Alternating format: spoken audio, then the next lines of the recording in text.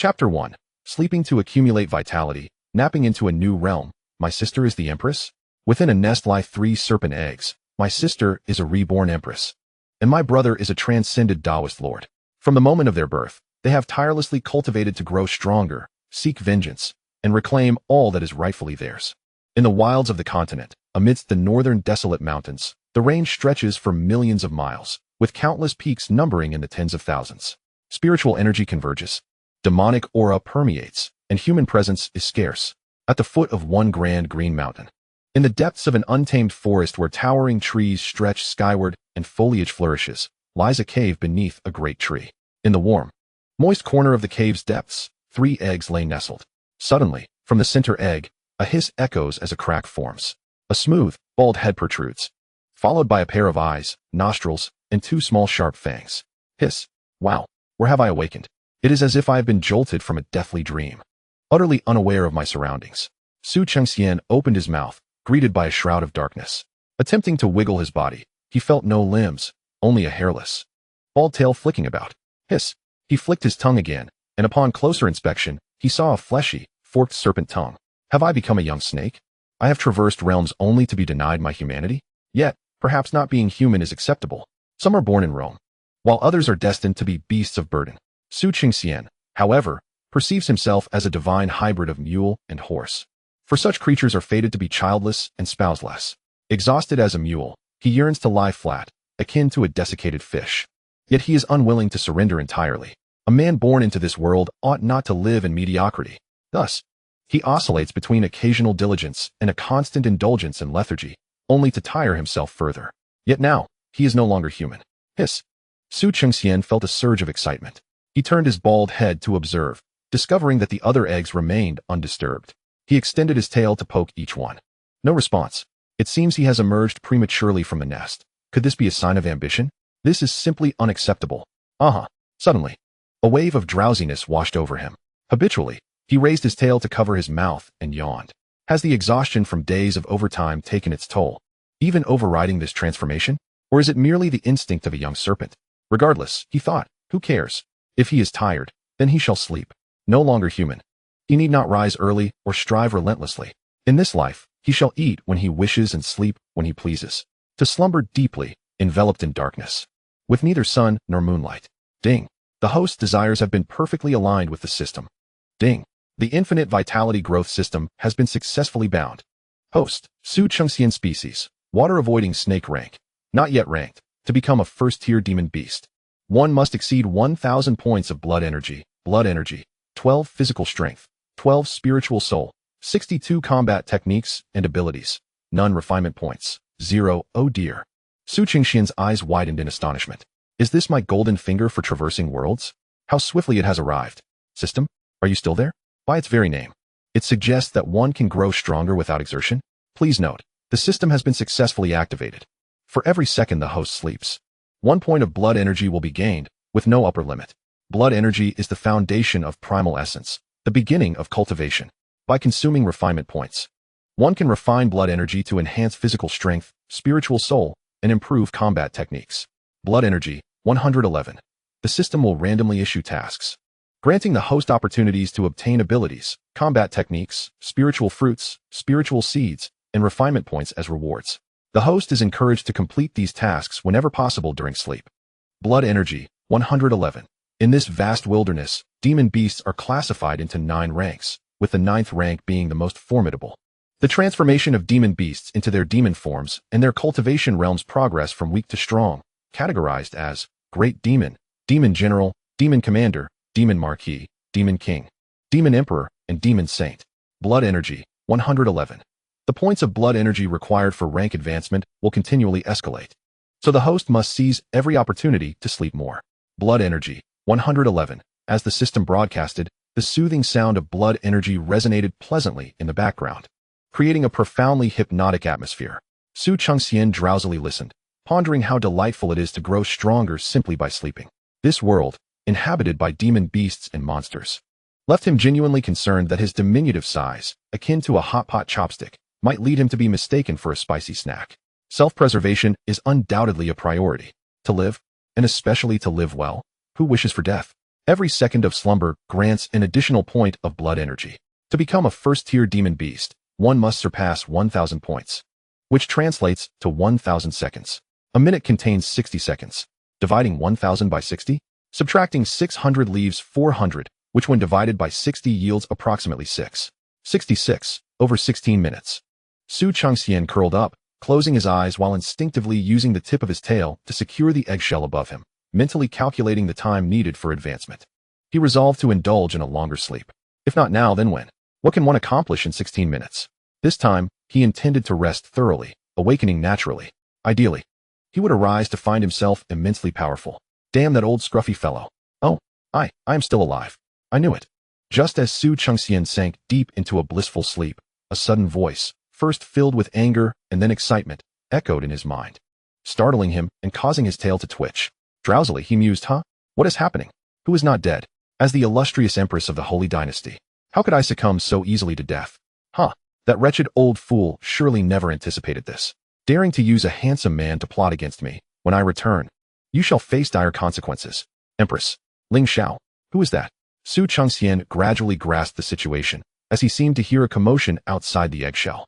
Had a younger sibling emerged? He peered outside to take a glance, only to lock eyes with a pair of beady, emerald-hued orbs. The young serpent, capable of discerning auras, recognized at once that this was his sister. He opened his mouth to greet her, but was met with an expression of disdain from the little green snake opposite him. Then, he heard that familiar voice in his mind. This small snake, whose eyes are barely open and bears a foolish countenance, is actually the younger brother of my corporeal form? A mere flower snake. The color is rather unsightly. Oh dear, so harsh on the eyes. I utterly detest disorder. Nevertheless, being a brother, even if his talents are lacking and he cannot match my brilliance, I shall graciously extend my support, allowing him to serve as a draft horse in the future. The little green serpent retracted its head. Disdainful as she was, she still bestowed upon him the position of a draft beast, showcasing the empress's magnanimity. Fortunately, I am of pure hue. A vengeful empress finds joy in having drawn a favorable skin. Whether to deem it broad-mindedness or naivete, I must now focus on my cultivation. An ordinary little snake? That suffices. Just watch. Even if I become a bloodline-mixed serpent, I shall still achieve the path of the emperor. The empress brimmed with confidence and vigor. Su Chengxian thought to himself, it seems even digging a tunnel is strenuous for you now. Our holy dynasty encompasses all, including numerous demon techniques, the pinnacle of which is the 10,000 demon emperor's art. This is the one. How remarkably astute I am, remembering it all. Cultivation. I shall reclaim all that belongs to me. With a heart set on vengeance, the empress immersed herself in her training, casting aside all distractions. Su Chengxian waited, but no further words echoed in his mind. He prepared to drift back to sleep. The previous slumber had been exceedingly comfortable, enveloped in warmth as if immersed in tepid water. Upon awakening, he felt the vigorous blood energy surging within him, a most delightful sensation.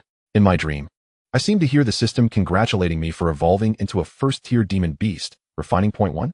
He glanced at the panel. Host, Su Chengxian, race, water avoidance snake. Grade, first tier. To become a second-tier demon beast, blood energy must exceed 10,000 points. Blood energy, 1168. Physical strength, 12. Spiritual soul, 62. Combat skills, none. So swiftly to first tier? The time taken is inconsequential. I shall simply return to slumber. A short nap and an elevation in rank. What a delightful experience. As soon as he closed his eyes, a man's eerie laughter erupted in his mind. The true self has returned. Chapter 2. What of the Empress of the Dao? Dare to seize my egg? I shall strike. Indeed. The method of death retreat and cultivation proves effective. This laughter does not belong to a benevolent soul. Su Chengxian murmured to himself with his eyes shut. A group of meddlesome bones from the tomb, forcing me, Ling Yunzi, to disperse my cultivation and start anew is one thing.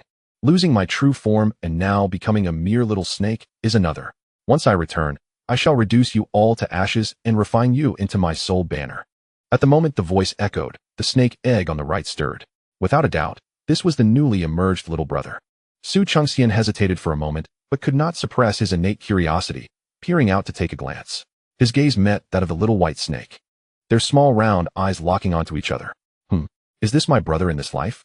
Though his appearance is rather unappealing, it matters not. Once refined into the soul banner, he will be but a mass of dark energy, rendering beauty irrelevant. Hearing of our bloodline connection, The resonance of our souls will allow for boundless possibilities when he is refined as the main soul in the soul banner. In my previous life, I was without parents or close kin, yet unexpectedly, I have found a blood relative in this reincarnation. However, before that, I must strengthen him. A weak and pitiful creature is most irksome. My soul banner does not accept useless souls. Su Chengxian thought, by the heavens, what sort of brother or sister is this? The Empress of the Holy Dynasty, Lingxiao, is somewhat better. Although she finds him unattractive, at least she has granted him a chance to pull the card. In contrast, Taoist brother Ling Yunzi is rather more formidable, intending to refine him into the ominous soul banner. The only brother from 2 lifetimes is to be treated the same as the enemy who caused my demise. This wretched brother cannot be kept. With a swift motion, the little white snake retreated back into its shell, leaving no trace but a fleeting shadow. Su Chengxian mused, you may run fast, but if I were to whip my tail, I would surely knock your head off. Inwardly, he called upon the system, questioning why he could hear their thoughts. Within 1 meter, beings with intelligence and cultivation not exceeding the host by 3 levels can be heard. The answer was not what he sought. Su Chengxian discovered that his system was rather rigid, responding to questions as if retrieving data from a database rather than engaging in a normal conversation. They cannot hear me? Correct. How intriguing, Su Chengxian thought. Let me ponder which cultivation method to pursue. This juvenile serpent's body is far too weak. It is not a human form. And none of the techniques I know apply. In less than a cup of tea, I have drawn energy into my body. I am indeed still myself. I shall cultivate the supreme clarity scripture. Only this method of immortality does not require an innate Taoist body. At long last, I, the sovereign, have acquired a semblance of a system within my dantian. Can I shield myself from their thoughts? Su Chengxian inquired. Although perceiving the thoughts of others is intriguing, it often disturbs my slumber. Yes. Following his wishes, the system proceeded to block the thoughts of the Empress sister and the Taoist brother. Instantly, tranquility enveloped Su Chengxian's mind. Now, he could rest peacefully, he mused. In the next moment, Blood Qi 111, Blood Qi 1111, Blood Qi 1111. Congratulations. Host has become a second-tier demon beast, refining point 1. Blood Qi 1111. Uncertain of how long he had slept, Su Chengxian awakened, roused by hunger. Upon opening his eyes, a singular thought crossed his mind. Where is my phone? I should order takeout. As he turned his head, he beheld his scaly form. Finally coming to his senses, I am now a snake, no longer a human. Moreover, I am not in my original world. Thus, as a snake, how does one satiate one's hunger? Perhaps I should take a bite of the eggshell? I've heard that some oviparous creatures consume their eggshells. Do snakes partake in such a manner? I do not know, but it is worth a try. Su Chengxian extended his head, as before, nudging the snake egg. Opening his mouth at the edge, he took a bite. Ugh! The eggshell was soft, and upon biting, his teeth penetrated the shell, resulting in an odd texture. He immediately retched. Su Chengxian had a penchant for exquisite cuisine. As a human, one ought to have aspirations. At the very least, one should indulge in good food, lest one deprives oneself. Cattle and horses, after all, only seek quality feed. Earning a bit of money is about satisfying one's palate. One desires to taste everything, with rarely a morsel that cannot be consumed. This time, however, he encountered a formidable challenge. Hiss! From the left eggshell emerged a small azure head, its mouth agape, revealing 2 tiny fangs. Without needing to decipher thoughts, it was evident that it mocked him. Subsequently, he noticed 2 suspicious small holes on the other snake egg. Hiss! Even the Empress is gnawing on eggshells and dares to ridicule me? Su Chengxian found himself laughing in irritation and lifted the shield. He then heard his dear sister exclaiming, It turns out the ugly flower snake doesn't know that eggshells are inedible. What did he just say? How vexing. I cannot comprehend. Is he mocking me? Could it be that he has seen the tooth marks on my shell? Impossible. A young snake cannot be this astute. Could it be? Is he, like me, reincarnated? Su Chengxian mused. What a revelation. The implications are vast. It appears that even the Empress cannot understand hissing sounds. Hiss. At that moment, from the right egg, another head emerged. Has the Taoist brother also been roused by hunger? The 2 heads, one azure and one floral, simultaneously turned to gaze at him, their little eyes brimming with anticipation. Hiss! How peculiar! Why are these 2 foolish snakes staring at me? Have they discerned something unusual about me? Su Chengxian swiftly turned away. He was not yet ready to reveal his true identity. Just moments ago, he resolved that the game of hide-and-seek was officially underway. Why did that flower snake suddenly turn its head? Could it possibly be privy to my thoughts? Goodness! Su Chengxian widened his eyes. Fortunately, at that moment, 3 bird eggs rolled in from the cave entrance. Plop, plop, plop. They came to rest not far from the mud platform where the snake eggs lay. This immediately captured the attention of the Taoist brother. It seemed to instinctively sense the commotion. I told you, the young snake's spirit is frail. How could it possibly glean the thoughts of others? Phew. Su Chengxian let out a sigh of relief. Then he noticed a flash before his eyes. Bird eggs. They are mine. The bird eggs belong to me. Two little snakes, one green and one white, darted forth. What a hungry snake emerging from its den. They swiftly began to seize their prize. Each wrapped its tail around one egg, then turned to bite the largest one in the center. Good heavens. Su Chengxian abruptly lifted his head. 3 bird eggs and 3 little snakes. Why are you being so greedy? I must rush in, otherwise, the food will be gone. Wait a moment. He quickly scanned the panel. Host, Su Chengxian, species, water avoidance snake. Rank, 2nd rank. To become a 3rd rank beast, 100. 000 points of blood energy must be accumulated. System, has my physique and spirit strengthened? Host, blood energy can nourish the body and soul, but without active refining. The enhancement will proceed slowly. I see. Su Chengxian said, now, I shall use refining points to enhance my physique. A strong body is advantageous for fighting. No, it's advantageous for battling snakes. 1 refining point can refine 10,000 blood energy, with every 100 points of blood energy enhancing the physique by 1 point. Currently, 1 point of blood energy can be used for 1 refining point. Please confirm whether to proceed. Begin. Quickly. My eggs are at risk of being snatched away by other snakes. Other things can be relinquished, but food absolutely cannot. Now refining blood energy for the host. Please note, for the host's safety, the system has automatically activated the concealment function, masking the fluctuations of blood energy to avoid detection by others. This can be deactivated upon calling the system again. Well done, little blood. Su Chengxian was very pleased. Such thorough consideration.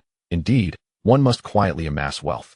Then a red glow flickered, and blood energy surged around him, continuously washing over every scale, every sinew, and bone. Within a few breaths, an extraordinarily mysterious and powerful sensation enveloped his body. This feeling was hot, searing, slightly itchy, yet not unbearable. Rather, it brought an indescribable exhilaration. Tumultuous, boisterous, vigorous. It made him want to engage in a brawl. Ding. The host has a new mission. In the realm of demon beasts, the law of the jungle prevails. Yet an elder brother acts as a father, bearing the responsibility of maintaining family harmony and guiding siblings. The task, to educate the younger siblings, who lack understanding of filial piety, by seizing all the bird eggs and redistributing them. Task reward, 3 refinement points and 1 random spirit seed. Su Chengxian chuckled, realizing that he could also complete a task and receive rewards in the process. Hiss, dare to snatch my bird eggs?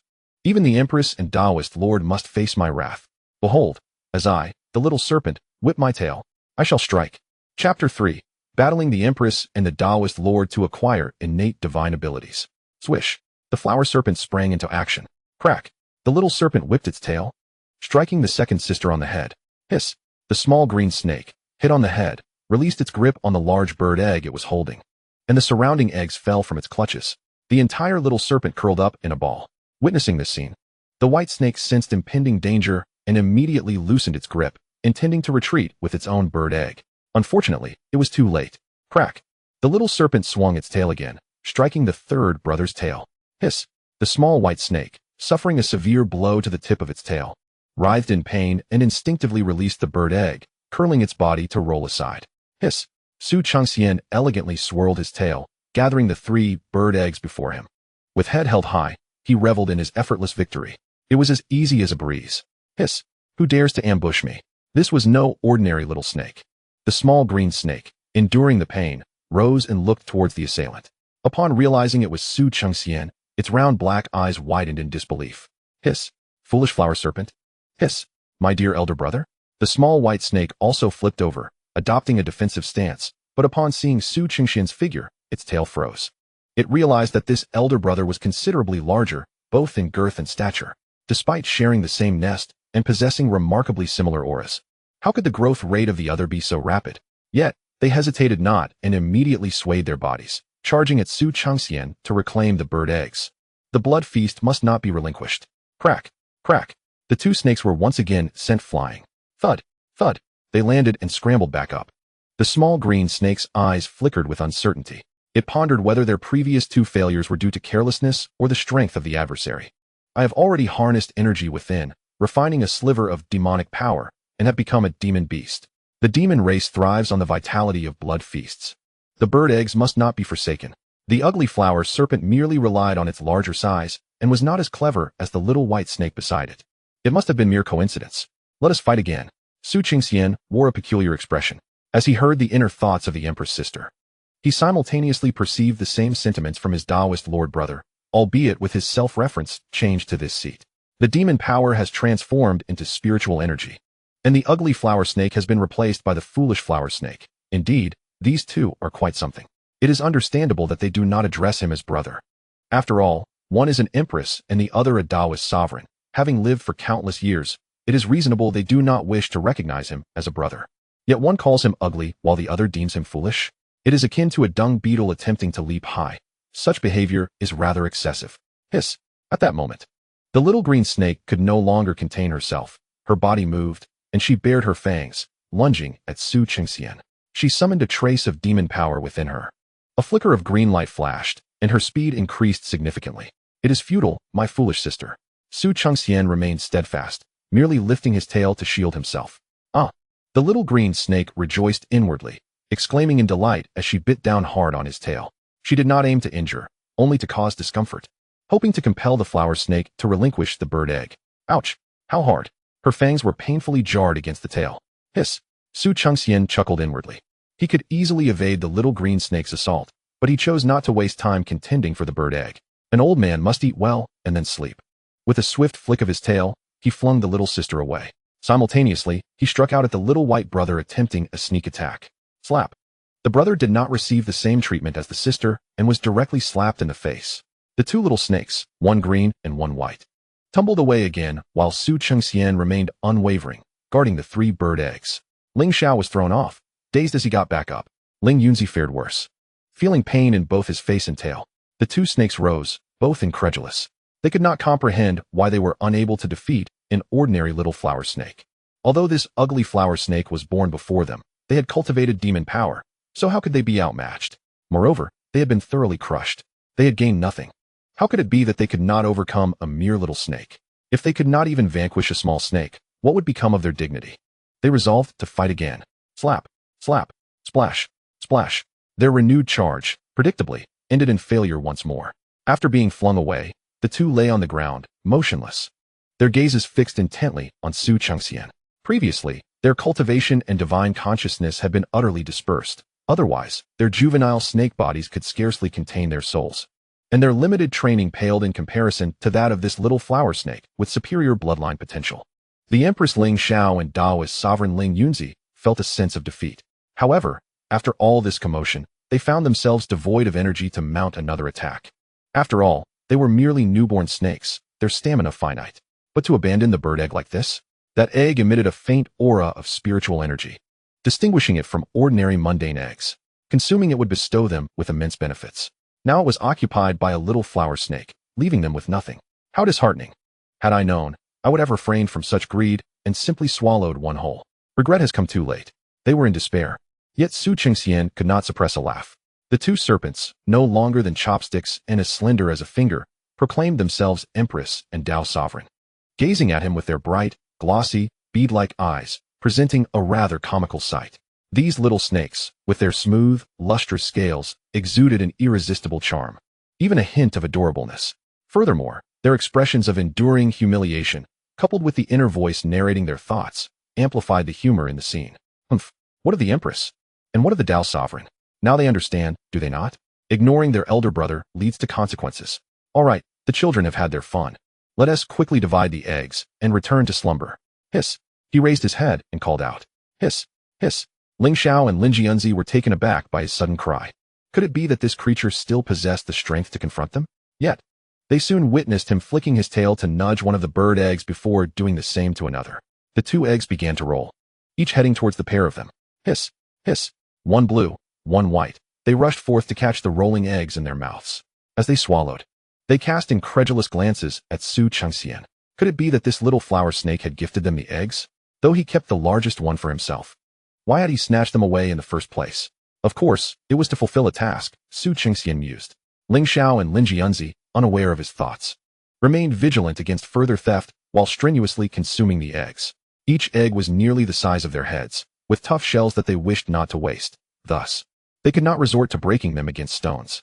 Instead, they instinctively opened their mouths wide and swallowed hard. Like true hatchlings, after ingesting the eggs, they twisted their spines, leveraging their body's strength to crush the shells, letting the nourishing liquid flow forth. After several vigorous attempts, the areas expanded by the eggs finally caved in.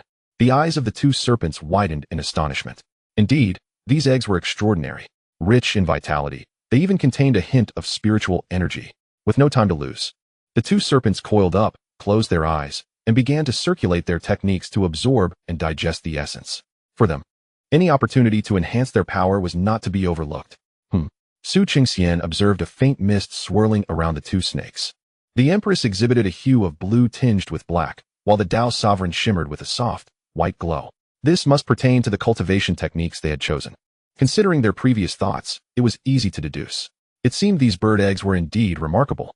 Without further hesitation, Chengxian opened his mouth and endeavored to swallow the egg as well.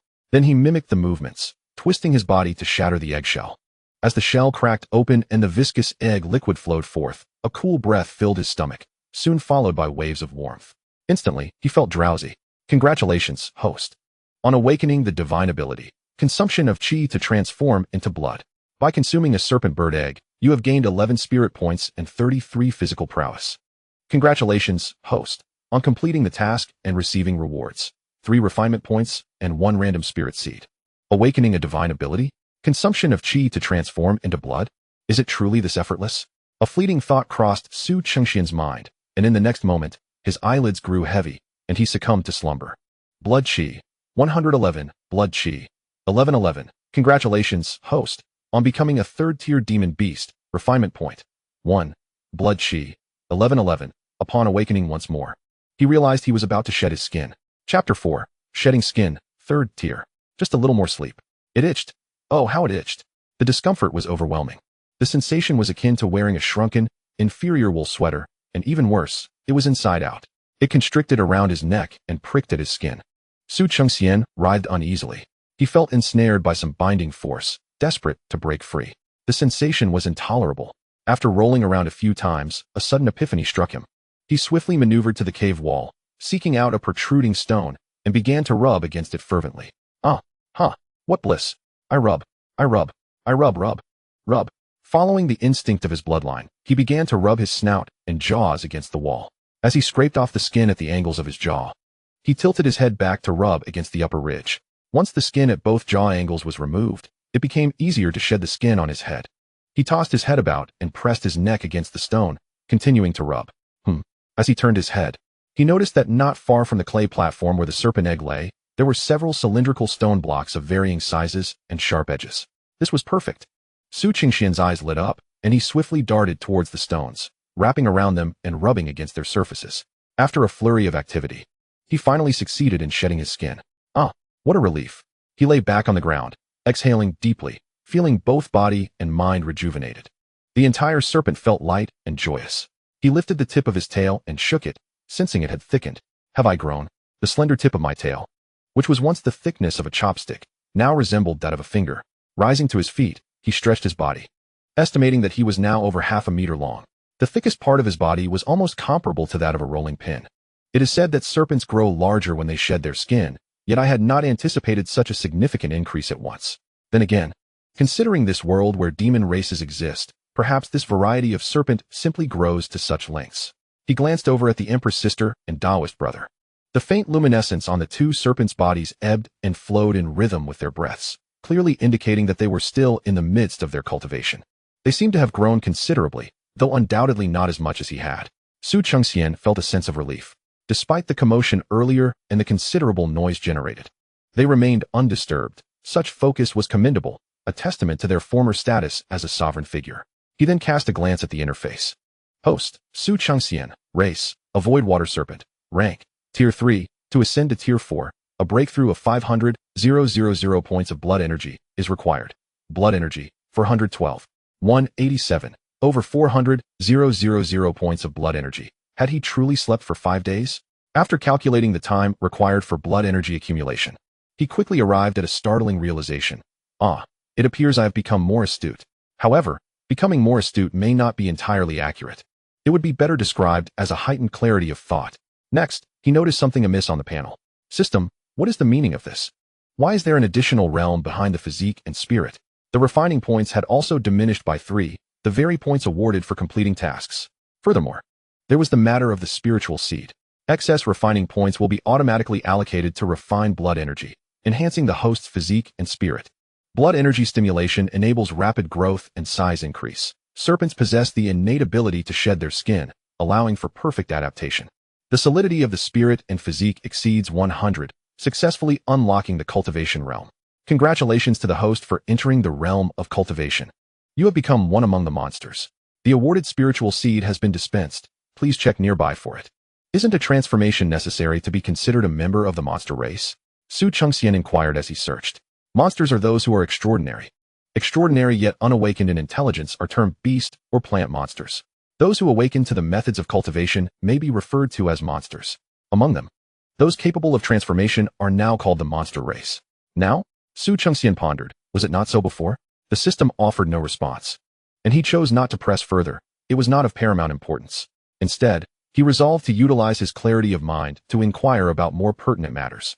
For instance, the automatic allocation of refining points and blood energy suggested a deliberate effort to harmonize the realms of physique and spirit. System, must there be a balance between the two? If the disparity between physique and spirit is too great, it may lead to a loss of bodily control, or the body may be incapable of supporting the spirit. Indeed, it was as he suspected. Su Chengxian nodded in understanding. To put it simply, it was a matter of compatibility. What then of the innate ability I possess? Devouring energy to transform blood. Devouring energy to transform blood allows the host to consume all forms of energy and directly refine them as blood energy, nourishing the spirit and physique. No wonder, before drifting into slumber, he seemingly heard a prompt indicating an increase in spirit and physique. The ability to directly refine energy was indeed advantageous, though it felt slightly lacking. Calculating roughly, a bird's egg takes 5 days to digest, resulting in a total enhancement of less than 50 points across 2 realms. This is far less efficient than consuming a refining point, which requires merely the expenditure of blood essence. Blood essence is easily obtained, often acquired simply through an hour's rest. Moreover, to procure a bird's egg, one must raid a nest, and some birds are known to prey on snakes. Furthermore, this egg is imbued with spiritual energy, hinting at its significant origin. Perhaps it belongs to the snake-catching bird? Indeed, there are birds that feast on serpents. It is not that he lacks ambition. Rather, he sees no need for arduous effort. As long as one is alive, one can grow stronger. Why not endure the mundane existence if it leads to strength? Su Chengxian completely abandoned the notion of venturing out to find bird eggs. For a frail and scrawny little snake like him, the outside world would undoubtedly pose great danger. System, what sort of seed is this? He turned back and discovered the randomly awarded spiritual seed.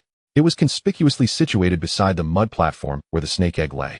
Having sprouted, 2 slender leaves emerged, faint wisps of mist gathering around them. One might easily mistake it for an illusion. Gathering spirit grass. What is its purpose? It gathers spiritual energy and promotes restful sleep. Ah, this is splendid. Su Chengxian felt elated. He swam over, nudged the eggshell aside, coiled his body, and lowered his nose towards the little grass, preparing to resume his slumber. However, as he closed his eyes, he realized he was utterly unable to sleep. Hunger gnawed at him, intensifying with each passing moment.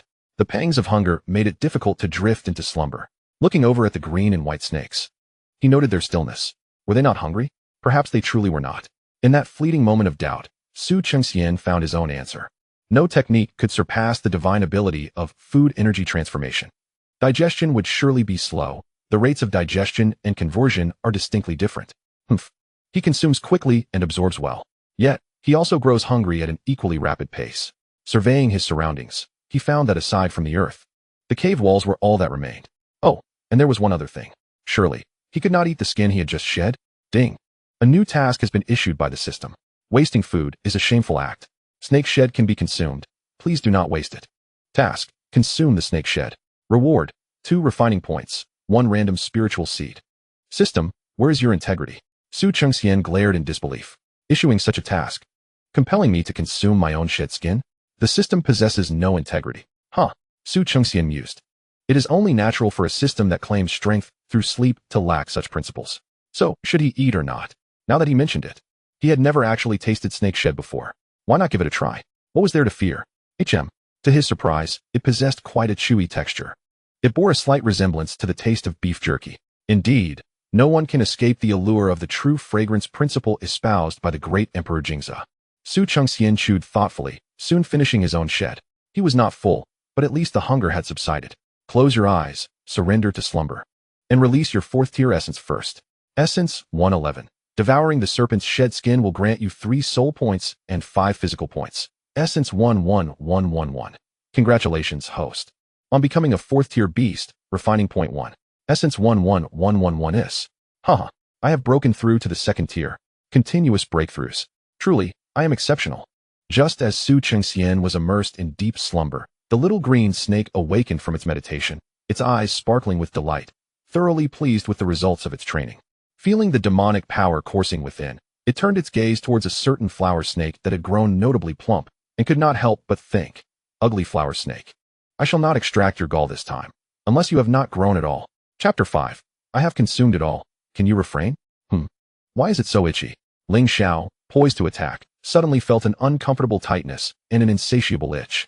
Realizing what was happening, she instinctively darted over to the stone pillar and coiled around it, rubbing against it. The shedding process was remarkably smooth. Moments later, she had completely shed her old skin, revealing a body adorned with vibrant, fine scales, imbued with a newfound vivacity. So this is the sensation of shedding for the serpent clan. The process had drained much of her energy, so she decided to rest atop the stone pillar. During her brief respite, she glanced up and caught sight of Chengxian, who had returned to the mud platform to sleep, and could not help but scoff. The indolent snake, so unambitious, still sleeping, and even producing bubbles from its nostrils. Reflecting on how this creature had consumed the largest bird egg, Lingxiao felt a pang of injustice for the egg. Without awakened intelligence or a method of cultivation, one could only derive a modicum of spiritual energy to nourish the soul, with a chance to awaken intelligence sooner. The other option was to consume blood to strengthen the body, unlike me, who can fully refine it, thus achieving a breakthrough to the 2nd-tier beast. The absence of other snakes shedding in the cave indicated that this creature had yet to undergo its molt. To possess such a form without shedding suggests latent bloodline potential. Possessing strength, yet lacking knowledge of its use, is a wasted opportunity. Lingxiao mused. Now that I am at the 2nd tier, I do not believe I cannot surpass you. Once I have rested, I shall reclaim the losses I endured previously. At that moment, she also noticed the little white snake on the other side. Steeling herself, she straightened up. Indeed, he is also in training. Having sensed something peculiar about this sibling during the egg snatching, she now observed the fluctuating spiritual energy emanating from him, confirming her suspicions. This little white snake, like her, possessed intelligence. Moreover, it appeared to be practicing a profound technique. Yet, she wondered who he truly was. Lingxiao contemplated, recognizing that if she could recruit him as an ally, it would be advantageous. However, she must not reveal her identity until she ascertained friend or foe. The relationship between the Holy Dynasty and the sects of the Xianmen has always been intricate. In the next moment, sensing a flash of spiritual energy from the little white snake, she quickly averted her gaze. Ling Yunzi had completed his training. Hiss! A glimmer of brilliance sparked in the serpent's eyes. He has transcended to the 2nd tier. The Lingbao Jinjing is indeed profound, capable of transforming an ordinary serpent of modest aptitude into a 2nd-tier demon beast with such ease. And that bird's egg, it is evidently no ordinary item. One cannot help but wonder why it fortuitously rolled into this cave. Could it be that my reincarnation and cultivation have attracted the favor of heaven's fortune? He then turned his gaze towards the other 2 small serpents within the cave. How did the foolish flower snake become so plump? The green serpent has also grown significantly. Why is it coiled around the stone pillar? Is that a snake's shed skin nearby? Lin Jianzi's pupils constricted as he maintained his vigilance while cautiously moving towards the stone pillar that had not been tainted by the small serpent's presence. Shortly thereafter, he shed his old skin, resting coiled atop the stone pillar like Lingxiao. Inside the cave, one serpent slumbered soundly, while the other 2 harbored their own thoughts, momentarily still, restoring tranquility to the cave. After the passage of a fragrant incense stick, Lingxiao was the first to stir. Releasing the stone pillar, she glided forward a few paces, assuming an attacking stance towards the flower snake on the mud platform. Then, she turned to the little white snake and flicked her tongue. Hiss! She was confident that the other would comprehend her intent. This green serpent is inviting me to join in the assault on the foolish flower snake? Lin Jianzi's eyes glimmered with understanding as he readily complied. It is not in his nature to leave a grudge unavenged. Thus, the 2, one green, one white, formed an unspoken alliance, meticulously positioning themselves on either side, ready to strike at the flower snake. Their movements became extraordinarily swift and precise, almost in the blink of an eye. They launched themselves simultaneously. The speed was so remarkable that it created afterimages, directly lunging toward their unsuspecting prey. In that fleeting moment, their bodies tensed to the utmost. Each summoned the power within, their scales shimmering faintly, jaws wide open, revealing sharp fangs glinting with a cold gleam. This is the distinction between possessing intellect and lacking it. All beings possess a spirit. Each race has its inherent talents. Embarking on the path of cultivation nurtures the innate combat skills of the demon clan. Biting, flicking their tongues. Coiling, consuming, and injecting venom. These are the unique talents of the serpent and python lineage. The water snake is non-venomous. Thus the techniques they are employing are those more adept at biting. If they had not awakened their intelligence, they would likely still be groping in the dark, uncertain of when they would develop. However, the power they are now actively invoking allows them to unleash their instincts. With a subtle yet lethal hiss, their fangs were poised to accurately pierce their quarry. Yet, the two did not intend to kill the flower snake. Hence they targeted the tips of its tail and the crown of its head, precisely where it had been struck before. A hit. Lingxiao rejoiced, yet immediately sensed something amiss. They had struck true, but the fangs failed to penetrate the scales. At that moment, a troubling realization dawned upon them.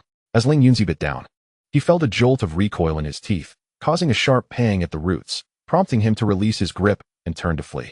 It was at this moment that Su Chengxian awoke, hissing, "Who dares to tickle me? And on my soles and scalp, no less. How utterly despicable." Feeling uncomfortable, his instinctive reaction was to shake his head vigorously. The refinement of his blood essence continuously elevated his spirit and physique, rendering even his unintentional movements astonishingly swift. Despite Ling Xiao and Ling Yunzi having sensed impending danger and attempting to escape, they were still struck squarely. There was a loud crack. 2 resounding impacts echoed, and they were sent sprawling to the ground. Su Chengxian, now fully alert, raised his head to inquire what was happening. Ding. The host has a new task. Teach a lesson to those who dare to ambush the brother and sister, making them consume their own snake shed. Task reward, 2 refinement points. 1 random spirit seed. Series task, be a good brother has successfully commenced. Task, discipline the younger siblings to achieve the if you don't comply. You'll be punished. Achievement 3. Reward, 5 refinement points, 1 random spirit seed. Oh, such delightful news. Hissing, Su Chengxian immediately narrowed his eyes mischievously. Dare to ambush me? They shall be punished. With a flick of his tail, he charged forward. Hissing, Ling Xiao, taken aback, quickly chose to confront. The Empress would not retreat. However, he was swept away by a powerful tail swipe. Ling Yunzi, sensing the imminent danger, intended to evade. But Su Chengxian's speed was too great, and he too experienced the exhilaration of soaring without wings. Hissing. After completing this, Su Chengxian proudly raised his head. The tip of his tail pointed towards the shed skin near the stone pillar. Eat. I have consumed mine. Can you not do the same? He simultaneously opened a mental barrier to gauge whether the Empress and Taoist could comprehend his intent. It was evident that both were exceptionally astute. Not only did they grasp his meaning, but they also extrapolated further. What does this foolish snake mean? We are to consume the snake shed? How could I possibly eat it? Suddenly, Ling Xiao paused in realization. Could it be that the foolish flower snake had already shed its skin and merely consumed it? I underestimated this flower snake. Ling Yunzi mused. It is indeed formidable. Has it undergone a transformation through a powerful lineage, or has it merely returned to ancestral traits? Chapter 6. A reliable serpent mother and affectionate siblings. The little flower snake has reverted to its ancestral bloodline, but shows no signs of cultivation. If it were to share the same path of recultivation as I, it would surely not settle for mediocrity, nor would it indulge so foolishly in sloth and gluttony. Having missed the opportunity to awaken its bloodline through the secret techniques of the demon race, its future achievements would undoubtedly be limited. So be it. I shall bide my time and reclaim what is mine in due course. Though the 2 serpents harbored their own grievances, they hesitated not a moment, gliding forth to consume the shed skins as directed by Su Chengxian. Thus, they reaffirmed the profound truth of the great Tao proclaimed by Emperor Jingzi. The little flower snake, guided by instinct, prompted them to feast upon the snake's skins. Indeed, I am quite astute. I have guessed correctly once more. Su Chengxian smirked, noting that these 2 were truly deserving of a reprimand. He dismissed the notion that he was undergoing a rebirth, reasoning instead that he neither cultivated nor aspired to progress, lacking the signs of awakened intellect. Hence, he concluded that he was merely a naturally born flower snake, fortunate enough to ignite a trace of ancestral bloodline. Furthermore, the extent of this ancestral awakening was rather limited, offering little potential for growth. Consequently, it would not be long before the 2 serpents surpassed him entirely. At that juncture, They would repay him for the grievances he presently endured. Humph, Su Chengxian mused. If you wish to think thus, then all the better. I need not worry about my task. Congratulations to the host for completing the mission of teaching a lesson to those who dared to ambush the younger siblings and making them consume the snake skins. Reward, 2 refinement points, 1 random spirit seed. The System S reward was dispensed, signifying that the 2 serpents had finished their meal. Su Chengxian savored the familiar essence of blood being refined, relishing its exquisite taste. Moreover, he finally beheld a spirit seed, which had settled upon the mud platform where he had previously slumbered. As he prepared to glide toward it, he heard a sound at the cave entrance. Hiss, child, are you awake? Su Chengxian turned to see a massive serpent head peering in. Goodness, he was startled by the sudden appearance of the white serpent head. Upon hearing its thoughts, he regained his composure. Could it truly be my mother? Hiss, as the great white serpent slithered in, curiosity compelled him to approach. This was, after all, the first time in 2 lifetimes that he had laid eyes on his biological mother. The serpent's vertical pupils reflected Su Chengxian's current form, a flower snake over half a meter long, somewhat rotund, raising its head and staring with wide, round eyes. Appearing rather foolish. Hiss, is this the eldest? It is not afraid of me. The great white serpent's thoughts were gentle, punctuated by an unusual pause. It was evidently pleased by Su Chengxian's proximity, its voice imbued with joy.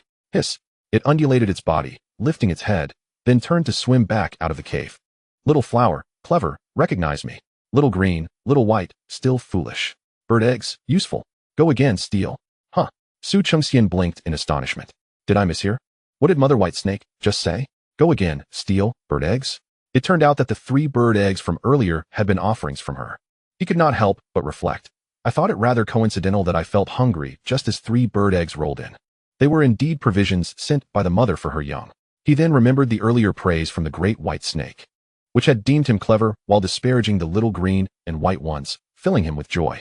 He felt grateful for the affirmation from his mother. Turning, he stuck out his tongue at the little green and white ones. Hiss. And what about the Empress Lingxiao and the Taoist Lord Lingyun?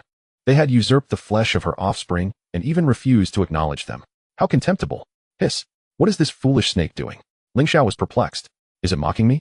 This fool dares to approach the great serpent and even has the audacity to ridicule me. How strange. Why did the white snake not devour it? I cannot be mistaken. The serpent clan is known to consume their own kind without regard for blood ties, especially among serpents of differing sizes. A smaller snake is indeed food for a larger one. Thus, the serpent beasts neglect their own eggs. After hatching, the young serpents immediately depart unless they awaken their intelligence. However, ordinary beast kind must reach at least the 5th tier to condense their blood essence. It is through this essence that they can draw upon spiritual energy to nourish their souls, gradually achieving enlightenment in cultivation. The white snake shows no signs of blood essence. Its power cannot exceed the 5th tier. Perhaps it has consumed treasures imbued with spiritual energy? That would indeed be fortuitous. Ah, now I understand. Su Chengxian comprehended the situation. These 2 were unaware that snakes consumed their own shed skins, yet they knew that snakes would eat their kin. Snakes can discern the aura of their bloodline. They can recognize sibling relations, and of course, they can identify that the approaching great snake is their mother. However, the mother snake lacks the instinct to care for her young. Rather, for reasons unknown, she might even regard them as potential prey. According to logic, after laying eggs, she would typically not reappear. Thus, the sudden arrival of the great white snake had caused them to retreat. Ah, no wonder the snake mother only appeared now. By synthesizing the information from both sides, Su Chengxian grasped the general idea. The snake clan, to be precise, consists of those serpents who have not awakened their intelligence and lack the concept of family. Yet, their snake mother, due to certain special circumstances, had prematurely developed intelligence. For reasons unknown, she seems to be attempting to facilitate their awakening. The bird egg must indeed be a bird's egg. He speculated that the snake mother might have inadvertently consumed a bird egg containing spiritual energy, which is why she is stealing bird eggs to nurture them. She likely remains outside this cave. Thus, I am rather fortunate this time, Su Chengxian mused, having encountered a reliable mother. Before departing, the snake mother mentioned her intention to steal more eggs. The thought of the taste of the bird eggs made him feel a tinge of anticipation. Having just awakened, he found it difficult to return to sleep, especially since he was hungry. He coiled up and pretended to doze, awaiting the arrival of the bird eggs. Meanwhile, Lingxiao and Lingyun were filled with uncertainty, hesitating over whether to leave the cave to avoid being devoured by the great snake. At that moment, there might not be another chance for rebirth. How vexing. How could I have forgotten that this cave might not be safe? Why did the white serpent choose to retreat? If it were to attain enlightenment, its protection would indeed be a boon. Alas, I remain too feeble at present. Has that foolish flower serpent fallen asleep once more? Its calm demeanor suggests it might communicate with the mother serpent, or perhaps it is simply too dim-witted to perceive the danger. Nevertheless, it is best to depart. One cannot gamble with fate. The two serpents, in unison, resolved to leave. The azure and the ivory glided towards the cave's entrance, pausing for a fleeting moment as they passed by the flower serpent. Should I not drive away this unsightly flower serpent? If it survives, it could still serve me in the future. By showing a modicum of kindness now, I may find solace for my soul among the myriad souls later. Chengxian opened his eyes just as the two serpents prepared to awaken him with their fangs. He reared his body and flicked his tail, sending both serpents back. Perhaps it would not be wise to consume all 3 bird eggs alone. Where to go? Nowhere, indeed. I shall patiently await my mother to deliver the bird eggs. Considering that these two called upon him in their time of peril, it would be only fair to keep them. Chengxian was determined to impede their escape. And regardless of how much Lingxiao and Ling Yunzi wished to flee, they found themselves unable to do so. After several attempts, all were thwarted. Frustrated, the two observed him casting glances toward the cave entrance, and their resolve began to waver, gradually ceasing their frantic attempts to escape. Hiss! Before long, faint sounds emanated from outside the cave. Then, 3 bird eggs rolled in one after another. Both the Empress and the Dao Lord could not help but narrow their eyes in astonishment. Could it be true? However, the delight did not end there. Chapter 7. What excuse shall I concoct to bestow another beating upon them? Hiss. Haha. The meal sent by Mother Snake has arrived. I can continue my slumber. Hiss. Am I being nourished by the Mother Serpent? Oh, I must repay this kindness. Hiss. I owe no debts of karma. Very well. I shall return it 100-fold. 3 bird eggs, 1 for each serpent. The not-so-bright Chengxian is quite the fool. The reborn Empress and Dao Lord are sufficiently astute. With the Mother Serpent coming and going, the 3 serpents within the cave understood precisely the origin of these bird eggs. Their eyes widened in astonishment. As the bird eggs drew near, their pupils dilated even further. These bird eggs, they are unlike the ones before. They are significantly larger, radiating a faint, shimmering aura that ebbs and flows. This is spiritual energy. The manifestation of spiritual energy? These are eggs from beasts of the 3rd tier or above. Only creatures of extraordinary bloodlines can give rise to such offspring. The luminescence on the eggshell is a phenomenon of the surrounding spiritual energy being attracted and coalescing. The strength of a beast is constrained by its tier and bloodline. The tier represents the present, while the bloodline foreshadows the future. Among creatures of the same tier, those with formidable bloodlines possess greater vitality and are more adept at attracting spiritual energy. In other words, they awaken their intelligence more swiftly and cultivate at an accelerated pace. Goodness gracious! Whose egg have you pilfered? Chengxian marveled inwardly. Observing its appearance, it bore a striking resemblance to the eggs of the snake-catching birds encountered previously. Could it be that my mother has set her sights on the entire family of these birds? Might this invite trouble? Humph! A mere beast's egg in days past. Such an item would not even grace my imperial kitchen. Lingxiao regained a modicum of composure, silently restoring his dignity. One must not lose the regal bearing of an empress over a mere bird's egg. Indeed, it may lack certain qualities. Yet it is perfectly suited for my corporeal needs at this moment, mused Ling Yunzi with restrained glee, unencumbered by familial or sectarian ties. The Taoist monarch had encountered countless delectable treasures. Even dragon liver and phoenix gall were not beyond his experience. Thus, any hint of indiscretion was merely due to its unexpected suitability. Chengxian scoffed, what a farce. There's no one else here. Moreover, the thoughts they shared reveal that these two are deceiving even themselves. Nonetheless, this did not hinder their swift approach to the coveted egg. With a swift flicker, the 2 figures lunged towards the 2 eggs simultaneously. Each seized an egg and opened their mouths to devour. Clearly, they had learned from past experiences and understood the necessity of consuming it before it counted. Yet, Chengxian would not allow them such ease in their endeavors. He dashed forward, raising his tail with remarkable speed and strength. Bam! Bam! The strikes were precise and forceful, inflicting pain without causing injury. Having gained experience from previous encounters, he executed his attacks with perfect control. The 2 snakes, struck, instinctively relinquished their grip on the eggs, curling their bodies and rolling aside to alleviate their pain while distancing themselves from the threat. Hiss! Upon realizing who had struck them, the little green snake lashed its tail against the ground in fury. Ugly flower snake! Why do you still strike me? I merely sought 1 egg. Hiss! The little white snake chimed in with equal displeasure. I only snatched 1 egg. Hiss! Dare you argue? Chengxian declared, lifting his head and tail. Gathering the 3 eggs together, the tip of his tail tapping each one. The 3 eggs varied in size. Lingxiao displayed a guilty expression. The one she had chosen was the largest of the lot. Is this not my custom? As the empress of the entire sacred dynasty, I have always sought the finest.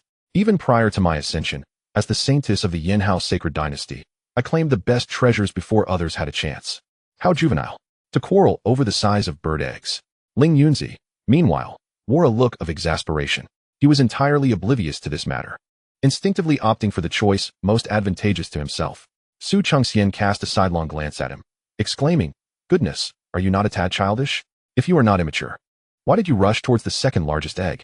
I have no inclination to engage in trivial discourse with you." With a flick of his tail, he nudged the largest egg closer to himself. Humph. Regardless of age or size, it was only fitting that he should consume the largest. The remaining 2 eggs rolled towards Lingxiao and Ling Yunzi, respectively, one for the Empress sister, the other for the Taoist brother. Hiss, hiss, eat well. The 2 serpents glanced at the bird eggs and then at Su Chengxian, before claiming their respective eggs and slithering towards opposite ends of the cave. Humph, sowing discord? I shall not be easily deceived. I will not be swayed by a mere bird egg to offer me the smallest one. Very well, I shall remember this debt. Su Chengxian, heh. The 2 of them consumed their eggs, crushing the shells as before. Lingxiao and Ling Yunzi assumed their meditative postures and began their cultivation. Just before entering a state of tranquility, they exchanged a glance. The ugly flower snake poses little threat, but the white snake is different. I cannot afford to lose to this practitioner of the Xianmen. I must subdue him. This green snake, indeed, like myself, is also a reincarnated cultivator. His nature is domineering, lacking restraint, as if accustomed to a position of power. Observing the demonic aura surrounding him, it appears he practices a demonic lineage's techniques. I wonder if he was a demon or a human in his past life. Su Chengxian, goodness, what on earth has transpired that I am unaware of? Why do these 2 suddenly seem intent on unmasking each other's identities? Moreover, they seem to possess information that exceeds even my own. Practitioners of the Xianmen? Techniques of demonic cultivation? This is intriguing. 2 clever individuals, alongside my own exceptional abilities, will make for an engaging contest of concealment. Of course, I shall not be the one to lose. As long as I do not openly confess, who could possibly deduce my identity? Su Chengxian returned to his earthen platform, swallowing the bird egg and crushing it. Ah, how delightful. The egg liquid flowed forth, rich in spiritual essence, causing him to feel as if he were floating on air. Consuming the egg of the snake-catching bird grants 89 to soul and 76 to physique. Su Chengxian felt a jolt of surprise. The increase in these values clearly indicated the extraordinary nature of this bird egg, intensifying the sense of unease that had begun to stir within him. System, while I slumber. Allocate all refinement points to enhance physique and soul. Understood, host. Blood Qi 111, Blood Qi 1111. When Su Chengxian awakened again, 20 days had elapsed. He was the first to rise, as before, beginning with his molting. Subsequently, he consumed the snake's shed skin and assessed his current state. Host, Su Chengxian, race, water-avoiding snake. Rank, 4th rank. To become a 5th rank beast, a breakthrough of 2,500,000 points is required. Vitality, 1,810,087. The substantial increase in vitality, alongside a near doubling of spirit and physical strength, should suffice, Su Chengxian mused. Upon observing his form, which had transformed from a mere half-meter-long rolling pin into a small log exceeding a meter in length, he felt a sense of reassurance. Yet, a lingering unease remained. His gaze drifted toward the 2 small snakes in the corner, and he hissed mischievously. Let me ponder a fitting excuse to deliver a sound thrashing to my dear imperial sister and Taoist brother. Chapter 8. My goodness. Did you dare to steal the egg of a 5th-rank serpent-capturing bird? Lingxiao and Ling Yunzi gradually concluded their cultivation, emerging from a state of profound self-forgetfulness. Sensing the fluctuations of power within themselves, they were thoroughly satisfied. I have reached the 3rd rank. Haha, ugly flower snake, just you wait. I, too, have attained the 3rd rank. This time, I shall reclaim what was lost. The 2 snakes turned their heads to behold the strikingly large stick standing upright on the muddy platform, momentarily stunned. How has this creature grown so much? Has it awakened its bloodline? As their mastery of their techniques deepened, so too did their ability to attract and refine spiritual energy. Their digestion of the egg liquid mirrored this development, as they absorbed nearly all of it to augment their own strength and vitality. A portion of the increased vitality was also consumed for further cultivation, resulting in minimal growth of their physical forms, insufficient to warrant shedding their skins. However, the flower snake size far exceeded their expectations. Am I seeing things? How is this possible? Did it convert all the egg liquid into vitality? Hiss. Impossible. As far as I know, even a monster saint's bloodline cannot achieve such a feat. They were momentarily bewildered, but Su Chengxian was not. He charged at the two snakes, delivering a thorough beating without reservation. Hiss. I knew you would provoke me upon awakening. Since that is the case, I shall strike first. Is there a problem with that? Not a single issue. Unconvinced. Then prepare for another thrashing. Here I come. Whoosh. Bang. Bang. The two small snakes, one green and one white, were utterly powerless to retaliate. Although their strength had increased significantly, it was evident that the flower snake's power surpassed theirs. Not only was its physical strength greater, but its speed had also escalated. This indicated a substantial enhancement in the solidity of its spirit. Otherwise, it could not have mastered its physical form to such an extent. Yet, it seemed unfamiliar with its newfound power. In the midst of the battle, the tail that struck at them fluctuated in strength. Was it concerned about injuring me? Lingxiao felt a sense of indignation, his heart seething with anger. This creature's method of combat was peculiar. I have never heard of a serpent using its tail as a whip. Ling Yunzi pondered inwardly. It neither coiled nor tore, nor did it bite. Its mouth remained closed, which was indeed strange. Initially, he had thought it was mere coincidence. However, now that the flower serpent had taken the initiative to attack, executing this maneuver with remarkable finesse, it exhibited a semblance of martial skill. Yet, it lacked demonic power and spiritual energy, relying solely on its formidable physical strength. Without the ability to harness magical energy, mastering combat techniques was improbable. Nonetheless, in dealing with them, its overwhelming physical prowess was sufficient. Both were increasingly vexed, especially upon realizing that the flower serpent deliberately restrained its power to avoid injuring them, which only intensified their humiliation. They had to concede that, even united, they could not prevail against it. They could only rely on their extensive battle experience to defend themselves from harm. Sensing their capability to protect themselves, the flower serpent relinquished its restraint, escalating the speed of its attacks. Having been formidable for many years, neither Lingxiao nor Ling Yunzi was willing to concede easily. Moreover, for them, combat served as a crucible for their bodies. Thus, the skirmish continued until both serpents were utterly exhausted, collapsing onto the ground. Hiss. The victorious Su Chengxian swayed his tail, invigorated after the fierce contest.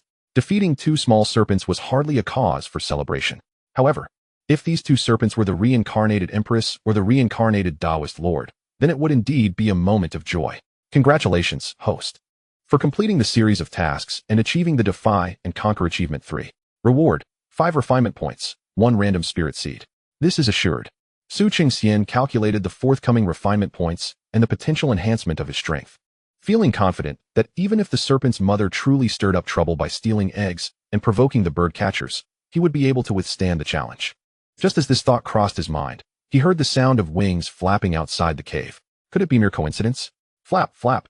The sounds grew nearer, accompanied by bird calls. Caw, caw. Goodness, they are really coming?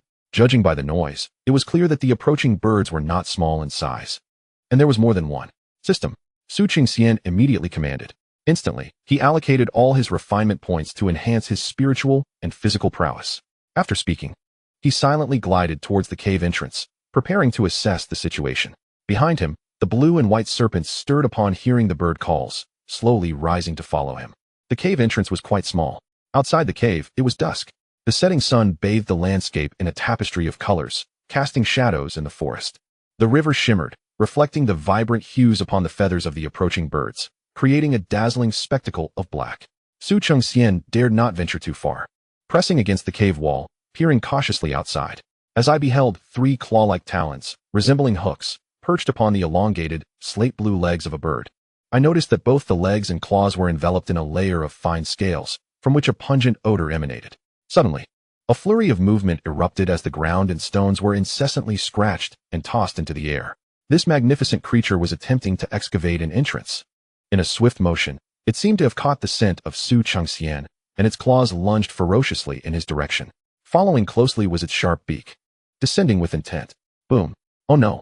Su Chengxian hastily twisted away to retreat. What manner of bird was this? Such ferocity. The talons extended over 10 centimeters, and he felt certain that a single swipe could shatter a human skull. The host has received a new mission. Mission details: eliminate the 5th-tier serpent-catching bird invader. Reward: 15 refining points, 1 premium spirit lock flower seed. The host is hereby cautioned. Outside the den lurk 4 3rd-tier and 2 5th-tier serpent-catching birds, presenting an extremely high danger level. The host may opt not to complete the mission. Survival is paramount. Good heavens. Did you dare to steal the eggs of a fifth-tier serpent-catching bird? Su Chengxian was left dumbfounded by the audacity. Truly, boldness knows no bounds. Lingxiao and Ling Yunzi also froze in shock, fully aware that the situation had escalated. With the excavation of the den, it was evident that the birds were targeting them. The eggs delivered by the mother snake could not have been hers. Now that the owners had come seeking vengeance, trouble was surely at hand. It was indeed the serpent-catching bird. I had once kept them in my aviary. Were the eggs that the mother snake brought truly theirs? Where was the mother snake now? Most likely, she had fled. Humph, I knew it all along. When calamity strikes, chaos ensues. Suddenly, the mother snake emerged from the river, enveloped in a veil of vapor. Her vibrant, crimson tongue darted forth like an arrow, aiming for the eyes of the excavating serpent-catching bird. Following swiftly was her gaping maw, which seized the bird's neck amid its panic, twisting her body to block the entrance. Simultaneously, she coiled around the bird, tightening her grip until it succumbed. With a shrill cry, the two hovering serpent-catching birds, witnessing this, plunged downward. A fierce battle erupted instantaneously. Chapter 9. You speak my words. My mother is formidable. This surprise assault was executed flawlessly. She must have eliminated numerous serpent-catching birds prior. In an instant, one adversary was vanquished. Alas, it was in vain. The creature killed was merely one of the 4 third-tier serpent-catching birds. Its demise only served to incite the wrath of the remaining birds. Su Chengxian, hidden behind the mother snake, observed furtively, barely having time to revel in the victory when he noticed 2 serpent-catching birds swooping down. Their piercing cries resonated, their steel-like curved talons glimmering menacingly as they aimed for the mother snake's vulnerable underbelly. Thieves of serpents, egg stealers, death. A discordant voice echoed from above. Su Chengxian looked up to see. Not far away, a large bird soaring low, its wings spread wide, hovering ominously in the air. The bird, cloaked in a pitch-black plumage and possessing golden eyes, unfurled its wings, casting a shadow upon the ground akin to a dark cloud. To his astonishment, this avian creature could speak.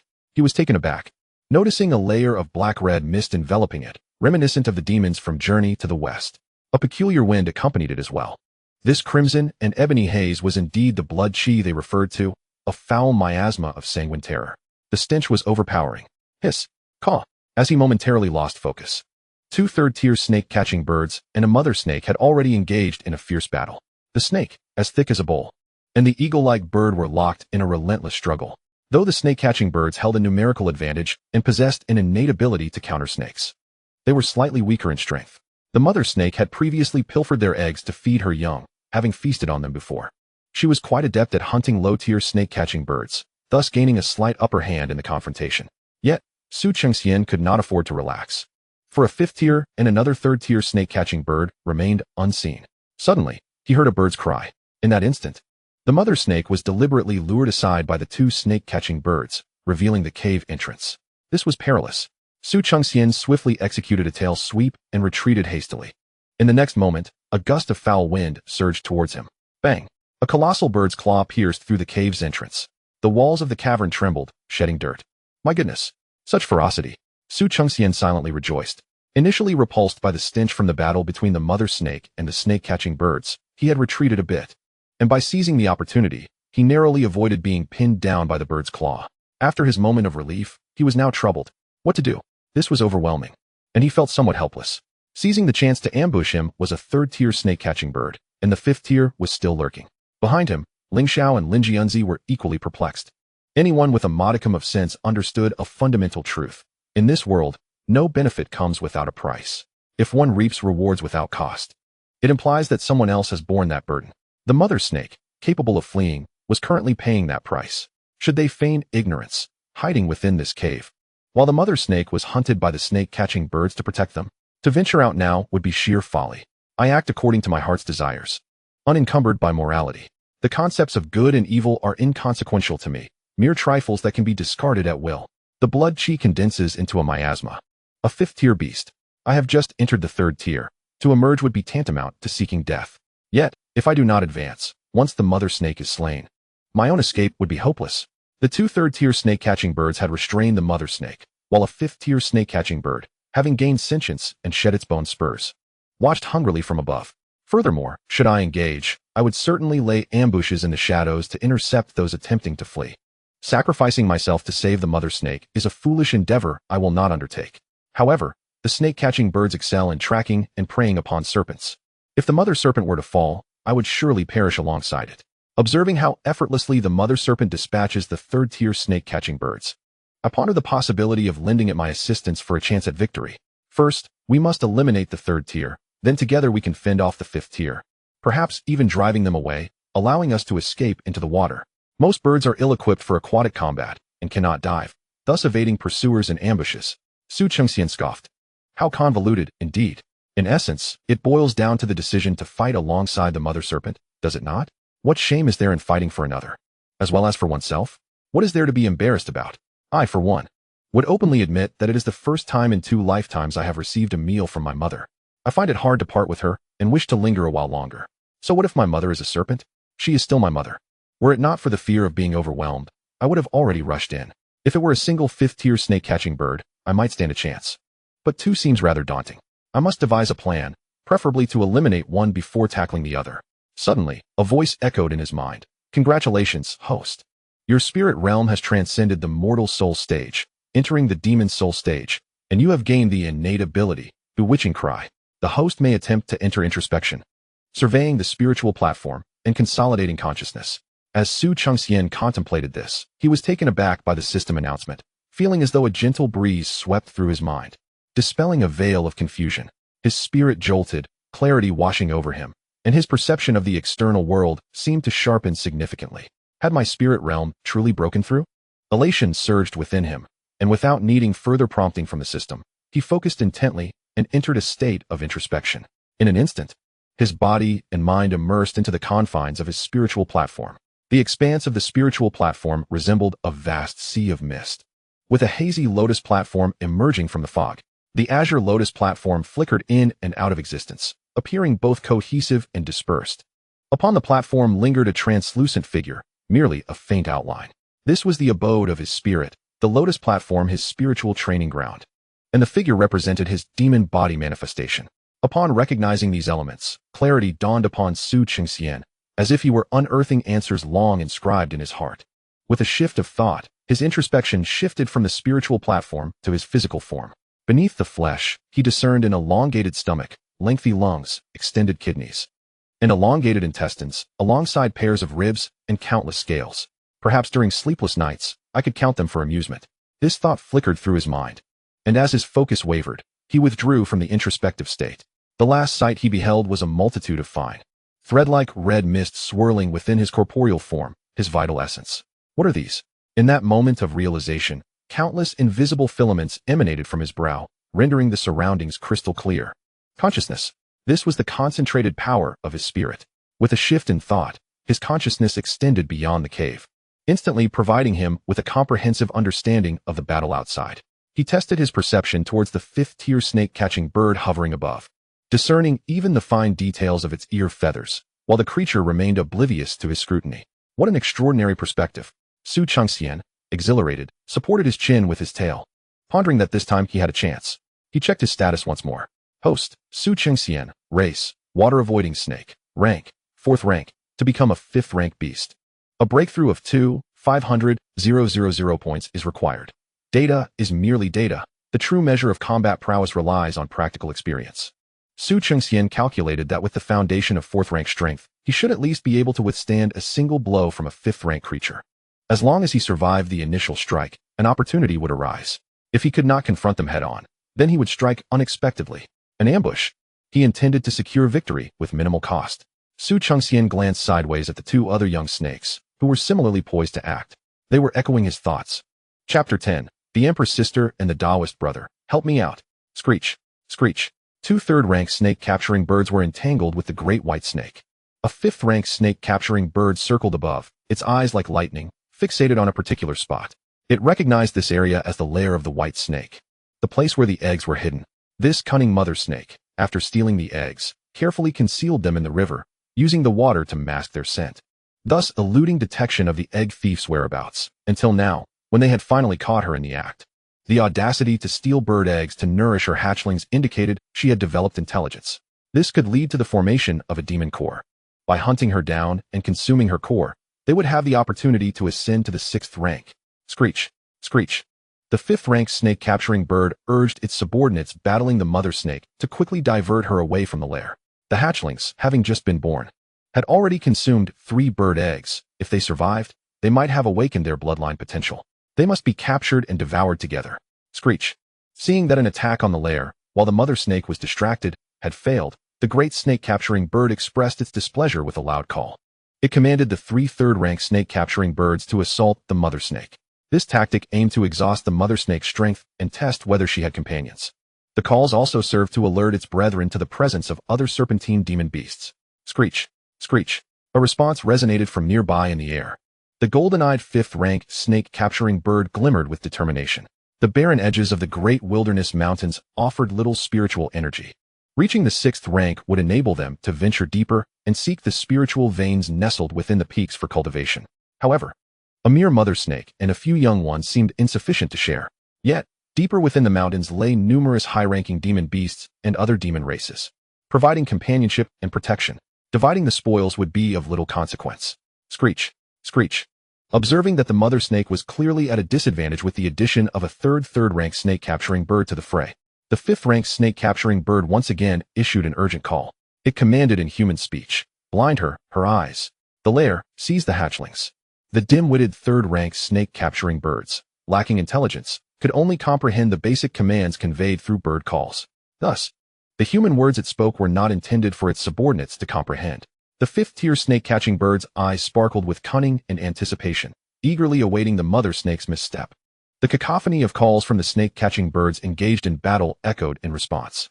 This undoubtedly misled the large white snake, leading it to believe that the 3rd-tier snake-catching birds were intent on seizing the young snakes within the den, thereby alerting it to its role as a protector of the offspring. In a moment of fierce determination, the mother snake twisted violently, propelling itself towards the entrance of the nest. Yet this movement revealed a critical vulnerability. The 3 snake-catching birds seized the opportunity, spreading out to attack its eyes, aiming for its vital points and tail. The 5th-tier snake-catching bird observed all of this with keen excitement, letting out a triumphant call. With a powerful flap of its wings, it prepared to swoop down and seize the injured mother snake to deliver the final blow.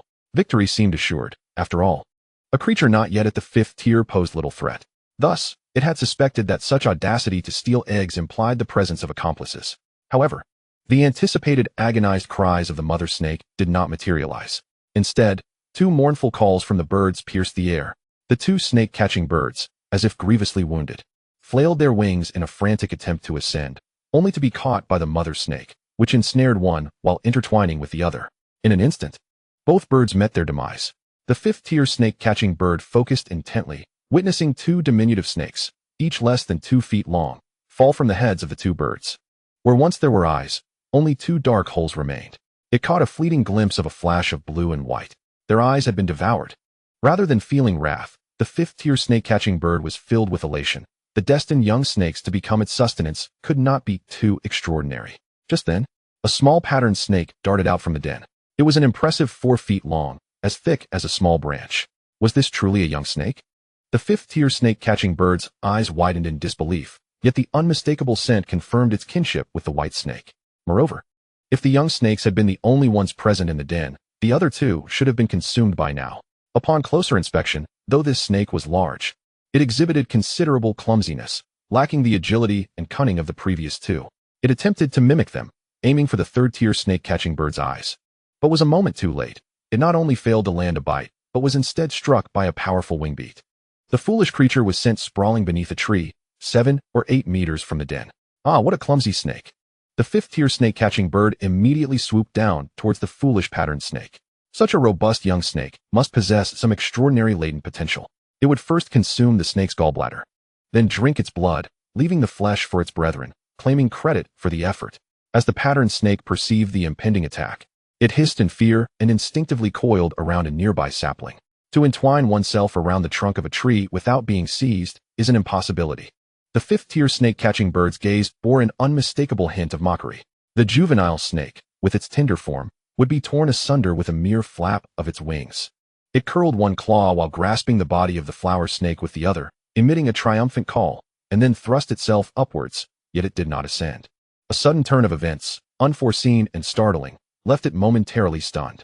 Lowering its gaze, it beheld the flower snake's body straightened, unbroken, and instead, it lifted its head, flicking its tongue towards the bird, hissing menacingly. The fifth-tier snake-catching bird realized the peril and attempted to release its grip, but was suddenly beset by a dizzying sensation, followed by a sharp pain in its chest that brought a fleeting clarity. Looking down, it saw a grotesque snake head, with cold vertical pupils and sharp fangs, already buried within its breast. In a panic, the bird flapped its wings violently, extending its claws to claw at the flower snake, desperate to dislodge it and take flight. Its massive wings radiated a dark, eerie power, stirring up a tempest that shattered a nearby sapling in half. However, the tree around which the flower snake coiled was as thick as a barrel. Though the branches swayed, the trunk remained steadfast. As the bird struggled, torrents of blood gushed forth, nearly spraying into the gaping maw embedded in its chest. With the copious loss of blood, its strength began to wane, and within mere breaths, the power behind its flapping wings diminished. In the flower snake's eyes glimmered a delight at the success of its scheme. Then, with a sudden tug downwards, the great bird lost its balance and crashed heavily to the ground. Chengxian advanced, ensnaring the bird's body, tearing open its chest, and with a wide gaping mouth, inhaled deeply. The warm blood slid down his throat, accompanied by the sensation of something slightly heated following suit. What could it be? He wondered. Surely, there could not be a concealed weapon lodged within the snake-catching bird's chest? Yet now was not the moment for such inquiries. A resounding call of the bird echoed from the heavens. Chengxian looked up to see a colossal snake-catching bird, wings unfurled, descending upon him with intent to strike. Panic surged through him. By the heavens! He swiftly turned, darting towards the locations of the white snake and the celestial beings Lingxiao and Lingyun. Sister Empress, Brother Daoyan, lend me your strength. I have consumed too much and lack the vigor. Chapter 11. Cursed. Your escape was far too swift. Hiss, hiss. Am I dreaming? The grotesque flower snake has dispatched that fifth-tier snake-catching bird? Surely, I must be ensnared in an illusion. Otherwise, how could I witness a fifth-tier beast so effortlessly hunted by a foolish flower snake? Moreover, it was evident to me that this great bird was no ordinary fifth-tier creature. It possessed intelligence, could articulate human speech, and must have cultivated a demon core, implying it had protective demonic power and even knowledge of combined attacks. In response to its summons, third-tier snake-catching birds encircled the mother snake, revealing that the great bird had not merely awakened its intelligence. Yet, how could it have fallen prey to a foolish flower snake? Have I underestimated it? Did it feign a miss? I failed to discern its ruse. Both Lingxiao and Lingyun, seasoned cultivators who had endured countless life and death trials in their past lives, possessed extensive combat experience. Thus, their ambush, landing a decisive blow, was to be expected. However, the flower snake was different. It was merely a small serpent relying on its bloodline strength for some combat prowess. While it could suppress its foes, it did not necessarily have the means to gain the upper hand against its adversaries. Although both were third-tier, an adult third-tier snake-catching bird was not something a juvenile third-tier snake could confront directly. Even in ambush, when faced with a winged predator, one must seize the opportunity with precision. Otherwise, a fruitless endeavor could lead to dire consequences, including the likelihood of being countered. Thus, neither of them considered that Chengxian's attempt to ambush the fourth third-tier snake-catching bird might result in failure, leading to being flung away, hinting at possible deceit. It was entirely normal for a young snake, one that had never ventured beyond its cave, to exhibit such behavior. Subsequently, witnessing the fifth-tier bird swooping down to attack the flower snake left them powerless. Although they had successfully ambushed and the mother snake had swiftly taken down two of the third-tier birds, the brief skirmish had drained their strength, leaving them unable to assist. Even without exhaustion, they lacked the capability to rescue the snake from the clutches of a fifth-tier beast. Thus, they focused on eliminating the last of the third-tier snake-catching birds before turning back, expecting to witness the grim fate of the flower snake. Little did they know, the situation had completely surpassed their expectations. The hunted had transformed into the fifth-tier snake-catching bird. It was not until the massive bird began to lose its struggle that both of them could scarcely believe their eyes. The great white snake, attempting to turn and save its offspring, was left in a state of disbelief. How could my little flower be so strong? This is inconceivable. Was it the blood essence refining its body, or a bloodline evolution? To what extent had the flower snake's physical form become resilient to withstand the full force of a fifth-tier avian predator's assault without sustaining harm? How formidable and sharp must its fangs be to pierce the flesh of a bird protected by demonic power? Moreover, its strategy was remarkable. By initially feigning weakness, pretending to be foolish and inept, it lured the snake-catching bird into underestimating it, leading the foe to drop its guard. Not only did this ensnare the adversary into a trap, but it also tricked the opponent into willingly foregoing the opportunity to to unleash its peak combat prowess. Ling Yunzi could not help but marvel at the flower snake's cunning.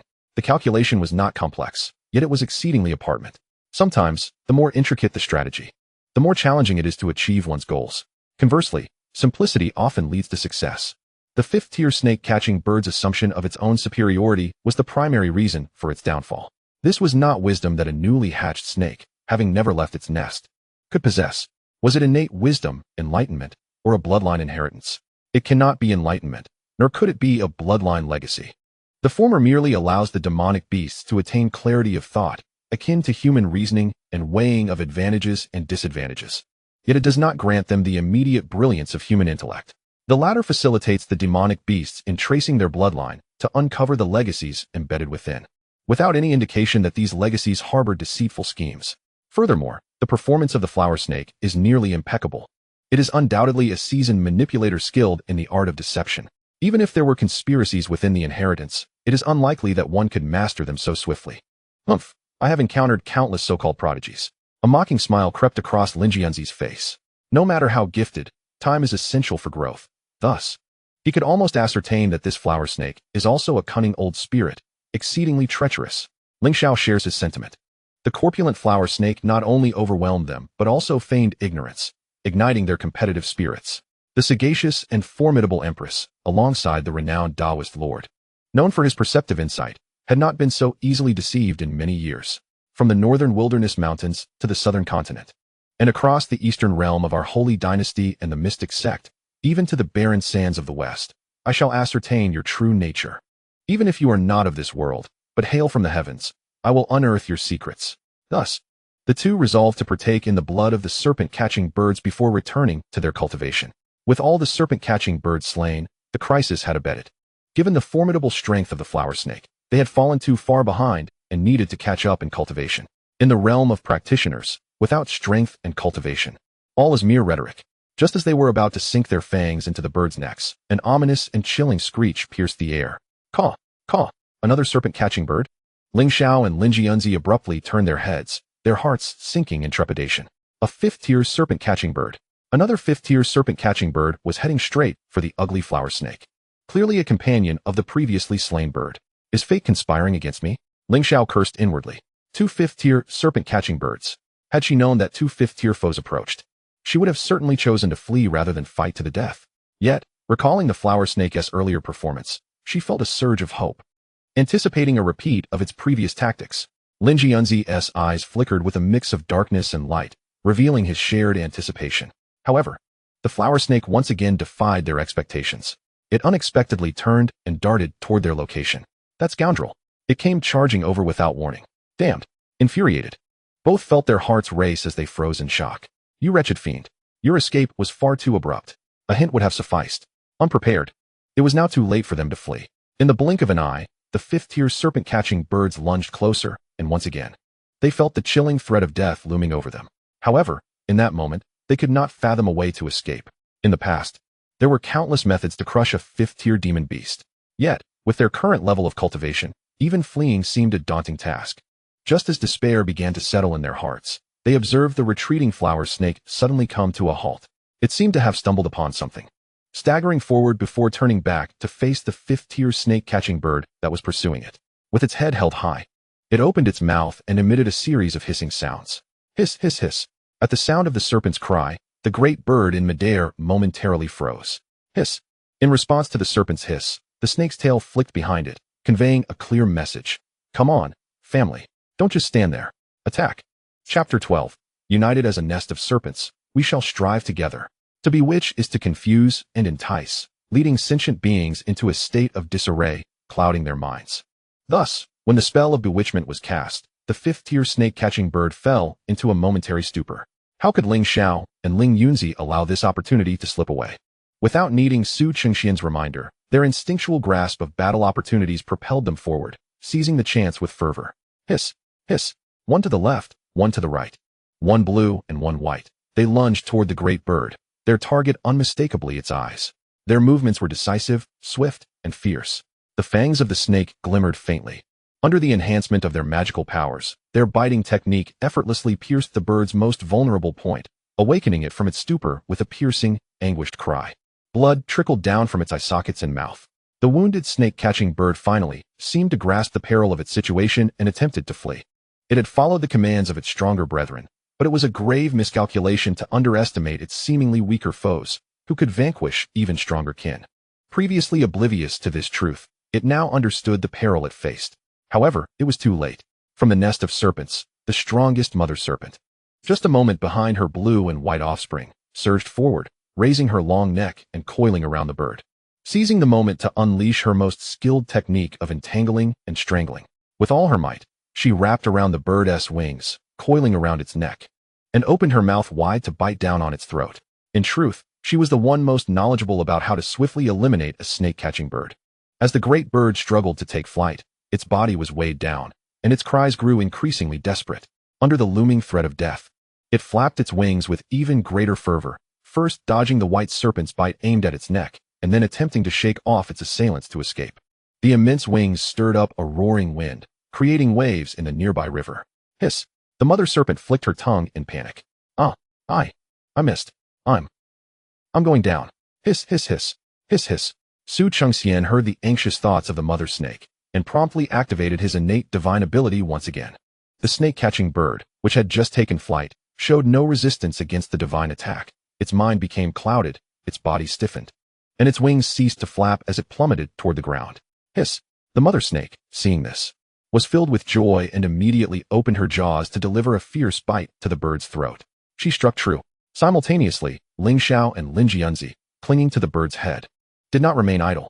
They pressed on, devouring the bird's eyes whole. Yep. In agony, the snake-catching bird regained some clarity and began to struggle. Hiss! Hiss! Upon witnessing this, Su Chengxian swiftly unleashed his divine powers once more. Yep! Hiss! Yep! Hiss! Just as the bird had been painfully awakened, it was once again disrupted by the snake's cries. Thus, this cycle repeated itself numerous times, and a once formidable fifth-tier snake-catching bird was ultimately tormented to its demise by this family. Once it had completely ceased to breathe, 3 snakes, 1 large and 2 small, rolled off the bird's body, utterly exhausted. Hiss! Lingxianzi let out a weak hiss. Cursed foolish flower snake. To kill a mere 5th-tier bird beast has cost me such effort. It must be a cunning and ruthless old ghost. If such torment were to be harnessed to forge a cultivator, it could surely stir enough resentment to create a formidable, vengeful spirit. Hiss! Lingxiao echoed in response. I knew it. This ugly creature simply cannot bear to see me idle. Clearly capable of dealing with the large bird, yet insists on toying with me. It is undoubtedly intentional. How dare it mock me in such a manner?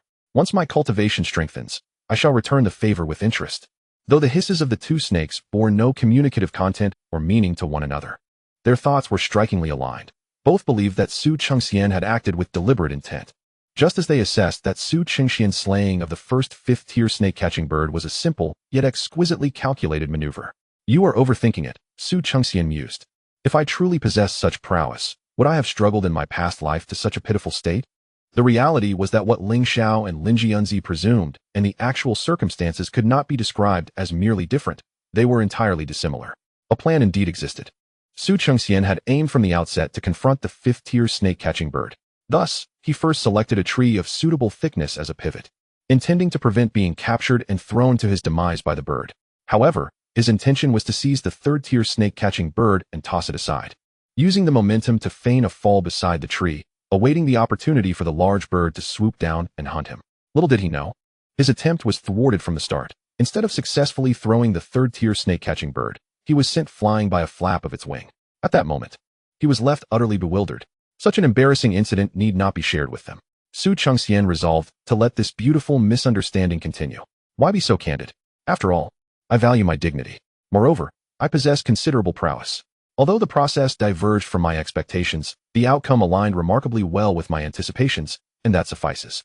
The essence of human snake existence lies in the unexpected, which allows for a plethora of delightful experiences.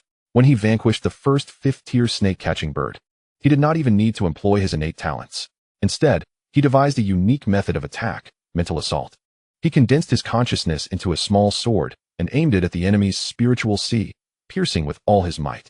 This was a skill he had intuitively mastered, learning to wield his consciousness in combat.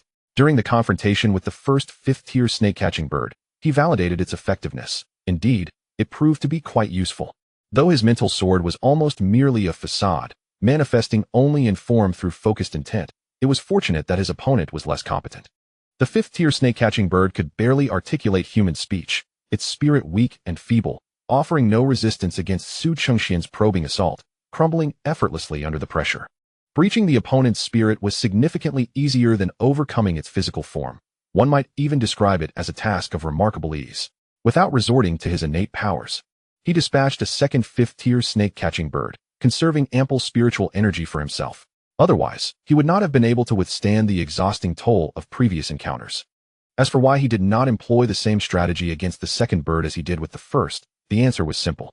The exertion on his physical strength had been considerable, and he could not guarantee his endurance against the fierce tearing and pulling of another fifth-tier beast. The power of the fifth-tier snake-catching bird should not be underestimated. Ultimately, Su Chengxian was still but a newly hatched serpent. Although his size belied this fact, his training had been too brief. His physical resilience had not yet been fortified enough to emerge unscathed from prior battles. Conversely, the talons of the snake-catching bird had left multiple wounds on his body, and in the struggle, he bore several fine lines of blood, with some scales even skewed or shed. Should another encounter arise, he might withstand it, but he would surely sustain even greater injuries, painful ones. Furthermore, he was not fighting alone. With allies at his side, why should he strive to show off? They were all members of the same serpentine kin, and naturally, they should work harmoniously together. Chapter 13. Ascending to Powers, Refining Demon Cores, Advancing to 5th Tier. Su Chengxian provided an excellent opportunity for his younger siblings to shine. As for himself, he chose to embrace the role of a supportive figure, willingly becoming the green leaves that complement the vibrant flowers, merely a bystander among heroes. The Empress, the Dao Lord, these are all illustrious figures. Yet here I am, just an unremarkable ordinary serpent with a system enhancement. Su Chengxian swayed his serpent tail, pondering that being a humble backdrop for others was not so bad after all. Being an earth serpent, observing the unfolding drama, watching the mighty return to reclaim what is rightfully theirs, what could be more delightful? The thought alone brought him joy. Very well. Now let me take a moment to reflect on what I have ingested earlier. In my haste to eliminate the first fifth-tier snake-catching bird, something inadvertently slipped down my throat. The second fifth-tier snake-catching bird arrived swiftly, leaving Su Chengxian no time to inspect carefully. With all foes vanquished and the crisis averted, he could now enter a state of introspection with ease. Thus, with a mere thought, he beheld the peculiar object. What could this possibly be? Su Chengxian discovered a cyan egg adorned with crimson patterns. Host, this is a demon core. A high-tiered demon beast's core, encapsulating over 80% of their power. A demon core? Su Chengxian smacked his lips. Is this truly a demon core? If it encapsulates such a significant portion of the demon beast's power, it should have been well guarded. Yet, it had almost effortlessly made its way into his mouth. What is going on? Could there be some trickery involved? In truth, the demon core was nestled within the chest of the fifth-tier snake-catching bird, protected not only by its blood essence, but also by a thin veil of demonic energy.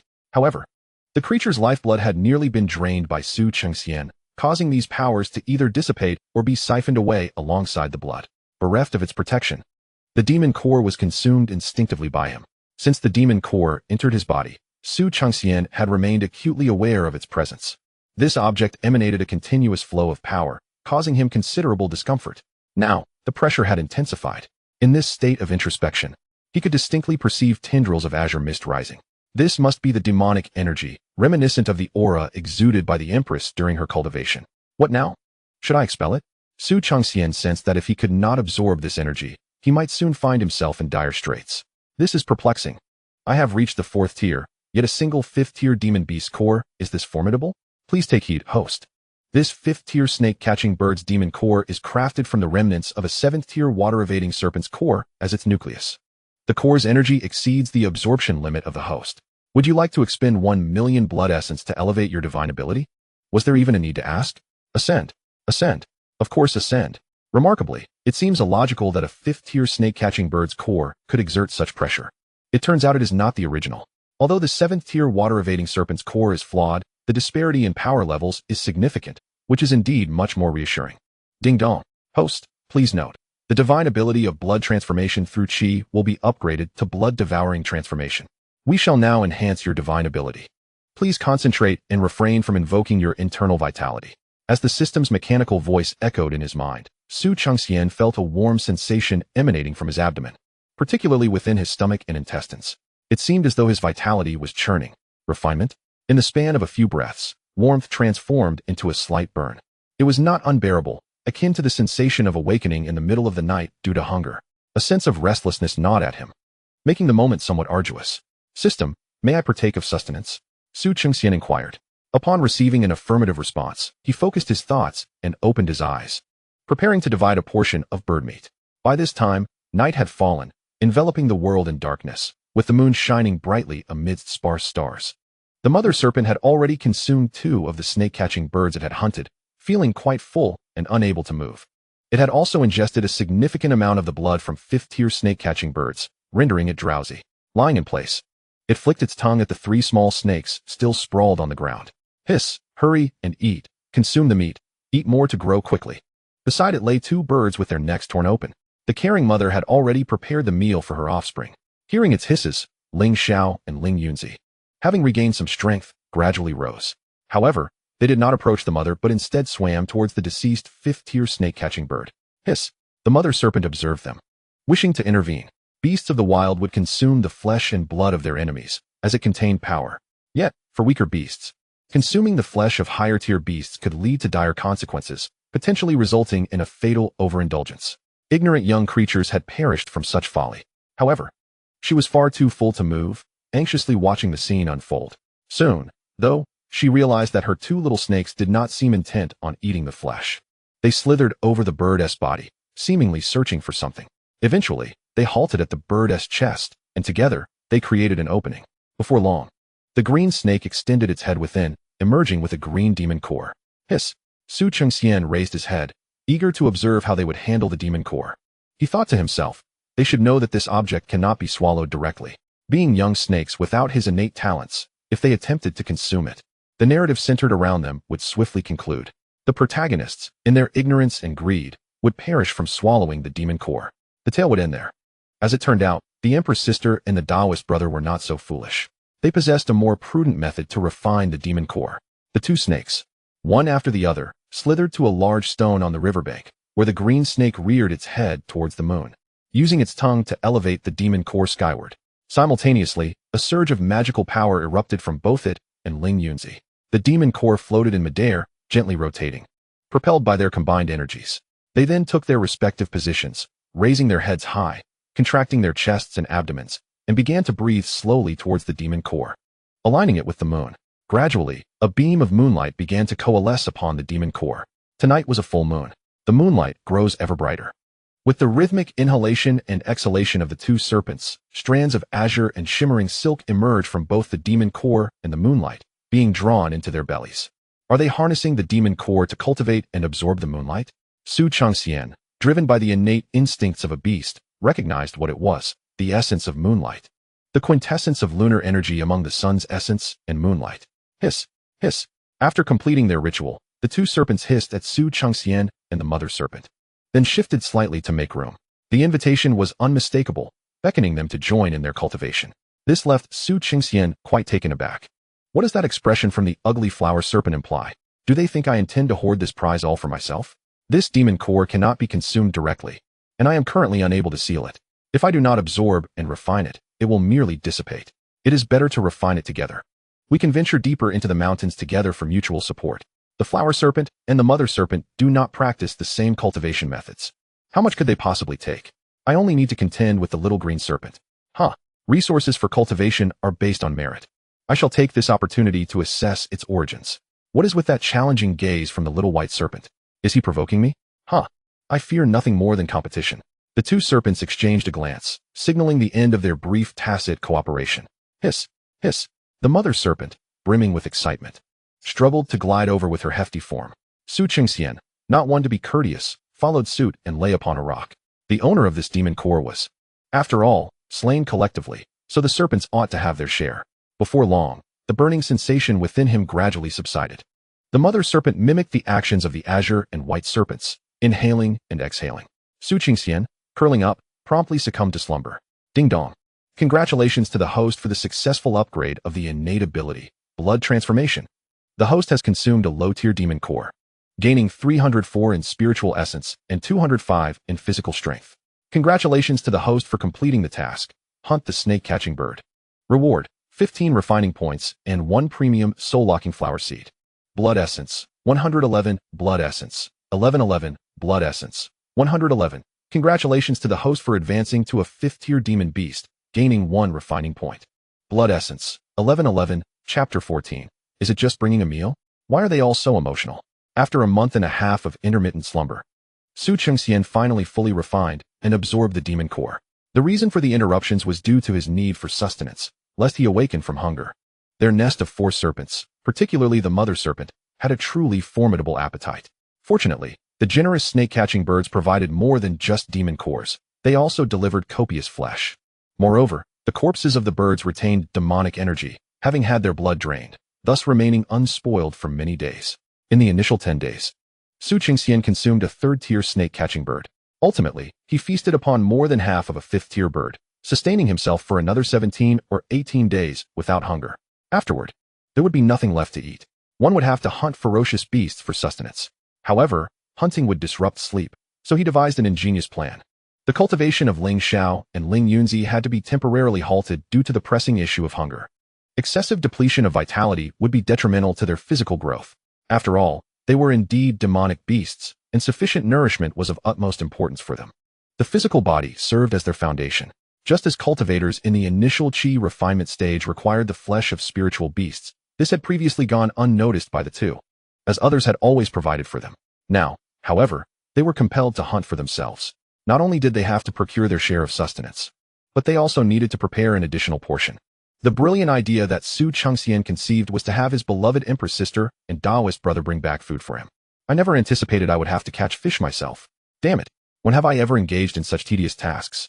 Who could have foreseen that their second battle upon ascending to the 4th tier would involve a swarm of 2nd-tier demonic beasts, the pursuing wave-green fish? Since this was the second battle, there must have been a first. Naturally, the opponent in that initial contest was Chengxian. Having failed to defeat him, they were thus forced to bring him food. The flower snake must not have been a pig spirit in its past life, given its insatiable appetite. Lingxiao flung a fish nearly half a meter long onto the shore, cursing vehemently within. This creature devoured 10 such large fish in a single meal. Could it possibly have a food transformation pill in its belly? This marked the 4th meal already. Ling Yunzi's serpentine visage was cold and unyielding. Yet his inner fury had reached a boiling point. The wretched flower snake had exploited him for 16 consecutive days, compelling him to bring food 4 times. With a splash, a white tail struck fiercely in the emerald waters, sending a large fish soaring into the air. Then, with a swift motion, it clapped down, producing a sound as the leaping fish traced an arc through the air, scattering droplets of water. Hiss! On the riverbank, a languid flower snake, resembling a water bucket in form, lazily lifted its head. Beneath the dappled shade where the gentle warmth of the sun could not reach, it extended its head and seized the large fish. With a tilt of its neck, it swallowed it whole. Just moments before, it had barely finished gulping down the large fish that the green snake had just caught. Was it merely about bringing food? Why was everyone so irritable? Chengxian mused inwardly. It must be said that being a brother with a sister and brother to command was quite delightful. Moreover, given their extraordinary backgrounds, the act of exerting pressure upon them brought an added layer of gratification. Without the need for clothing, and with meals being hand-fed, this life was undoubtedly blissful. This period of joy could very well continue for quite some time, as long as Lingxiao and Lingyunzi remained unable to best him. They would have to accept their fate. With this thought, Chengxian glanced at his personal state during a pause in his fish consumption. Host: Chengxian. Species: water-avoiding snake. Rank: 5th tier. To ascend to 6th tier beast, a breakthrough of 5 million points is required. Blood chi: 3, 510. 0, 87. Physical realm: beast body realm: 184, 810, 000. Spiritual realm: beast soul realm: 181, 910, 000. Divine techniques and combat skills. Technique: blood devouring. Bewitching howl. Combat skills: snake bite, snake binding. Refinement points: 55. In the midst of a thrilling life and death battle, the slight enhancement of my spiritual and physical realms feels somewhat unworthy. Chang cast a knowing glance, his mind already calculating. This skill was honed during the process of evaluating the relationship between weight and price while shopping. It seems that my newly ascended 4th tier beast sister and my Taoist brother will be living under my shadow for quite some time. He couldn't help but shake his tail with a hint of pride, thoroughly satisfied with his current existence. Through nearly 2 months of observation, he discovered that snakes are fond of slumber. As long as the female snake is satiated, she spends 2/3 of her day in slumber. She easily surpasses 18 hours of sleep daily, epitomizing the typical creature that eats and then sleeps. Thus, he harbored no fears of being deemed abnormal due to excessive sleeping. Rather, it was quite the opposite, causing the female snake some concern. In contrast to Xiao Qing and Xiao Bai, who diligently practiced under the moonlight. Xiao Hua resembled a true water-avoiding snake, unaware of the world, caught in a perpetual cycle of eating and sleeping. After the bird meat was consumed, his waking hours increased. For the fish in the river did not satiate him as thoroughly, necessitating a meal every 3 to 4 days. Nonetheless, Xiao Hua proved formidable, even defeating both Xiao Qing and Xiao Bai together, which reassured the mother snake that her son would not easily succumb to hunger. However, she insisted that her eldest son, nearly the same size as herself, practice on the rocks, particularly when the moonlight was bright. The essence of moonlight, belonging to the yin attribute, is gentle and cool, capable of harmonizing with the beast's blood energy, nourishing the soul, awakening intelligence, and augmenting awareness. By absorbing the moonlight, beasts can awaken their intelligence, refine their spirit cores, thus enhancing their cultivation and honing their souls. The mother snake lacked the understanding of the specific effects of moonlight. She merely sensed its beneficial nature and felt comfortable while breathing in sync with it on the rocks, believing it would aid in her cultivation. Chengxian, not wishing to thwart her good intentions, remained sprawled on the stone. After all, he could sleep anywhere, often remaining still even during the day. As the sun grew increasingly intense in recent days, he shifted to the shade of a tree. Once the meal was finished and after a brief respite, nightfall approached. When the moon rose, the family of snakes coiled upon the rocks, each claiming their space, resuming their routines as in the past several days. Some snakes practiced. Others learned to practice, while some simply slept. Sleep. More sleep. May you sleep forever. A young girl's voice emanated from the mouth of the green serpent. Her tone laced with impatience as she exclaimed, "Old ghost, your tail has crossed the boundary, encroaching upon my territory." The corpulent and sizable flower serpent not only occupied its designated space, but often strayed beyond it. This behavior displeased the diminutive empress, whose once statuesque figure was now accentuated by her smaller stature. Understood, Chengxian replied leisurely, slowly retracting his tail. This exchange exemplified the ease with which they conducted their transactions. The empress and her brother, the Taoist monarch, had recently refined the bones in their mouths, granting them the ability to articulate. Chengxian had achieved this several days prior. It was anticipated that this demon core would be exhausted by tomorrow evening at the latest. Ling Yunzi also chimed in, his voice bright and youthful, reminiscent of a child's, which was why he seldom spoke unless the matter was of great importance, such as now. Chapter 15. Will you not call me brother? The demon core was nearing depletion, signaling the end of the rapid cultivation days for Lingxiao and Ling Yunzi. Chengxian cast a glance and observed, as expected, that it had dwindled to the size of a quail egg. It might not even last through the forthcoming night. Nevertheless, having utilized this core for nearly 2 months for cultivation was quite commendable. The meat from several snake-catching birds, coupled with 2 demon cores, had enabled their family of serpents to shed their skins at least once, growing more than twice their previous size. There is no such thing as an inexhaustible resource. Ling Yunzi understood this, yet he felt a twinge of reluctance towards the rapid progress in cultivation. Thus, he mentioned it briefly before returning to silent concentration on his practice. The night swiftly passed. When dawn broke, the mother serpent ventured out to forage. Chengxian was roused by Lingxiao and Ling Yunzi. "Old ghost, wake up." I am going to hunt with Little White." Lingxiao nudged his eyelids with the tip of his tail. "Oh, remember to bring me back some food." Chengxian mumbled without opening his eyes. Lingxiao was left speechless. "This time, we are not merely hunting for blood food," Ling Yunzi added. "Are we searching for demon beasts that yield demon cores?" Chengxian inquired. "Indeed, both I and Little Qing require demon cores for our cultivation," Ling Yunzi affirmed.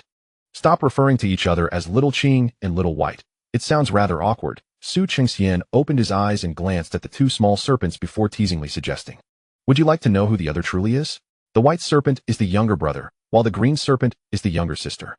Thus, being familiar with the legend of the white snake, he found the situation rather peculiar. Moreover, the 2 had even altered their self-references to disguise their identities, which left him feeling unsettled. He decided to unveil their ruse, thereby ensuring his ultimate victory in this playful competition. "What do you mean?" Lingxiao exclaimed, his voice rising in pitch. "You know our identities?" "Impossible." Ling Yunzi, brimming with confidence, declared, "I would never betray my identity." "What now?" Chengxian leisurely turned over and declared, "Whoever calls me brother first, I shall keep their secrets." "Call you brother? What is wrong with this old ghost?" "You won't call." "Will you? Truly, you refuse?" Su Chengxian observed the two of them. Then I must speak.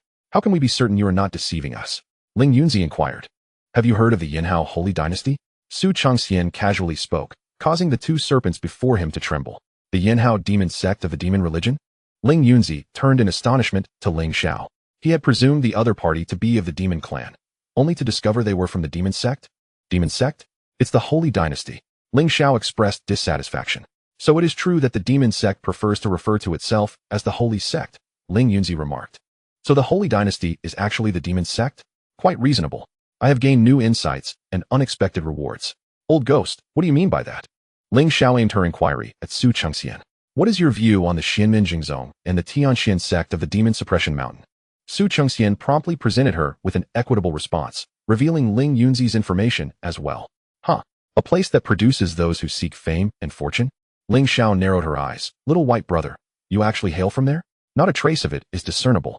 I have heard that those from the Demon Suppression Mountain are all upright, yet sinister, harboring a deep-seated hatred for all demons and evil spirits. Shouldn't one have bitten their tongue to death the moment they transformed into a little snake? Can a snake bite its own tongue to end its life? Su Chengxian inquired with curiosity. Do not compare me to those wretches. Ling Yunzi retorted coldly, though his youthful voice diminished the chill. Oh, referring to yourself as this seat? Lingxiao laughed heartily. The strongest in the human realm Xianmen is the true immortal realm. Yet if no true monarch or Yuan monarch has fallen within a century, it must be the Daojun of the Chengxian realm. Among the Chengxian, ranks from high to low are Daojun, Ling Shui, Ling Guan, and Yu Shi. Only a Daojun may refer to themselves as this seat. She scrutinized Ling Yunzi. Little white brother, I wonder which Daojun you represent? Ling Yunzi remained silent. He was still unaware of Ling Zhao's identity, but she had deduced his previous cultivation level from a mere self-reference. This round, he was clearly at a disadvantage. Not speaking? Then allow me to continue guessing, Ling Xiao said with a smile. Guess away, do hurry. Su Chengxian changed to a prone position. This was amusing. He relished listening. There are few Daojuns in the Demon Suppression Mountain. As far as I know, there are 7. The 2 oldest have been in seclusion for years, among the remaining 5. 3 guard the back mountain, 1 oversees sect affairs. Only the youngest, Ling Yunzi, is proud, unruly, and acts recklessly, making many enemies. As the Empress, Ling Xiao was well acquainted with the top powers of the Wildlands Continent, not to mention cultivators from the eastern human realm. She spoke of them with great familiarity. Little white brother, I suspect you are that Daojun Ling Yunzi, am I correct? What basis do you have for that? Su Chengxian inquired. There is no substantial evidence. Merely that I have heard tales of his exploits and predicted that he would eventually meet his demise at the hands of others. Humph. The demeanor of the Empress Lingxiao is one of unbridled authority and capriciousness, showing little regard for reason. In comparison to myself, she is hardly any different. Thus, I too have met my demise at the hands of others. Ultimately, it boils down to insufficient strength. Had I been formidable enough, the disdain of others would have been of no consequence. Lingxiao scoffed, asserting that in this lifetime, I shall not be so easily vanquished again. Su Chengxian remarked, have you never considered being less disagreeable? Old ghost, you refer to yourself as such, yet how can you still be so naive? Lingxiao tapped him lightly with her tail, declaring that whether others despise or admire you is of little concern. Some individuals may even wish for your demise without ever having laid eyes on you. No one enjoys being loathed. However, the opinions of others bear no significance for the powerful. What truly matters is that those who dislike you possess no capacity to inflict harm. Indeed, my sole aspiration is to live unrestrained by others, free to act as I wish. Lin Jianzi stated that he cultivates his own path, while they pursue theirs, originally unrelated. Yet, they conspired against me, leading to my untimely demise. This debt, I shall surely settle with those who have wronged me. The youthful voice, with a hint of mischief, proclaimed itself with a charming naivety. Su Chengxian found it quite pleasant to listen to, having become accustomed to it. So, you shall still act as you please. While I do likewise, he summarized. Indeed, the Empress nodded in affirmation. Yes, the Taoist Lord agreed. Fine then. Su Chengxian, self-proclaimed old ghost, sighed, expressing that since we are all in this together, he does not wish for their weakness to drag him down. How delightful! He exclaimed to the former Empress and Taoist Lord, feeling an urge to wag his tail in joy. I understand your intent in awakening me. Nonchalantly, he proposed that they seek out demonic beasts. If they find one and cannot defeat it, they may draw it to me, and I shall assist. Oh, how exhilarating! However, with a 6th-tier limit, I cannot contend with anything stronger. It is indeed exhilarating to pose as a formidable figure, yet my life remains paramount. Bravado is certainly not a characteristic I wish to associate with my old ghost persona. Very well. Now that I have agreed to assist, will you not consider calling me brother? Lingxiao and Lingxianzi turned away. Alas, Su Chengxian sighed, lamenting yet another failed attempt to have his siblings address him as brother. Time to sleep. Blood energy 111. Blood energy 1111 squeak. What is this? Gathering spirit grass? And this? Is it locking spirit grass? Chapter 16. Just as I was enjoying a deep slumber, I awoke to see the great sage. Before the squeaking noises roused him, Su Chengxian had been sleeping soundly. During his rest, he would reflect on the recent information he had acquired. This phenomenon began when he transcended to the realm of the spirit soul and entered the realm of the demon soul. The source of this information is simple. It comes from the thoughts he can perceive. Most of the sustenance comes from Lingxiao and Lingyunzi, with a small portion derived from the mother serpent. The mother serpent has awakened a degree of intelligence, albeit limited. Her thoughts are simple, and she prefers to act according to her instincts. After satisfying her hunger, she either sleeps or cultivates. Thus, she accepts her offspring's peculiarities with grace, and even derives joy from their extraordinary abilities. Her previous protective behavior has fostered a sense of respect and care from Lingxiao and Lingyunzi. Consequently, this family of serpents coexists in a relatively harmonious and congenial manner. Their willingness to share cultivation resources with the mother serpent suggests no intention of separation. Su Chengxian also wishes to remain with the mother serpent, the Empress sister, and the Taoist brother. Over the past month and a half, the system has issued several tasks related to them, which remain unfulfilled. Additionally, with his sister and brother bringing him meals, he is spared the need to hunt for himself, allowing him to indulge in sleep and strengthen his abilities. Without them, it would be challenging to find equally suitable companions to exploit. Su Chengxian murmured in his dreams. He has learned from the mother serpent that their current location is on the periphery of the northern wilderness mountain range. There are no spiritual veins. The spiritual energy is sparse, and the ranks of the beastly creatures are difficult to elevate. The fifth-tier snake-catching bird is the most intelligent beast known to the mother serpent. Thus, after the demise of this creature, the mother serpent assumed there was no longer any danger in the vicinity and chose to reside by the river, no longer retreating to their cave. This realization led Su Chengxian to understand that it would be quite challenging to encounter another being with whom he could engage in seamless communication. The formidable creatures are beyond his reach, while the weaker ones lack intelligence. Upon careful consideration, he finds that no one is more suited than his sister and brother to provide him with meals. They possess a sense of principle, willing to accept defeat if they cannot prevail, and even if reluctant, they fulfill their commitments. Therefore, Su Chengxian is quite content to remain in their company. As long as he is strong enough, he can always achieve his objectives. With the system in place, he need not worry about this aspect. Instead, he must be concerned about not allowing these two to become too weak.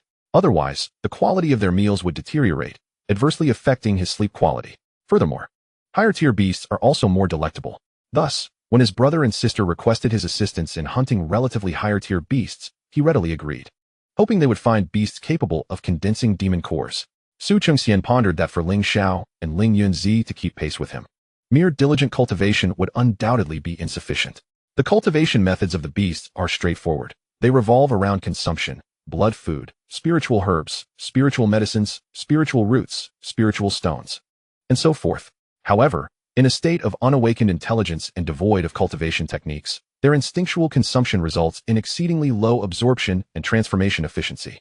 Ordinary animals have limited lifespans, rarely exceeding 10 years in peak condition. During these 10 years, they follow their instincts to hunt prey, often leading a life of confusion, ultimately stagnating at the ranks of low-tier beasts. In the limited span of existence, the pursuit of rapid advancement in one's cultivation and the transcendence of lifespan boundaries present formidable challenges for demonic beasts. Consequently, the growth trajectory for the majority of these creatures revolves around the cycle of predation, digestion, empowerment, and subsequently hunting more formidable foes, or alternatively, becoming prey themselves. This perpetuates a relentless cycle. Thus, the distinction between demonic beasts and wild animals is not as pronounced, merely differing by the presence of a pathway toward ascension.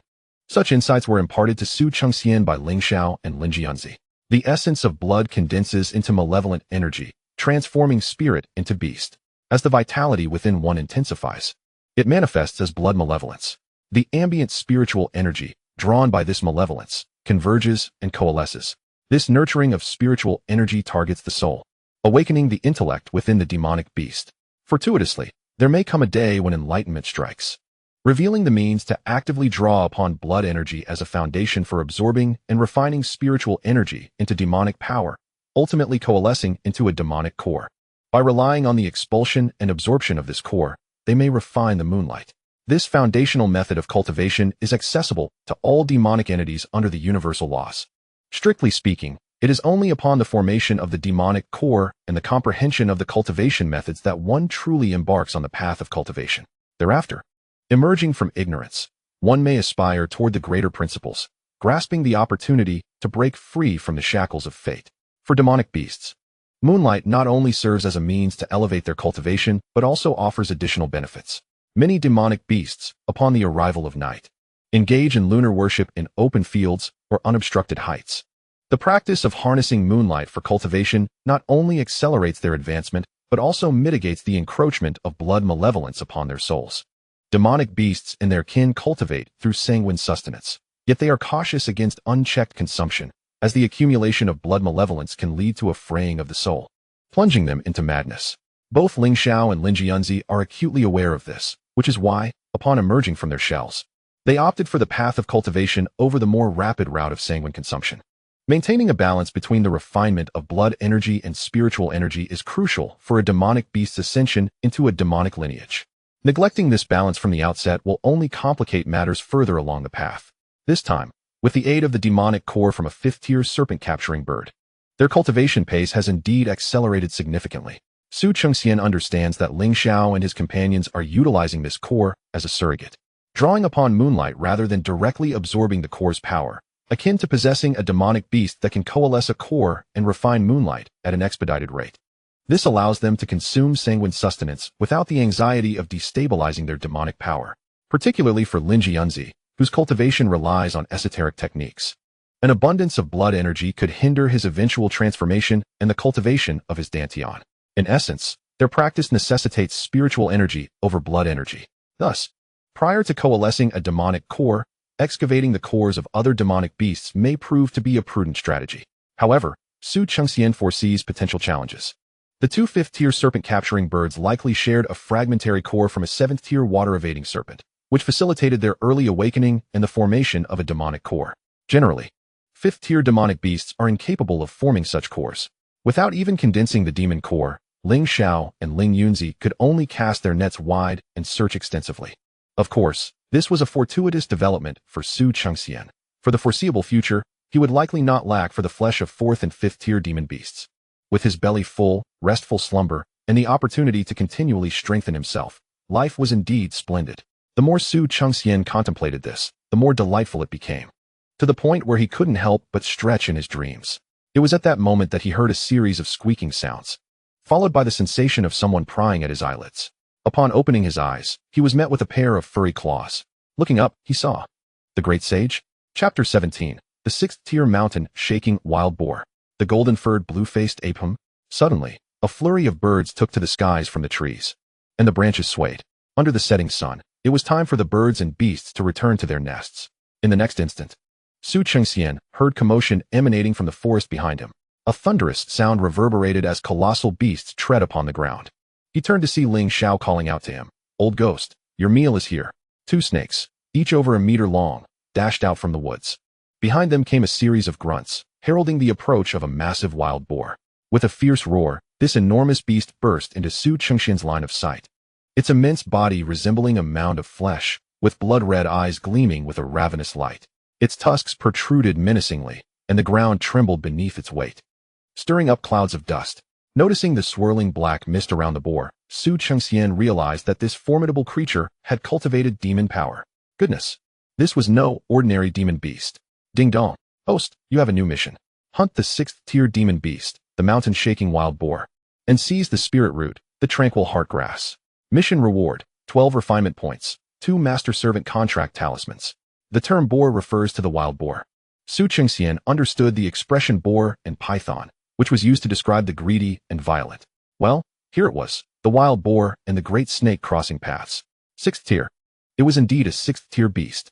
Chengxian cursed, "Damn, a sixth-tier wild boar." Moreover, the demonic aura emanating from it was even more potent than that of the fifth-tier serpent-capturing bird. Xiaoqing, Xiaobai, you two have truly become snakes.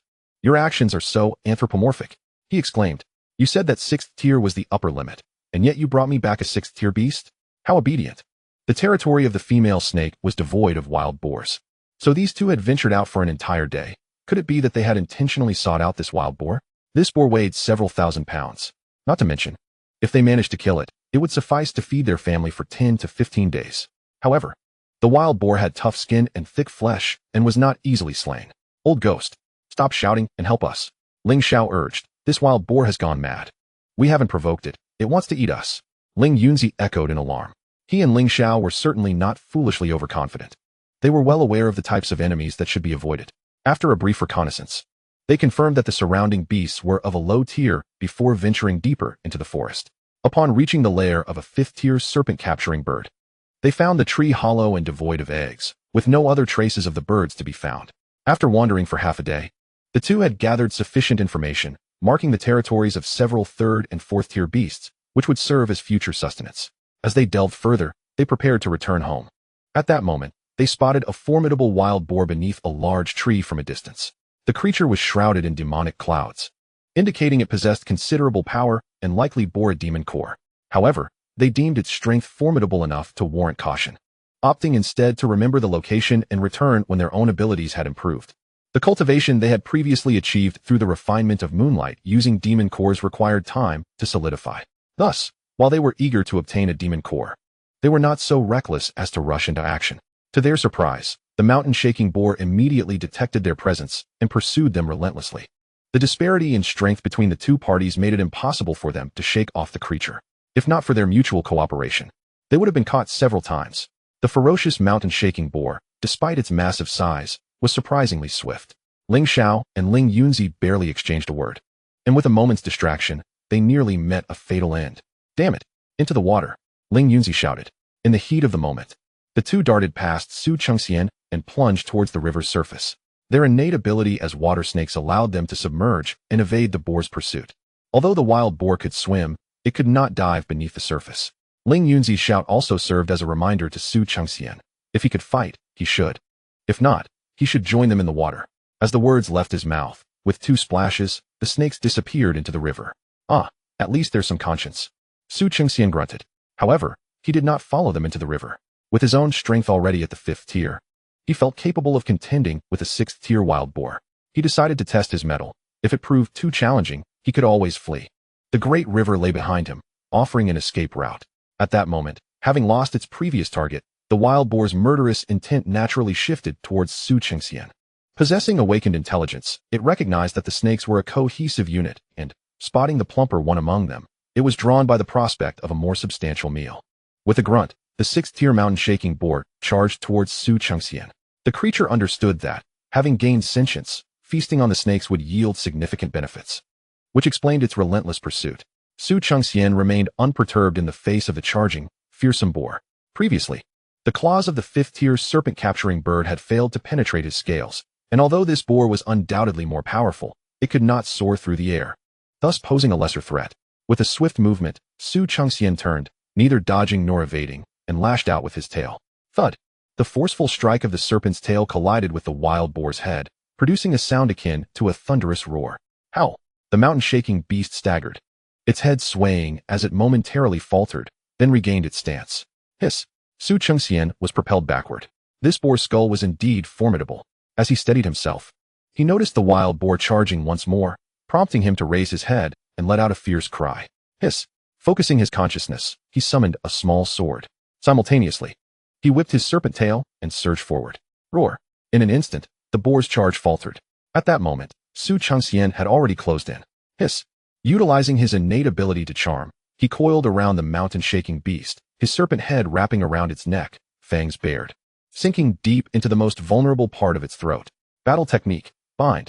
Battle technique, serpent bite. His sharp fangs pierced through the protective demonic energy, penetrating with ease. I consume. He drained both the demonic energy and the blood. Howl! The mountain-shaking beast let out a mournful cry as blood gushed forth like a fountain. It thrashed wildly, desperate to dislodge its assailant. Yet Su Chengxian, firmly entwined around its body, would not allow it to escape. Not only did he remain steadfast, but he tightened his grip further, forcing out more blood to devour. Crack! Crack! The sound of bones snapping echoed from within the boar's body. Thud! Finally, the mighty beast could withstand no longer. Its forelegs buckled, and it sank to the ground. The demonic mist surrounding it dissipated, and the light in its eyes gradually extinguished. This mountain-shaking beast met an unjust fate, having unleashed none of its battle techniques, its full power unutilized, ultimately succumbing to a surprise attack that shattered its soul. Chengxian, having feasted well, released his coiling serpent form and swam to the side. Splash! Splash! 2 serpents, one azure and one white, emerged from the water. Observing the scene, a singular thought arose in their minds. What is the true nature of this old spirit? He has grown significantly stronger than before. Squeak!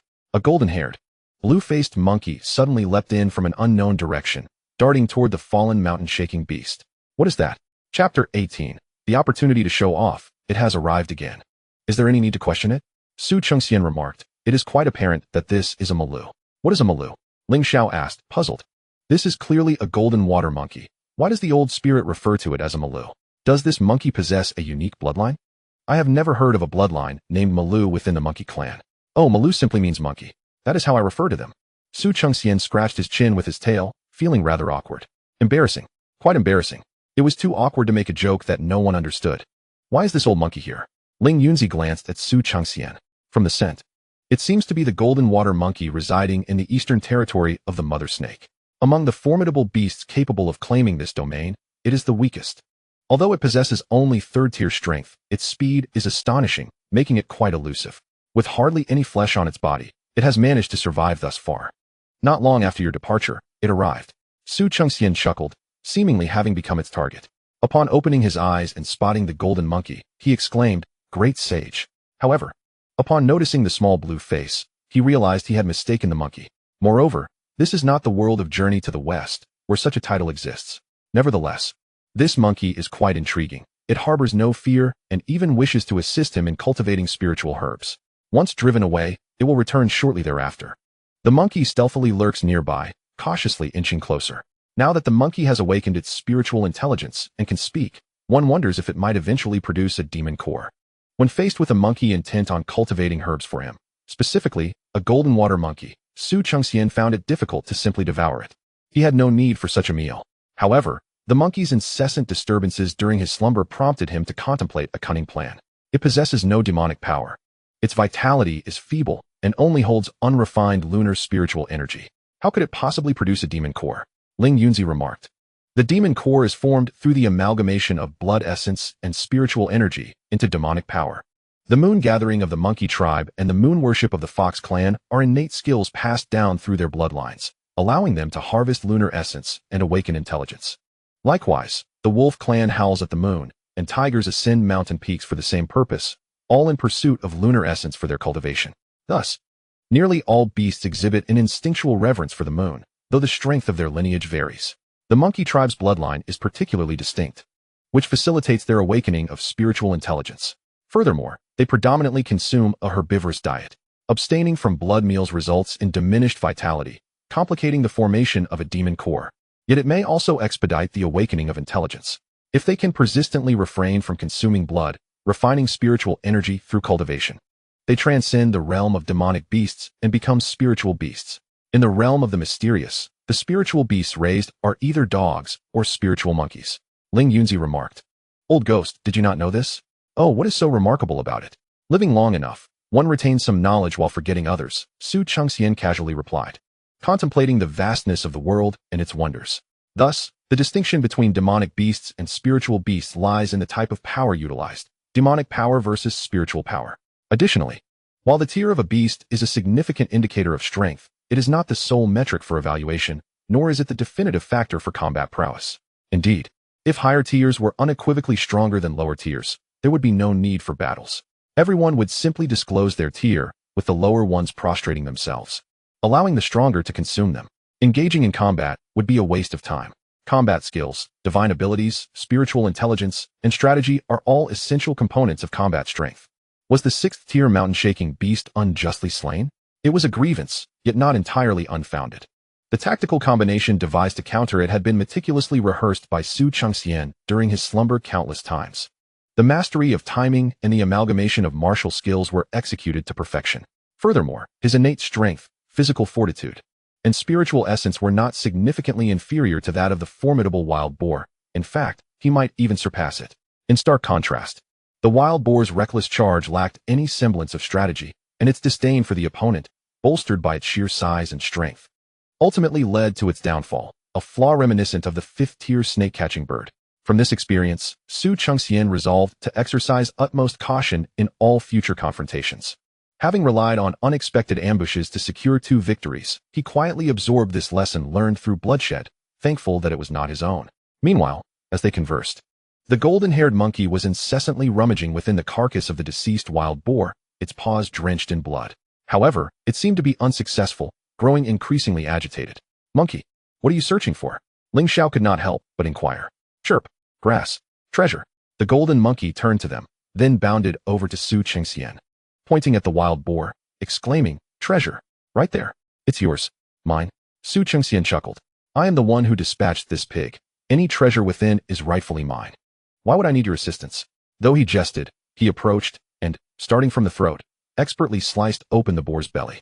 The monkey rummaged around within the stomach, eventually extracting a slender blade of grass, no longer than a pinky finger, appearing rather unremarkable. Could this truly be a treasure? Ding! Congratulations to the host for completing the task, slaying the 6th-tier demon beast, the mountain-shaking boar, and obtaining the pure heart grass. Rewards, refinement points 12, master servant contract tokens 2. Su Chengxian exclaimed, "Oh, it indeed possesses value. Yet, such a treasure appears exceedingly unremarkable. Is this what a spirit root looks like?" Treasures ought to radiate with resplendent light, adorned with vibrant colors, making their worth evident at first glance. This spirit root herb lacks any distinguishing features. Spirit root? Spirit root. You just claimed this is a spirit root. Pure heart grass. Ling Zhao's eyes widened in astonishment, glancing between the small grass in the monkey's grasp and Su Chengxian. "Old ghost, are you certain?" "I am indeed certain," Su Chengxian affirmed with a nod, confident that the system would not deceive him. "Do you recognize it?" "Not really," Ling Xiao replied, shaking his head. "I have merely heard the name and am aware of its uses." "Then do you know of the gathering spirit grass?" Su Chengxian mischievously queried, suspecting they did not. "Several have grown right beneath your noses, and I have yet to see you inquire about them." "Gathering spirit grass?" "Now." Ling Yunzi's eyes were also wide with surprise. "Are you referring to gathering spirit grass?" "Indeed, gathering spirit grass." "What of it?" Su Chengxian noted their reaction, suddenly enlightened. "Oh dear. The opportunity to showcase one's prowess has returned, and thus, a calm and composed demeanor prevails, exuding an air of mastery. Indeed, it is quite normal for you not to recognize such a common spiritual herb. Do you possess the gathering spirit grass?" Ling Yunzi inquired eagerly. "You must have it, otherwise you wouldn't have mentioned it." "Indeed, I do," Su Chengxian replied. "Where?" Ling Zhao's gaze shifted abruptly from the small grass in the monkey's paw to Su Chengxian, who responded lightly, "That depends on which one you are asking about."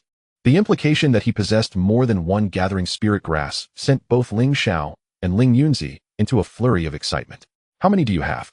"Perhaps 3 or 4, Su Chengxian stated nonchalantly. "Is it 3 or 4? The two queried in unison. "Do you wish to know?" "If you call me brother, I shall divulge it." "Vile flower snake, I demand you tell me where the gathering spirit grass is," Ling Xiao shouted in exasperation. Chapter 19. I shall appoint it as the chief of the inner court. Su Chengxian held 4 gathering spirit grasses in his possession. Not only did he have the gathering spirit grass, but he also possessed a rare locking spirit grass. Upon hearing about the locking spirit grass, Ling Xiao and Ling Yunzi grew even more animated. "Is this the locking spirit grass?" Ling Xiao inquired excitedly, prostrating on the ground, his eyes wide as he gazed at the small grass, which was on the verge of sprouting its 3rd leaf. "Indeed," Su Chengxian affirmed. The esteemed Empress, so stirred by a mere spiritual herb, could it be that the locking spirit grass is an extraordinary treasure? However, he had inquired of the system, and the value of the premium locking spirit grass was only a tier higher than that of the gathering spirit grass, which belonged to the lower echelon of spiritual herbs in the realm of cultivation. Thus, he found their excitement somewhat perplexing. "Neither of you, one an empress and the other a Dao monarch, can recognize such an ordinary spiritual herb? I have never encountered it before. What is so remarkable about that?" Ling Xiao responded. "I do not indulge in tending to flowers and plants, nor am I a specialized spiritual herb cultivator. The only herbs that capture my attention are those of exceptional quality and rarity. Such commonplace spiritual herbs have never piqued my interest." Ling Yunzi interjected. "The external disciples and miscellaneous servants handle them. The first batch of elixirs I concocted utilized only herbs of the 2nd tier or above." "Huh," Su Chengxian chuckled. "What pretense are you putting on? I know you have lived well in the past, but true heroes do not dwell on their former glories. If you possess skill, Refrain from crawling on the ground and circling around my spiritual herbs like a pack of ruffians besotted by a rare beauty. Where is the demeanor of a true powerhouse? Have you discerned anything? Su Chengxian queried. Upon careful sensing, there is indeed a subtle accumulation of spiritual energy, Ling Yunzi replied. Crawling on the ground for so long. And that is all you discerned? What do you know? Lingxiao scoffed. A solitary gathering spirit grass does not have a strong effect in gathering spiritual energy, and moreover, this particular grass has only recently sprouted. Without keen discernment, one might not even recognize it as a spiritual herb. Lacking divine awareness and the innate talent to seek out spiritual herbs, one can only identify it thus. What is wrong with crawling? What is wrong with being on the ground? Regardless of her indifference to appearances and demeanor, it is truly vexing that she remains utterly oblivious to the extraordinary nature of this spirit lock herb. Upon reflection, one might ponder that if it were so easily detectable, they would have recognized earlier that the herbs sprouting in the vicinity of the flower snake were anything but ordinary. Perhaps their recent emergence accounts for her inability to sense them? Su Chengxian seemed genuinely astonished, exclaiming, "Why didn't you mention this sooner?" The moment these words escaped his lips, two pairs of serpentine eyes immediately fixed their gaze upon him. "What are you glaring at, old man?" Su Chengxian retorted, returning their stare with a defiant glare, his single eye larger than both of theirs combined. Who was afraid of whom? As I have stated, I possess 4 spirit-gathering herbs, and there is only one here. The other 3, before he could finish, 2 serpentine shadows darted past him. As Lingxiao and Ling Yunzi made a beeline for their previous cave, moments later, their jubilant exclamations echoed. "Haha! Spirit-gathering herbs. Hee. Spirit-gathering herbs. There are indeed 3. Su Chengxian found himself laughing in exasperation. To think these two had dismissed his words as mere folly, not believing him at all. After a brief interval, Lingxiao and Ling Yunzi finally regained their composure. "Old ghost, we must plant the spirit-gathering herbs together," Lingxiao declared. "Indeed. The more spirit-gathering herbs we have, the stronger the spiritual energy we can summon," Ling Yunzi concurred. The significance of a single spirit-gathering herb stands in stark contrast to that of multiple ones. A solitary herb is merely a low-tier spiritual herb, whereas a cluster of them can exponentially increase in value. Coupled with the spirit lock herb, they could establish a small-scale spiritual array conducive to cultivation, yielding results that would exceed expectations. Lingxiao turned to Su Chengxian, who appeared momentarily taken aback. "Why are you looking at me?" he inquired.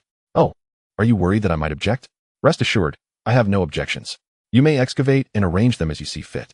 For him, the spirit-gathering herb served merely as a means of inducing restful slumber. Arranging it into an array would not only allow him to sleep undisturbed, but also facilitate the gathering of spiritual energy. With ample spiritual energy nourishing his spirit, he would enjoy a more comfortable rest. Thus, there was no reason for him to oppose. "That is not it." Lingxiao shook his head. "Old ghost, spiritual herbs are challenging to cultivate. We cannot recklessly uproot them. Given your expertise in spiritual plant cultivation, it is essential for you to extract the herbs," Ling Yunzi added. The spirit-gathering herb, while one of the most common spiritual herbs in the realm of cultivation, does not diminish in importance. In truth, influential factions often go to great lengths to cultivate and plant both the spirit-gathering herb and the spirit lock herb. However, despite their relative ease of cultivation, scaling them up proves to be a formidable challenge. The germination rate of spiritual seeds is exceedingly low, and the herbs often compete for spiritual energy, sometimes resulting in conflict.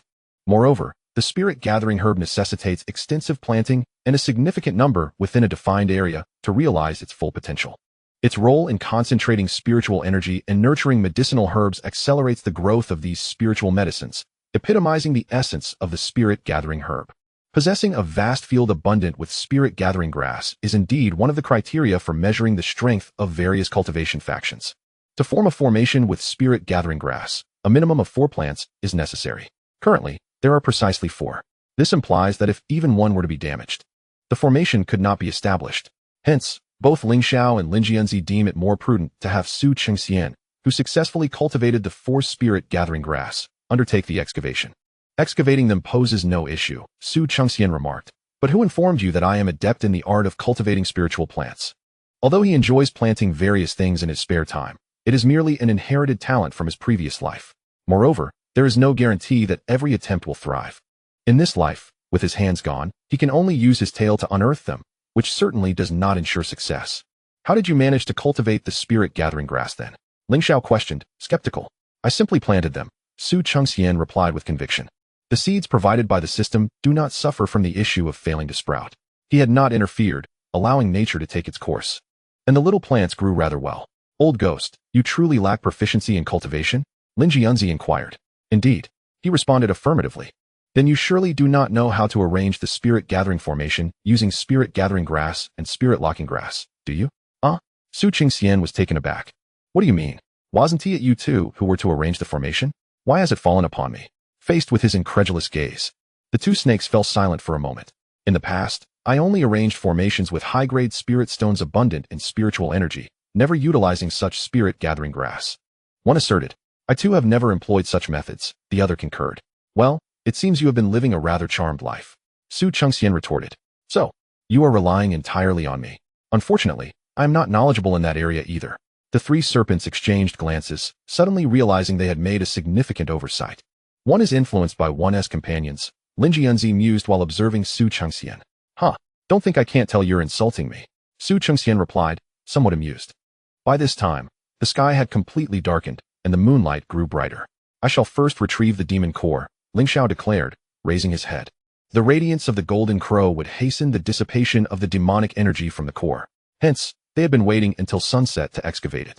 With that, he moved towards the mountain-shaking wild boar, climbing toward the area where the demon core resided. There, he encountered a curled-up golden water monkey. Monkey, what are you doing? Eek, planting flowers.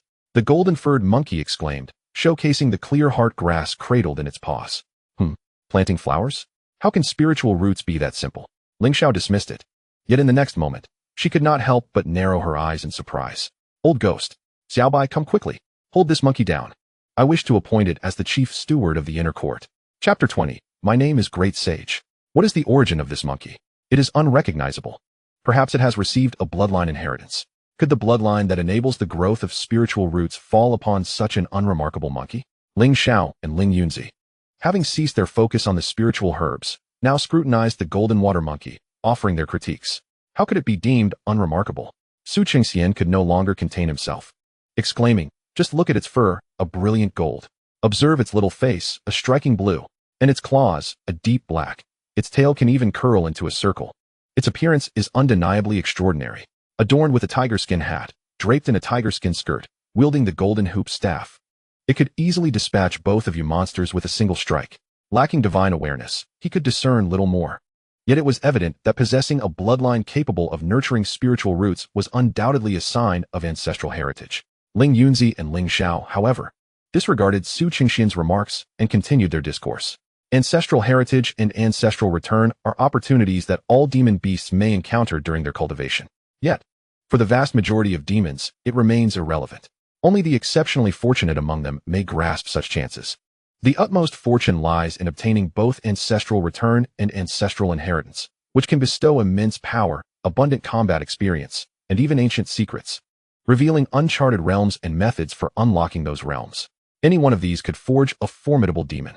The ancient demon clan, unmatched in strength, once roamed the vast wilderness, dominating both the heavenly and mortal realms. Although now suppressed by the heavenly Dao, remarkable talents still occasionally emerge within the demon race. In contrast, the existence of a monkey capable of nurturing spiritual roots is not so astonishing. It seems we are quite fortunate. Lingxiao laughed heartily, just as I was concerned. A monkey has come to offer us a pillow while I was dozing off.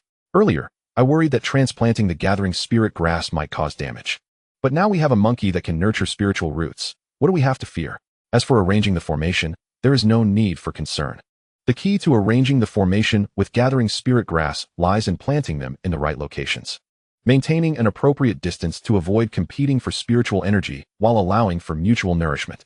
This is also crucial for successfully cultivating the gathering spirit grass. If the monkey can nurture spiritual roots, it will surely know how to plant the gathering spirit grass. As long as it relies on its heritage or bloodline instincts to place the grass correctly, the formation will naturally take shape. The locking spirit grass and gathering spirit grass exist in a symbiotic relationship. If the monkey can successfully position the gathering spirit grass, it will undoubtedly manage the locking spirit grass as well. Old ghost, did you not mention earlier that this monkey wishes to plant grass for you? Lingxiao pondered and inquired of Chengxian. Indeed, I did not anticipate it would actually do so. Chengxian gazed at the monkey, which was clutching its own tail. Reflecting, perhaps I judged the monkey by its appearance. In my mind, how could such an active and lively creature desire to plant flowers and grass? I assumed it had discovered the gathering spirit grass's uniqueness and sought to uproot it for a meal. After all, monkeys are omnivorous and consume leaves and fruit peels. So surely they would eat grass as well. Now, I see that I was mistaken. Chirp, here you go. The monkey grasped its tail with one paw while raising the other to reveal the clear heart grass nestled in its palm. Chengxian detected a metallic scent of blood. The spiritual root, which they had presumed would not survive, was now enveloped in a dark mass of mud. This mud, originally not black, was a clump of earth the monkey had excavated from the riverbank, shaped into a small bowl after being kneaded a few times. The grass root was placed inside, and then filled with the blood of the mountain-shaking wild boar, carefully molded to envelop the root. They all witnessed the monkey's actions, but paid them little heed. Subsequently, the monkey remained crouched on the chest of the mountain-shaking wild boar, motionless, likely persistently nurturing the spiritual root. At that moment, the clear heart grass had unfurled its leaves, emitting a faint fragrance that mingled with the scent of blood, creating a peculiar aroma. Beyond this, compared to the gathering spirit grass, this spiritual root appeared rather ordinary. The growth of a spiritual root is an exceedingly protracted endeavor. Ling Yunzi remarked that this particular clear heart grass, having only sprouted for less than 3 years, had been consumed by the mountain-shaking wild boar. Its revival could be considered a twist of fate. How lengthy? Chengxian inquired. It may take a millennium or more to reach a stage of significant utility for us. Lingxiao interjected, having retrieved the demon core. Significant utility? It matters not. Even a minor use would suffice. Chengxian resolved to cultivate it for the time being, as it would be ideal if it could thrive. Influenced by his past life, he was once again overcome by the urge to cultivate something. Accompanying this was the inclination to nurture something as well. Great sage? He turned and nudged the monkey with his tail. Jiji? The golden water monkey gazed back at him. Since being addressed as great sage, it seemed to have developed a keen interest in the title. Do you wish to cultivate my grass? Chengxian asked. Jiji. The monkey nodded vigorously. Why? To cultivate grass and grow stronger. Very well, considering your earnestness. I shall agree, Chengxian replied, but we must establish a contract. Jiji? The monkey hesitated slightly. A contract does not sound like a favorable matter. Rest assured, this contract is merely a typical master-servant agreement, devoid of coercive elements. As he spoke, he lifted his tail and tapped the monkey's brow. A glimmer of light flickered, manifesting before the monkey's forehead. If you agree, silently affirm your acceptance in your heart. If you do not agree, ponder your refusal in your heart. This was one of the 2 contract talismans he had recently acquired as a reward for a task. The contract binds both parties. The stipulations are straightforward. The servant who enters into the contract cannot inflict harm upon him or harbor thoughts of malice. Otherwise, they will suffer the consequences of the contract as backlash. However, he cannot command the servant to their demise. Furthermore, if either party perishes, the contract is automatically dissolved. In a sense, it seems somewhat unequal, yet relatively fair. Jiji. The ability to sense the contents of a contract was simplistic and comprehensible, without hesitation. The golden water monkey nodded at Chengxian. In the next moment, a luminous orb embedded itself into its forehead. Well, from now on, we shall be family. Chengxian chuckled. Do you have a name? If not, I could bestow one upon you. Jiji. My name is Great Sage. The golden water monkey thumped its chest proudly. Very well, Great Sage. You may now proceed to cultivate the grass. Chengxian indicated the cave entrance with his tail. First, unearth the spirit-gathering grass within the cave and plant it alongside the spirit-gathering grass here. Let's see if it works. Spirit-gathering array? The great sage tilted its head, pointing at the locking spirit grass. Precisely, the spirit-gathering array. Jiji. The great sage pounded its chest again. In that case, no problem. It turned around and swaggered off to dig for the spirit-gathering grass. Old ghost. It is not fitting for my grand inner minister to be named Great Sage. How about we call him Little Sage instead? That won't do, Chengxian replied, flicking his tail. Come, let us have a duel. You think I would allow my great sage to be the grand inner minister? Today, I shall extinguish that notion from this imperial sister. Chapter 21, Spirit Gathering Array. Is this the extent of the Empress and Taoist monarch's insight? Alas, the duel never commenced. The mother serpent returned, bearing some injuries. Fortunately, they were not severe, and there were no beasts nearby capable of inflicting serious harm. The python's self-healing abilities were remarkably robust. With a bit of nourishment, it would soon recover. Hiss, little flower, no fighting. It anxiously obstructed Chengxian. Perhaps due to over a month of cultivating moonflower or having listened to Lingxiao and others. One day, the mother serpent suddenly uttered a few human words. Although her speech was limited, the phrases she articulated most fluently were little flower, little green, and little white, do not fight. The python did not require sibling play to hone its hunting skills. Of course, Madame Xiaotsue was primarily concerned that her offspring, growing nearly as large as herself, might inadvertently swallow their siblings. Xiaotsue was the name the mother serpent had chosen for herself. With scales as white as snow and a patch of emerald on her forehead, it was likely that her name derived from that distinctive feature. Hiss, rest assured, I shall not consume them. I know well how to choose between a full meal and a satisfying feast, Su Chengxian reassured her. We are committed to a path of sustainable development. Little Chui, have you had your meal? He inquired, observing the mother serpent's abdomen. Hiss, I have eaten, but not to satiety. Then you may have some more later. Today, there is wild boar meat delivered to our door. It would be splendid if we could cook it. But alas, none in our family possess hands. Not to mention starting a fire to cook, they couldn't even manage to cut or share the meat. However, that was of little consequence. The serpent had its own clever strategies. Hiss. Madame Xiaotsue spotted the mountain of meat in the form of a wild boar and immediately swam joyfully towards it, circling it several times. From that moment until the moon ascended into the sky, everyone busied themselves with their respective tasks. Su Chengxian was preoccupied with slumber, while the great sage busied himself with sowing grass. Lingxiao, Lingxianzi, and the mother snake dragged the mountain-shaking boar into the water. The mother snake controlled the water to cleanse the wild boar, while Lingxiao transformed his demonic energy into blades, and Lingxianzi conjured threads of magic to begin dividing the pork. The remaining blood of the boar flowed into the water, carried away by the current. This sanguine essence attracted numerous aquatic beasts, who cautiously observed from a distance. Though they dared not approach, the Su family paid them no mind. When hunger did not beckon, there was no need for unnecessary slaughter, especially since these creatures were merely low-tier beasts whose consumption bore little satisfaction. As Su Chengxian would say, releasing a fart only to feel hunger again is hardly worth the effort.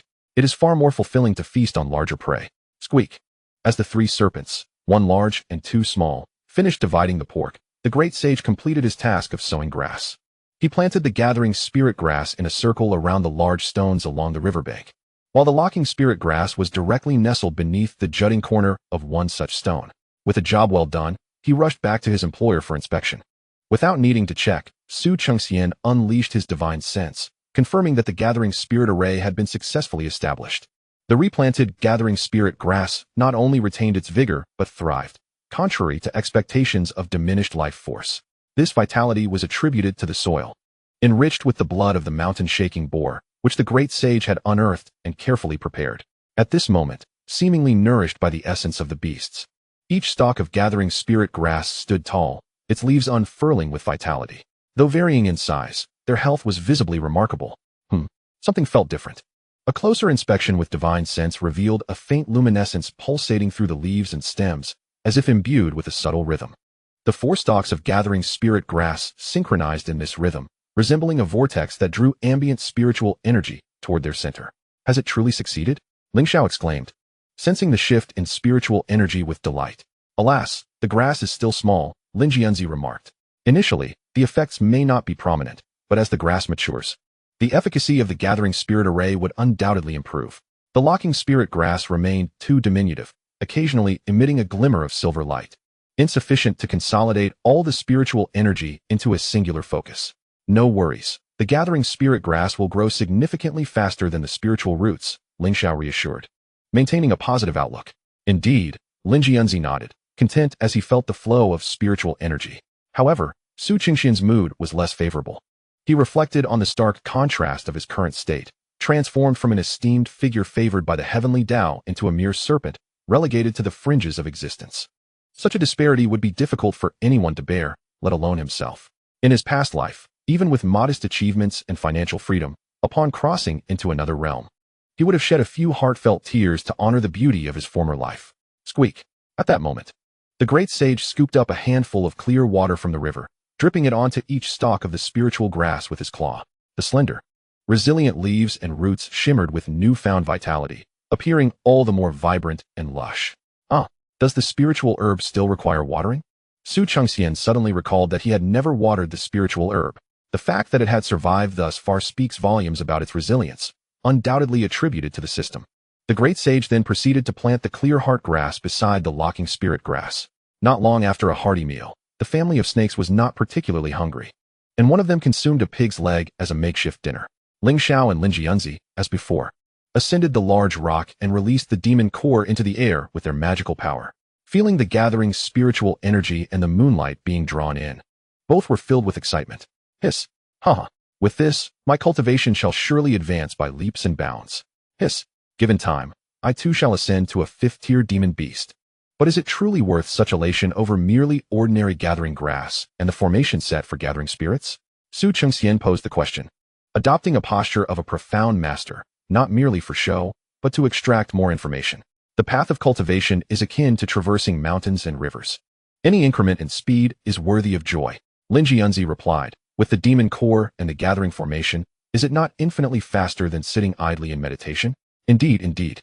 I have cultivated within the spiritual veins before, yet times have changed. Having this gathering formation is splendid. There is a hierarchy in enlightenment, and the accomplished come first. Time flies, and I have not wasted it. The future is long and promising. Well said. Chengxian applauded with his tail, treating it as a round of applause for the 2 former powerhouses. However, have you ever heard a saying? What saying? Lingxiao inquired. The dragon lies on the beach, mocked by shrimps. The tiger falls to the plains, bullied by dogs.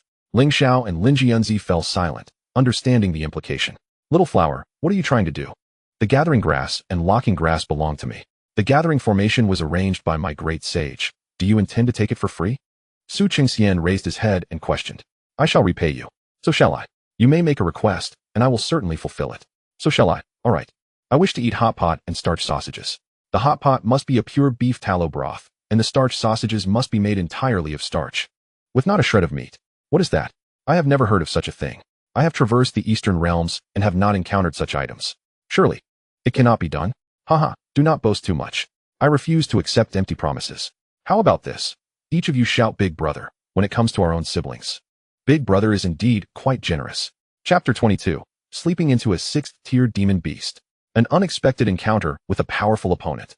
Congratulations to the host for completing the Elder Brother's dignity task. Reward: 2 refining points, 1 random spiritual herb. Haha. Chengxian was overjoyed upon hearing the system's announcement. Meanwhile, Lingxiao and Lingxiao wore expressions of deep frustration. They were quite skeptical of the flower snake that referred to itself as Old Ghost, pondering what its past conduct had been like. Why was it so eager for people to call it Big Brother? They had encountered requests to call someone father, grandfather, or ancestor, but this was the first time anyone had asked to be called Big Brother. To speak frankly, the flower snake emerged from its shell before the others, and addressing it as Big Brother hardly constitutes a hardship for them. Yet, the demeanor displayed by this creature is particularly irksome. That utterance of Big Brother felt akin to a significant loss. What is the meaning of this? Chengxian observed the 2 snakes remaining silent, assuming a posture of camaraderie, and he found it hard to believe that they had never experienced the necessity of bowing their heads beneath a roof. Even if they later became a Taoist sovereign for the Empress, they were not born as such. Every individual grows from infancy, evolving from weakness to strength. Have you never had to humble yourselves? I certainly have not. Lingxiao remarked. I was born as the cherished jewel of my family, the moon spirit's sacred body. At the age of 7, I was chosen as a saintess, seated upon a lotus pedestal, dedicating myself to cultivation until I reached half a step into the sacred spirit, never having suffered any grievances. I, too, have a similar tale, Lingxiao added. Upon entering the sect, I engaged in the heart array, thereafter becoming an inner disciple, honored beneath my esteemed master. Within a century, I attained the golden core realm, becoming a paragon within the sect. Who would dare to oppress me? Chengxian smacked his lips, finally uttering, in life, one must possess the ability to bend and stretch. Perhaps you have previously extended yourselves too far. Hence now you find yourselves as mere serpents, unable to yield, and thus unable to progress.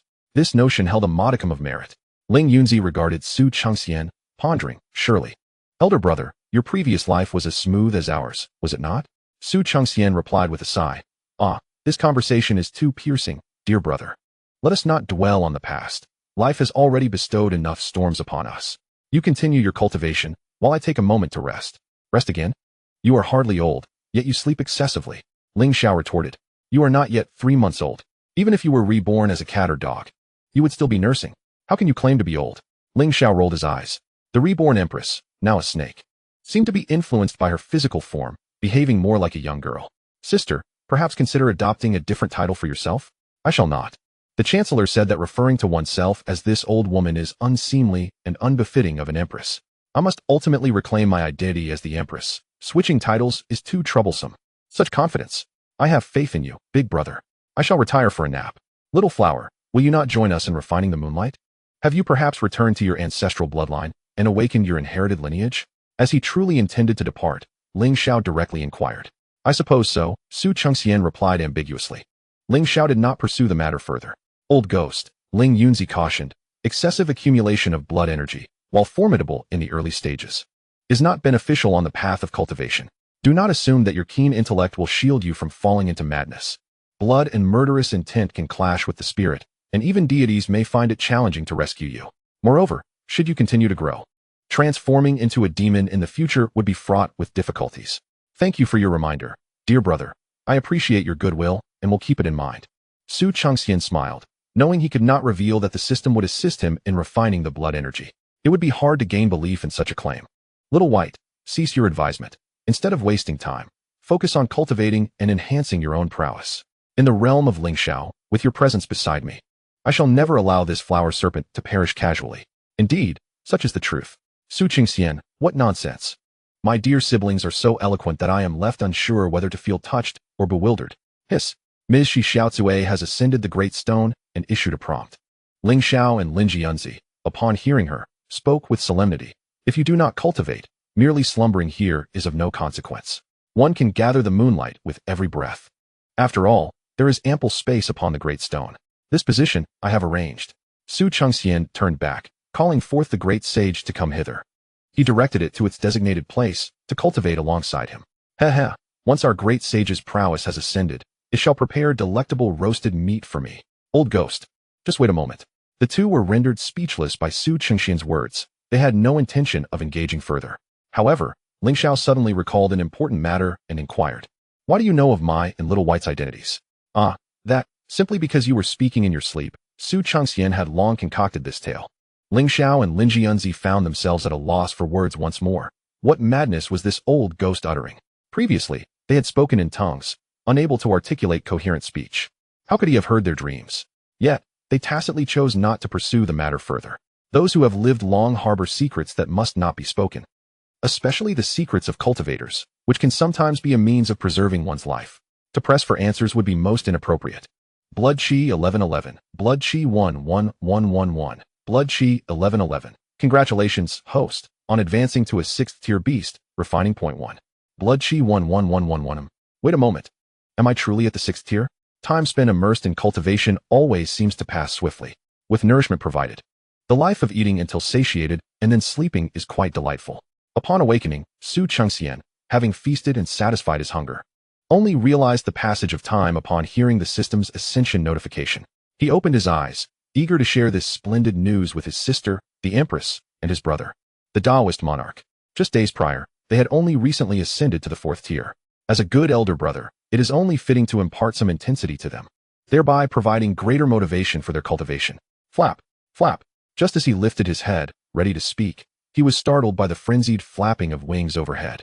Suddenly, an oppressive aura quietly spread from the forest. Su Chengxian felt as though he had been struck in the chest. A formless hand seemed to press down upon his shoulder, rendering him nearly immobile. What is happening? Lingxiao awoke from his meditation, alarmed. This pressure, it is the aura released by a superior being. Lin Yunzi's expression shifted dramatically.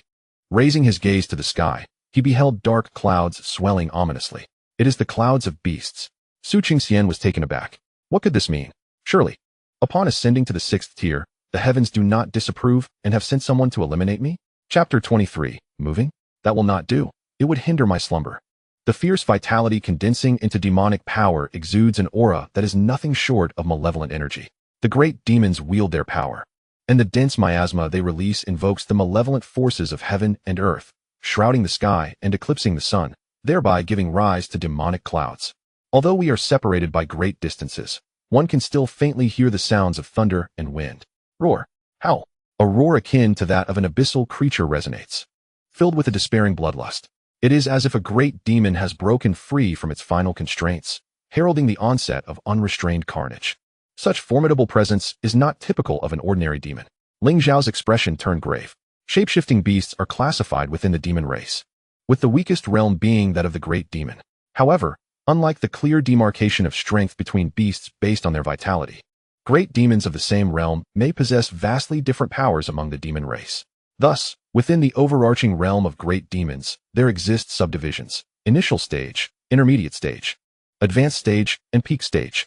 To command the demonic clouds, summon winds and rains, and project one's voice over vast distances, one must be at least in the advanced stage of great demon. It is highly likely that this entity is on the cusp of ascending to the rank of demon general, Ling Yunzi speculated. No. It is a great demon on the verge of failure in its ascension, soon to exhaust its lifespan. Lingxiao proclaimed. I have heard from the Chancellor that the demons within the great wilderness mountains are ruthless and savage. Some great demons, upon nearing the end of their lifespan, driven by unwillingness, venture to the fringes of the mountains to slaughter numerous high-tier beasts, seeking to devour those with potent bloodlines. This exemplifies the brutal law of survival of the fittest. What is the most terrifying specter for high-tier beasts in the great wilderness? The answer is the great demons, especially those nearing the end of their lives. The path of cultivation is fraught with peril. Imagine enduring countless hardships to ascend from the 1st to the 9th tier, only to be devoured by a great demon before achieving transformation. How lamentable that would be. Is this rumor truly credible? Ling Yunzi harbored doubts. Yet if this were the case, would the consumption of powerful bloodlines not be detrimental to the entire demon race? The lifespan of a great demon is capped at 200 years. There are at least tens of thousands of great demons in the great wilderness. If each one were to emerge and wreak havoc upon nearing death, it would be impossible for the demon race to maintain dominion over a quarter of the world. In reality, every great demon approaching the end of its lifespan is escorted back to its ancestral land by demon generals. Only with the approval of a demon king can one gain the opportunity to consume the bloodlines of beasts. Lingxiao elucidated, and moreover, those beasts of the 7th tier and above, with truly potent bloodlines and potential, have long been enlisted under the command of the demon generals. Hence they would not be found lingering on the fringes of the North Wilderness Mountains.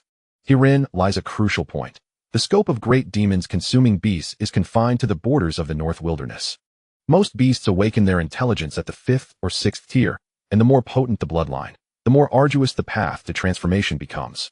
Therefore, after ascending to the 6th tier, beasts from all factions tend to head towards their respective royal cities. Those with formidable bloodlines possess considerable combat prowess. As long as they are in the royal city, or traverse areas guarded by demon generals within spiritual vein caves, they have the chance to be recruited. What if there are those who slip through the cracks? That would simply reflect a lack of opportunity. Ling Yunzi remarked that in the realm of cultivation, one's fortune can be more detrimental than even a lack of innate talent. Even a 6th tier enlightened being, driven by instinct, would venture deeper into the North Wilderness, where the aura is denser. Before reaching the 7th tier, one must fend off formidable adversaries, ascend to the arena, attract the attention of powerful beings, and secure a cave dwelling along with a cultivation method. The next step would be to transform into a demon. My chancellor stated that unleashing demons to wreak havoc is, in fact, a tactic employed by the demon race.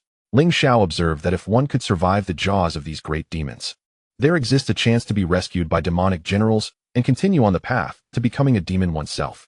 Should one fail, their demise would be inconsequential, allowing space for lower-tier demon beasts to evolve, while simultaneously enlightening those enlightened beasts on their subsequent course of action.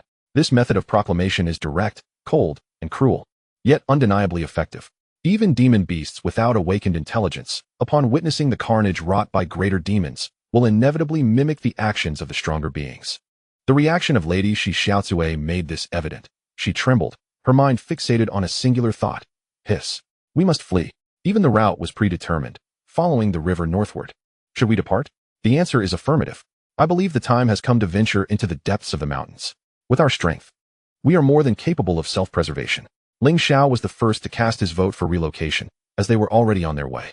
Ling Yunzi stated that a thick tree cannot be tied down with a short tether, and a wide river cannot nurture a dragon in shallow waters. The spiritual energy here is scant, and remaining would yield no benefits. As their cultivation progressed, the consumption of spiritual energy would only increase. The demon core of the mountain-shaking boar was inferior to that of the snake-catching bird, hence it had been exhausted. He glanced at Su Chengxian, whose physique had surged impressively over the past month, and spoke to Hua Go. If we do not leave soon, the demon beasts here may well be devoured by you. The thirst for blood and vitality among demon beasts only intensifies with their tier advancement. Whether indulging in blood feasting or refining spiritual energy to solidify one's spirit, they must gravitate towards the veins of spiritual energy. Upon hearing this, Su Chengxian nodded in agreement. It made sense. Thus, relocation was decided. In this region, besides the mountain-shaking boar, there were no stronger demon beasts. Consequently, he rarely enjoyed a prolonged slumber, waking every 2 to 3 days, needing to satiate his hunger before falling back asleep, a troublesome endeavor. Primarily, he could not derive any pleasure from his meals. The demon beast form afforded him no intense aversion to blood feasting, yet he could only experience a faint sense of satiety. Other flavors were beyond his reach. Perhaps higher-tier demon beasts possess a more delectable taste? Neither Empress Lingxiao nor Taoist Ling Yunzi ever suggested parting ways. It was evident that being together was more beneficial for all. With the decision to relocate made, the next step was to ascertain the timing of their move. They would wait for several days until the demonic clouds dispersed. Ling Yunzi explained why wait. Once the great demon falls, its dwelling in the spiritual vein will be contested. Ling Xiao discerned his thoughts. Perhaps, in due course, we might have the opportunity to contend on the arena. This contest, however, shall not be for the dominion of the lair occupied by the formidable demon. In truth, the ownership of the demon's lair has likely been predetermined while it still breathes. As both Ling Xiao and Ling Yunzi tacitly accept that its demise is inevitable, the failure of ascension through the consumption of demon beasts, merely to prolong its existence, has not seen success among demons for centuries. The probability of encountering a beast with a potent lineage and the chance of successfully devouring it to awaken one's own bloodline are exceedingly low. Moreover, combining these probabilities only diminishes the likelihood further. With such fortuitous attributes, how could one still face failure in ascension? Thus, the demise of the great demon, along with its lair, remains an immutable truth, bearing no relation to Su Chengxian and his companions.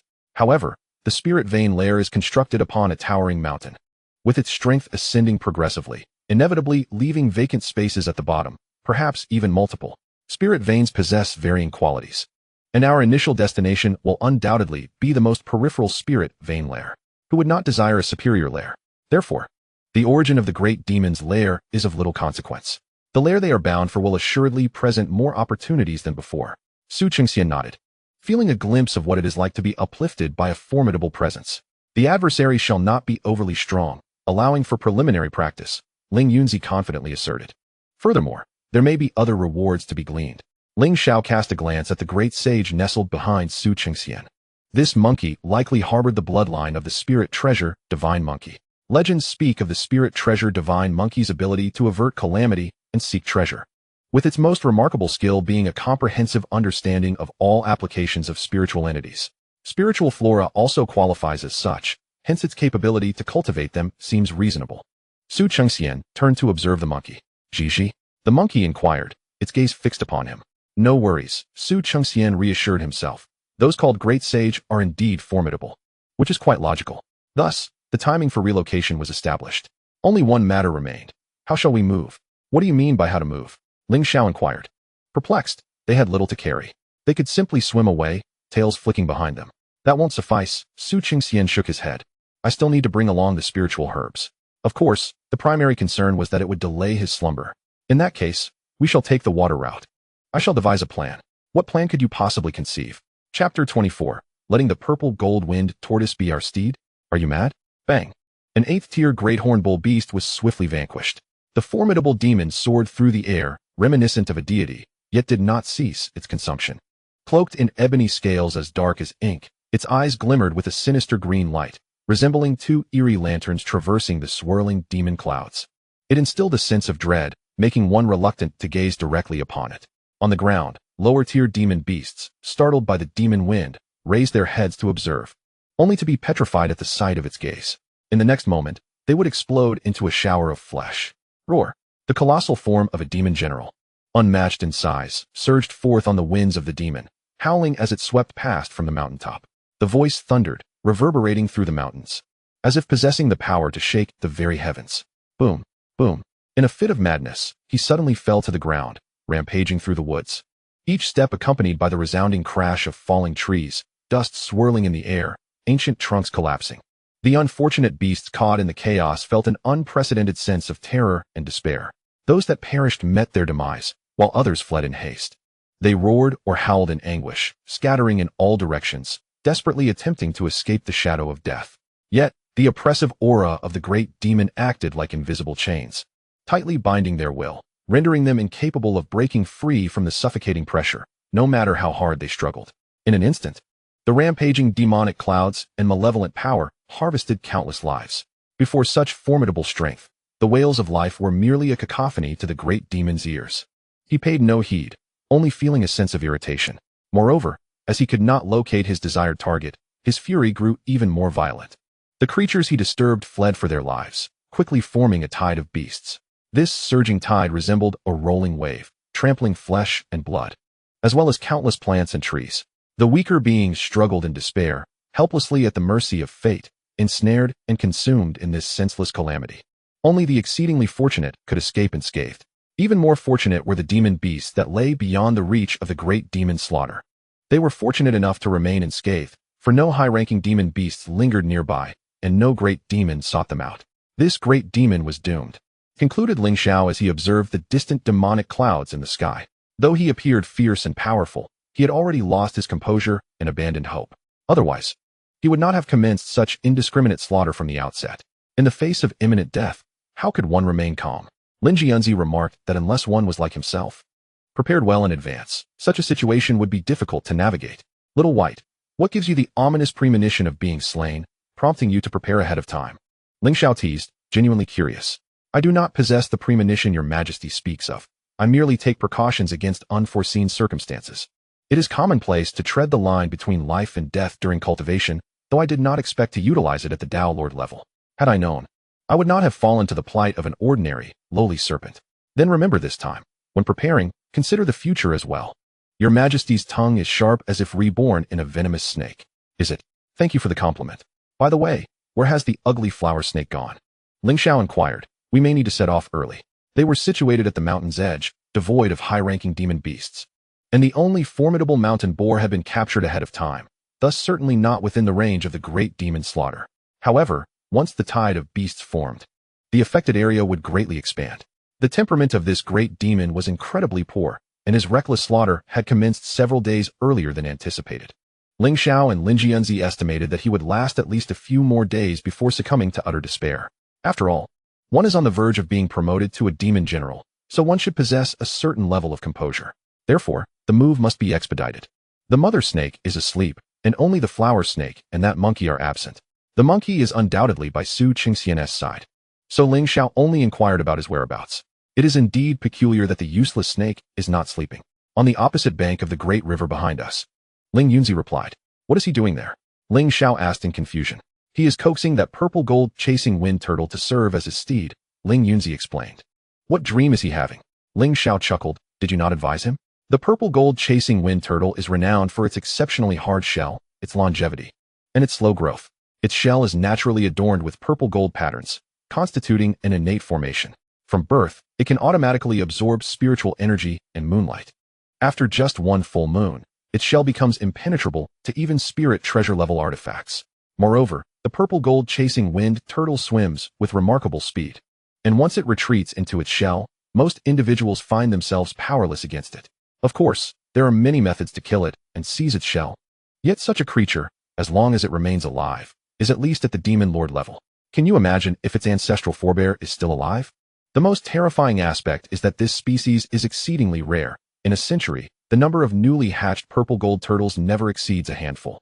Thus, those who have slain a purple gold chasing wind turtle ultimately meet a swift demise, the details of which remain unknown. But one thing is certain, they perish quickly. This little turtle in the river measures only 2 zhang and is likely not yet 10 years old. Considering that a purple gold chasing wind turtle does not reach maturity until 500 years. It is hailed as a spirit breed among demon beasts. I did not advise him. He believes he can manage, Ling Yunzi stated. He can manage? Lingxiao scoffed. How can he? By coercion or temptation. Coercion? With their combat prowess. They cannot breach the purple gold turtle's defensive shell. And in the water, they cannot catch up. It is likely that the turtle was attracted by the formation of gathering spirit grass or by their use of demon cores to absorb moonlight, which is why it remains on the opposite bank. The moment they move, it can flee several zhang away in the blink of an eye. As for temptation, let us not even discuss that. The ugly flower snake has only a few spirit grasses and a newly sprouted spiritual root to offer. What else can it present? Would the purple gold turtle serve as his steed for such trifles? Absolutely not. Has he lost his senses? Chapter 25. Rest assured, Turtle Grandpa. My sister and brother are exceptional hunters. Su Chengxian is certainly not mad. However, he is indeed unaware of the extraordinary origins of the purple gold chasing wind turtle. Nor does he realize that it is merely a small turtle.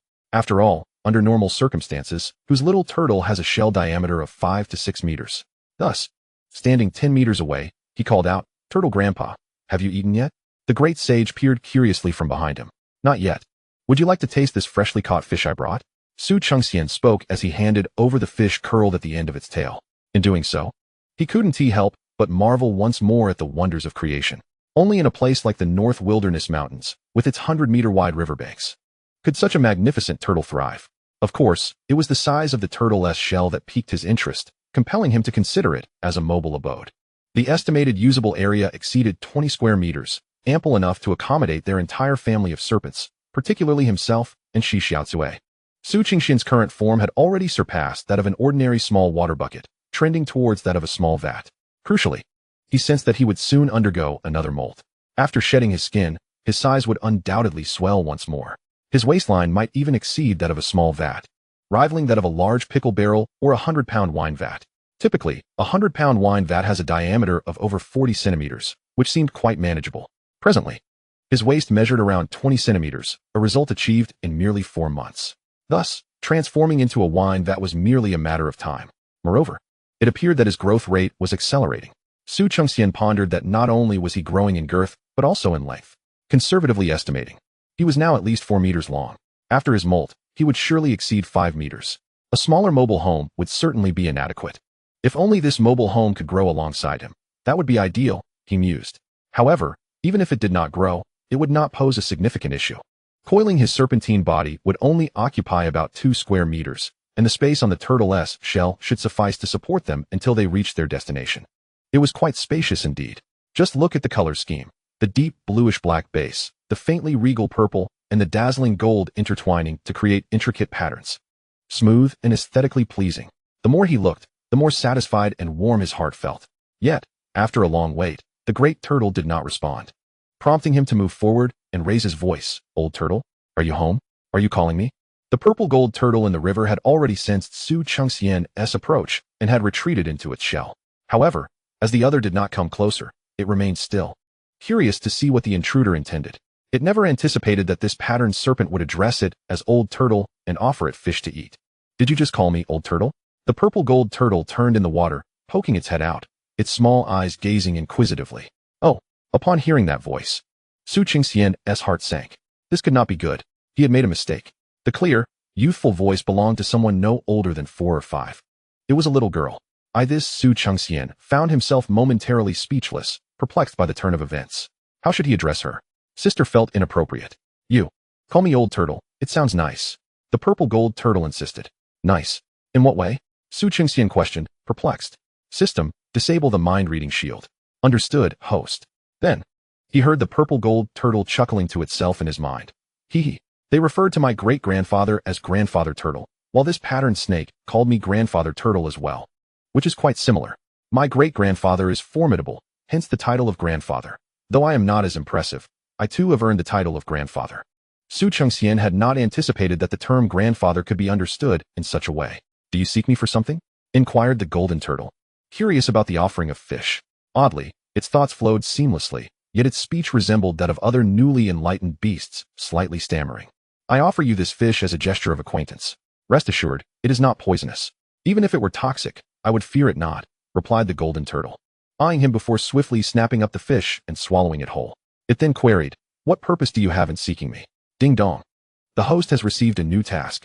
Task details. Sign a contract with the golden wind turtle. Task rewards. For refinement points, 2 shaped transformation grass seeds. Just as Chengxian was about to speak, the system's notification brought a smile to his heart. Was this not a case of killing 2 birds with 1 stone?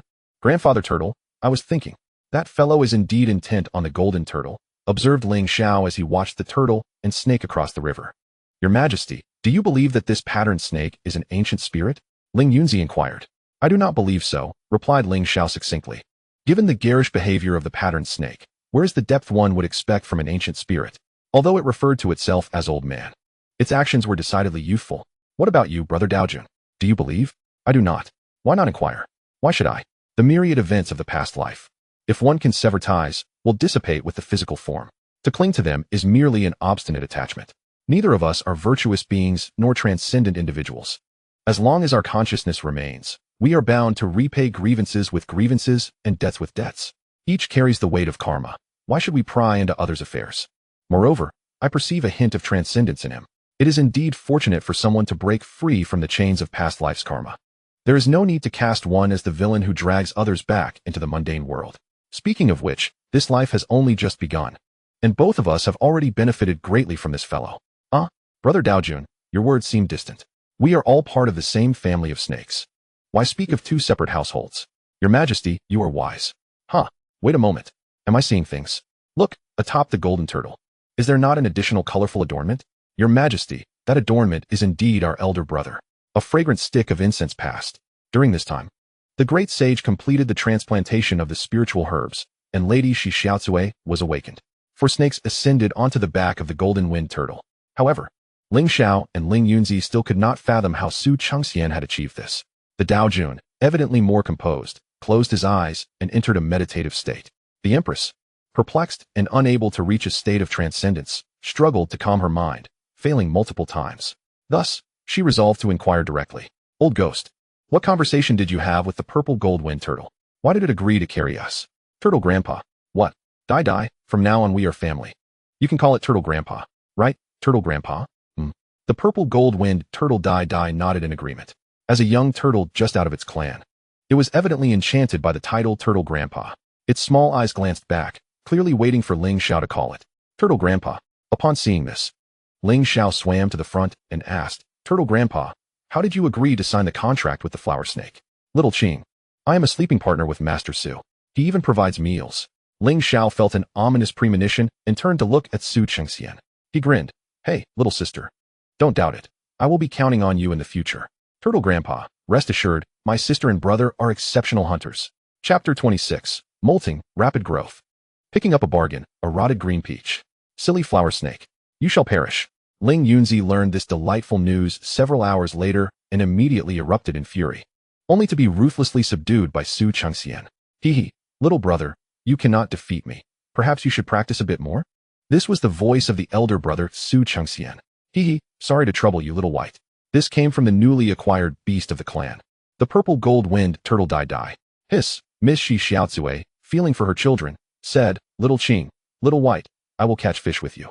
To hasten their journey. They had no intention of coming ashore recently. Thus, their hunting targets were primarily the fish in the great river. This river was indeed a true river, spanning over 100 meters in width, with depths reaching several dozen feet in certain areas, sustaining countless aquatic demon beasts. Some first and second tier fish could grow to over 100 pounds. They would not lack for food along the way. Lingxiao declined Xiaozue's kind offer, letting it focus on cultivating atop the turtle shell. It was not that she feared for its safety in the water. Ahead, several hundred miles was considered the edge of the mountains, and the river was still too shallow to nurture formidable aquatic demon beasts. Moreover, hunting was also a form of cultivation for her and Ling Yunzi, a means to hone their combat skills and enhance their combat prowess. To achieve commendable results in the upcoming competition for the spiritual vein cave, they needed to prepare from now. Ideally, they should reach the 5th tier before that. 4th tier demon beasts had very slim chances in the competition for the cave. Additionally, Xiaozue was already a 5th tier demon beast. If she could swiftly advance to the 6th tier, she would also have a chance to contend. As for Chengxian, she need not worry about him. Judging by his calm demeanor, entering the spiritual vein cave should pose no problem. Reflecting on this, she cast a glance at the flower snake, and indeed, it had fallen asleep again. Sleep away. When it gets on the stage and faces defeat, it will know to cry. However, the thought of this fellow, with his tough skin and robust physique, capable of overpowering many beasts of the same rank merely through sheer physical strength, left her somewhat dispirited. She could empathize with the feelings of those other prodigies who had been overshadowed during her reign as empress. Yet, in the next moment, she dismissed these chaotic thoughts, recognizing that such musings would serve no purpose other than to impede her cultivation. Thus, she cast aside all distractions and devoted herself entirely to her training. As night fell, she, along with Ling Yunzi and the mother serpent, took advantage of the remaining essence of the demon core to absorb the ethereal moonlight. With a joyful roar, the venerable turtle, who carried them through the water, expressed his delight at the arrival of the moonlight. For the golden tortoise, the amount of spiritual energy in their surroundings had little impact on their cultivation. As long as they were not in an area devoid of spiritual energy, Their shells would allow them to cultivate effortlessly. However, when in a place abundant with spiritual energy, their cultivation speed would not see any significant enhancement. They did not even possess demon cores. Nevertheless, the spiritual energy and moonlight provided them with an unparalleled sense of comfort, leading to deeper slumber. Hence, Chengxian reached an agreement with the turtle, wherein, besides being a sleeping companion and providing meals, all spiritual herbs and roots they acquired would be planted upon its back, which was one of the conditions for persuading it. For Dai, wandering about held no distinction. As long as there were benefits to reap and it required little effort to carry them, she readily agreed. Within the innate abilities of the golden wind tortoise was the power to control water. One of its uncles, revered as the river god in the eastern lands, bestowed upon it this gift. Thus, with a mere thought, it could drift along the river in a predetermined direction, all while remaining blissfully asleep. The ancestral elder had mentioned the importance of befriending those who appeared to have lived long lives, especially those who cherished slumber, as they typically enjoyed longevity. The flower serpent, who loved to sleep and affectionately called it Turtle Grandpa, was a friend it was eager to make. The flower serpent's siblings were indeed formidable, capable of drawing forth such abundant moonlight. If only the demon core were somewhat larger, perhaps the moonlight could envelop them entirely. The ancestral elder possessed many in his storeroom, yet she was forbidden from taking any. Lacking a demon core, her slumber outside had not been as comfortable as at home. Thus, she found herself resting on the opposite bank of the river upon discovering the flower serpent's family gathering moonlight. Dai's eyes sparkled with thoughts of where she might procure a larger demon core. However, after contemplating, she found herself in a quandary without a solution. Stifling a yawn, she resolved to sleep first and ponder anew in the morning. From that day forward, Lingxiao and Ling Yunzi engaged in cultivation atop the turtle's shell while fishing beneath it. They fed 3 hungry beasts, requiring them to catch fish approximately every 4 days, with a minimum of 21st-tier aquatic beasts each time. Fortunately, the 3 were not picky eaters. The great sage would use the blood of the beasts to nourish the spiritual herbs and roots. Chengxian remained unchanged, indulging in sleep and sustenance in equal measure. On this day, he discovered several sprigs of spiritual grass sprouting on the turtle shell, already reaching the height of a pinky finger. Suddenly realizing that at least 10 days had passed, he observed that the ominous clouds in the sky had yet to dissipate, and they seemed to be drawing ever closer. The itchiness on Chengxian's body grew increasingly intense, culminating in a shedding of skin by evening. Over the next 2 days, his physique nearly doubled in size. On this particular day, the ominous clouds, after a sudden approach, abruptly retreated. "Let us find a place to come ashore and take a look," Lingxiao remarked, gazing at the lingering malevolent energy not far off. "Bring the great sage." In regions inhabited by great demons, high-tier beasts abound. It is said that rare treasures are guarded by extraordinary creatures. Thus, their plan was straightforward, to seek hidden opportunities. If nothing materialized, they could at least try to procure some beast's blood to cultivate spiritual plants. Chengxian glanced at his status panel and nodded in agreement. Host, Chengxian. Race, water-avoiding serpent. Rank, 6th level. To ascend to 7th level, the blood essence must exceed 10 million points. Blood essence. 5, 610. 0, 87. Physical realm. Demon body realm. 249, 010, 000. Spiritual realm. Demon soul realm. 268, 910, 000. Supernatural techniques. Supernatural, blood-absorbing transformation, bewitching howl, combat techniques, serpent bite.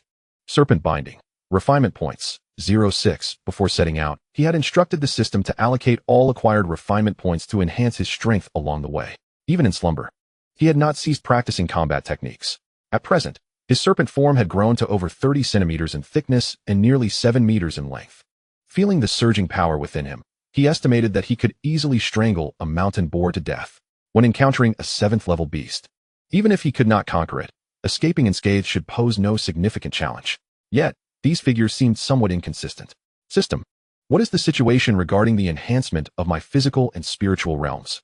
Although the increase was additional, Chengxian felt it imperative to comprehend the underlying reasons, especially concerning the spiritual realm, whose growth value must have surpassed 100.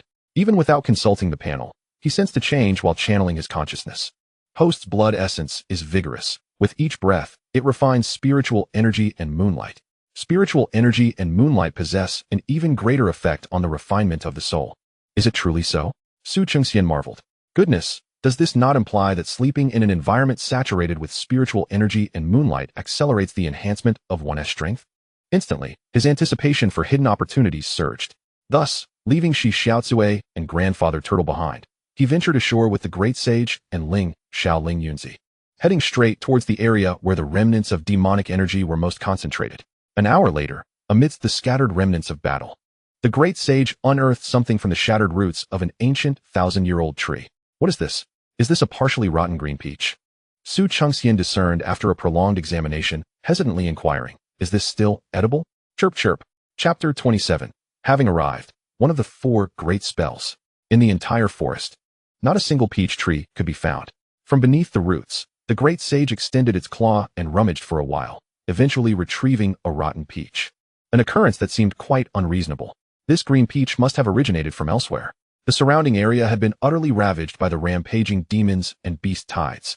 Before Su Chengxian and his companions arrived, this place had undoubtedly witnessed at least 2 significant battles.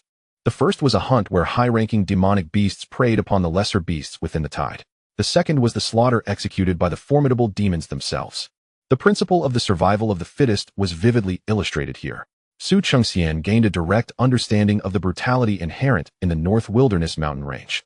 Of course, once high-ranking demonic beasts fall, they too become sustenance for the lower-ranking ones. Numerous traces of blood licked clean were visible, yet there was scant evidence of flesh left behind. Perhaps due to his past life as a human, rather than feeling sorrowful for the fallen, he felt a surge of gratitude and caution. Grateful that he had not been swept away by this calamity. Shi Xiaozue, of mediocre talent, had always resided on the fringes of the mountains. Because of her first time laying eggs, she had ventured slightly further out, thus escaping disaster. At the same time, she felt a sense of vigilance. Even with a system in place, one is not guaranteed immunity from becoming prey to the strong. There are always greater forces beyond and within the strong. There are those even stronger, Su Chengxian pondered. Human folly invites calamity, and nature's fury brings rain. A reckless serpent may easily be mistaken for a snack. Therefore, it is wise to rest well and grow powerful enough to avoid being devoured at whim. Fortune smiled upon them. Lingxiao glanced at the green peach, sensing a hint of spiritual energy emanating from it. Although the flesh was undoubtedly inedible, the pit could be preserved. Perhaps it could yield a tree bearing spiritual fruit. Lingxianzi also observed and, with a hint of regret, remarked, the demonic energy of the great demon lingers, tainting the peach flesh with its corruptive aura. It is indeed unfit for consumption. Objects imbued with spiritual energy, as long as that energy remains intact, typically do not decay. However, due to the purity of spiritual energy, if contaminated by other forces, the decay process accelerates. This green peach, after just a few hours, was nearing complete rot. Great Sage placed the peach upon the ground. He instructed. Ji, the great sage, recognizing Su Chengxian as a brother, complied and set the green peach down. Lin Jianzi then used his tail to tap the peach, transferring a flicker of spiritual power into it. The peach flesh began to shed, revealing a pristine pit. Old ghost, see if there is any vitality within this pit. After completing this, he turned to Su Chengxian and said, Me? How am I supposed to look? What pretense are you putting on? Use your divine sense to probe. Lingxiao scoffed. TSK. Su Chengxian thought to himself, it was impossible to conceal anything from these two. Of course, he had never seriously attempted to hide anything. Focusing intently, he extended his divine sense to touch the pit. Beneath the hard outer shell lies a faint green glow, a symbol of vitality that holds the potential for cultivation. Ling Yunzi nodded and inquired if there were any signs of dark, ominous energy on the surface. Su Chengxian shook his head, affirming that all traces had been meticulously stripped away with the peach flesh. He observed keenly. That is reassuring. 3 serpents and a monkey rummaged around once more, but found nothing of interest, prompting them to prepare for their return. Suddenly, with a quick motion, the great sage pointed to a spot and leapt over. He crouched down, brushing aside the leaves to reveal a handful of soil soaked in beast blood, evidently intending to excavate it for later use. We lack a container, Lingxiao remarked. That is easily remedied, Su Chengxian replied. A fallen tree, robust enough for 2 men to embrace, had just met its demise, its bark still fresh and pliable. By stripping off a section and rolling it into a tube, they could fill it with soil and secure it tightly with vines, allowing for an easy transport. Although soil saturated with the blood of high-tier beasts was not rare, it would certainly benefit their spiritual plants, making it a worthwhile endeavor. Thus, they returned to the riverside with their peculiar cargo. Climbing onto the back of Old Turtle, the great sage busied himself, using the soil to plant the peach pit amidst the gathering spirit grass. They continued their journey. 2 days later, they narrowly avoided yet another wave of beasts. Lingxiao was astonished that the great demon still lived. He He promptly beckoned Ling Yunzi and Su Chengxian to accompany the great sage ashore in search of treasure. Regrettably, fortune did not favor them this time. Even the blood-soaked soil eluded them, as it was swiftly consumed by the great demon. Lingxiao cast a glance, remarking on the increased frequency of the demon's attacks. Each time, they would cautiously approach to investigate, yet after several attempts, they returned empty-handed. Moreover, due to the presence of the great demon and the beast tide, they had yet to encounter any beasts above the 4th tier, let alone obtain any demon cores. Consequently, their nighttime cultivation of lunar essence was reluctantly curtailed, devolving into mere meditation, significantly slowing the pace of their progress. On this particular day, with the moon high in the sky, a wretched howl echoed through the forest. The great demon had struck again. Lingxiao, roused from his meditative state, glanced at Ling Yunzi and then at Su Chengxian. What are we dawdling for? We must depart, Su Chengxian urged as he rose. The slain beasts are growing increasingly feeble. Ling Yunzi hesitantly observed. The great demon had transitioned from selectively hunting beasts of the 7th tier and above to indiscriminately slaughtering even slightly exceptional 5th and 6th tier creatures, explaining the heightened frequency of its attacks. Otherwise, there would not be so many high-tier beasts for it to slay. Naturally, their group was not overlooked by the great demon. It was either due to their short cultivation time, their undetectable fluctuations in magical energy, their inferior bloodline qualities, or the complete absence of magical resonance that kept them from being acknowledged. The only aspect that stands out somewhat is Su Chengxian's physique. However, if one were unaware that he was born less than half a year ago, this physique would merely resemble that of a 4th or 5th rank mountain python. Thus, he was not concerned about past dangers, but rather felt that the time spent was somewhat wasted. Weak demonic beasts, regardless of the heavenly materials or earthly treasures, cannot hold their ground. Brother, stop dawdling. Now that we're here, Su Chengxian stretched his body, refusing to look away, fearing that he might miss something. If he learned about it later, he would surely regret it. Furthermore, even without heavenly materials or treasures, the blood-soaked earth would still yield rewards, making the trip worthwhile. It would be even better to hunt a few panicked demonic beasts for a feast. Accumulating resources is of utmost importance, as the saying goes. He who has grain in hand remains calm of heart. Amassing resources slowly leads to eventual power, and only through gradual accumulation can one achieve greatness. Su Chengxian continued to swim and speak. Isn't this the essence of our cultivation? We must gather bit by bit without haste. He thought to himself, look at my vitality. Hasn't it been gradually awakening? Alas, after nearly half a year, he had only reached the 6th rank. Old ghost, your words are quite amusing, Lingxiao chuckled, particularly taken by the phrase now that we're here, which made him feel compelled to take a look as well. Ling Yunzi also rose to his feet. It must be admitted that the 4 words now that we're here seemed to possess an undeniable charm that was hard to resist. Humph. This is one of the 4 great incantations, he mused. What are the other 3? I shall reveal them to you later, Ling Yunzi thought, inwardly amused. Who was he trying to fool? For great incantations? As a disciple of the orthodox sect, he had never heard of such a thing. Half an hour later, he and Lingxiao, standing before the sapling unearthed by the great sage from the demonic beast's cave, began to harbor doubts. They questioned the very existence of the 4 great incantations, realizing that their ignorance was profound. This is a dragon blood tree, Lingxiao remarked. Indeed, Ling Yunzi nodded, recognizing it as a treasure of bloodline evolution for the Serpent Python clan. The two exchanged glances and turned their attention to Su Chengxian, looking at him with bewilderment. What is the matter? Is there a problem with this tree? There is no issue with the tree, Lingxiao thought, but you, Su Chengxian, seem to be the problem. Just as she was about to inquire whether the remaining 3 great incantations also bore any blessings, a sudden sigh echoed from afar, causing their hearts to skip a beat. A great demon has perished? Then, a voice resounded throughout the mountains. By decree of the Southern King, under the command of the White Forehead Demon Marquis, and the order of Demon Commander Fu Li. Chapter 28. The Great Demon Falls. The Demon Generals relay orders. Proceed to the arena. All demonic beasts above the 5th rank. You may head to the nearby Spiritual Vein Cave today. Participate in the arena set by the assembled Demon Generals. The victors shall be rewarded with a cave, while the defeated may still vie for a place outside the Spiritual Vein Cave. A limit of 10 days. The arena shall open after 10 days, lasting for 5 days. No latecomers will be accommodated. The voice rolled like distant thunder, soaring into the clouds before dispersing, echoing across the land in an ear-splitting resonance. This is not merely a simple roar. It encapsulates profound demonic power, resonating with a force capable of shaking the very soul. It penetrates the depths of the forest, echoing in the ears of every awakened beast.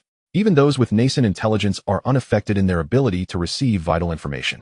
This sound reminded Su Chengxian of the lion's roar. As the echoes gradually faded, the distant clouds of demons began to dissipate. Had that great demon perished? He could no longer sense its aura. Indeed, it is dead, replied Ling Yunzi. Just like that, it has succumbed to death? Su Chengxian expressed his astonishment. Just moments ago, it had been so fierce, raising such a tumult that it incited a surge of beasts, resulting in numerous deaths and destruction of flora. Many lower-tier demons had accompanied it to the grave, and it had personally slain numerous creatures of the 5th rank and above. Could it truly have died so quietly? Without a trace? How else would you have it? Ling Yunzi replied. I had thought it would meet a more heroic end, Su Chengxian remarked. A heroic death is still death, Lingxiao interjected. Besides, when the body perishes and the spirit departs, it is beyond one's control. How can one die heroically?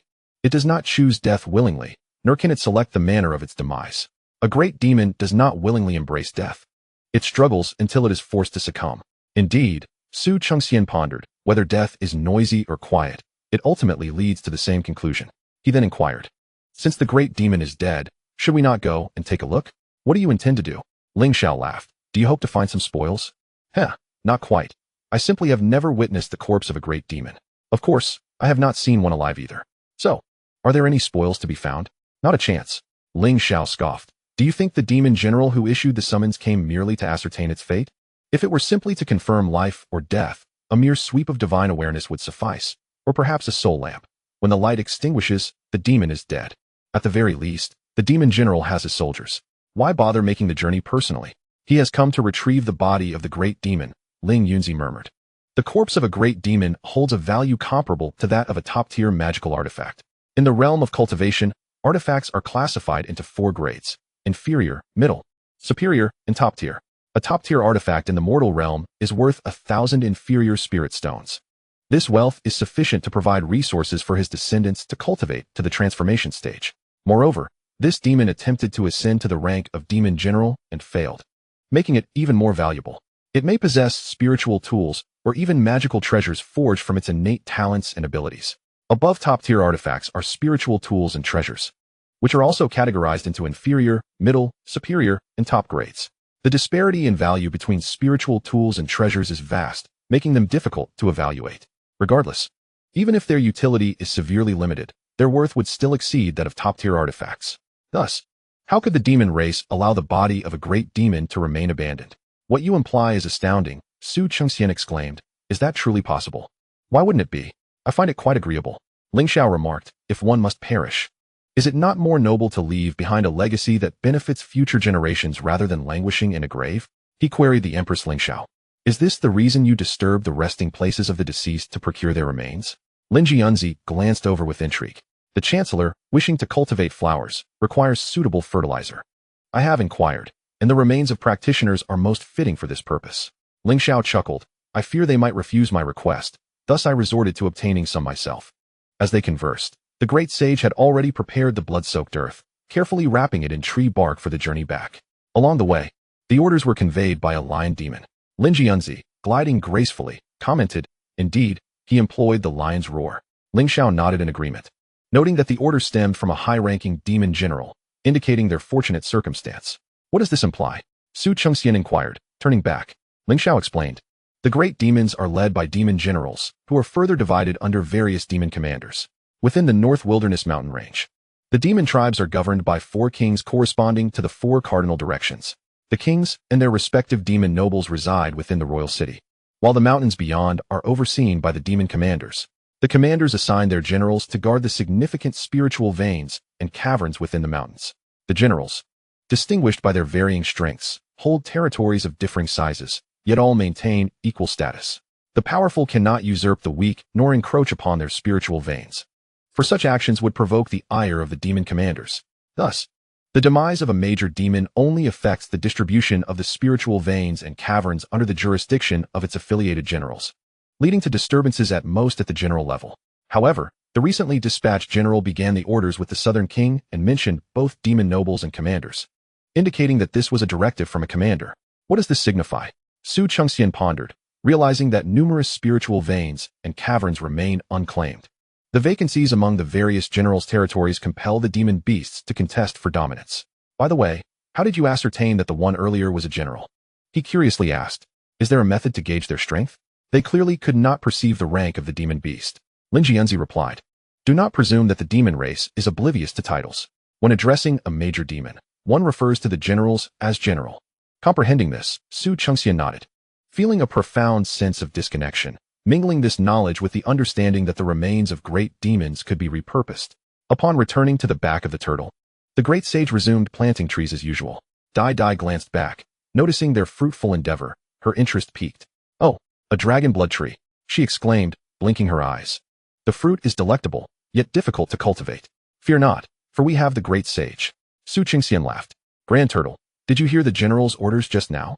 Lingxiao glided closer. Can we expedite our journey to the nearest spiritual vein cavern? If we can reach it before the dragon blood tree bears fruit, I shall treat you to some. Absolutely. Yes. Dai enthusiastically agreed. Ms. Shi Xiaozue approached with a puzzled expression, inquiring, why the urgency? Before the competition commenced, there would undoubtedly be a gathering.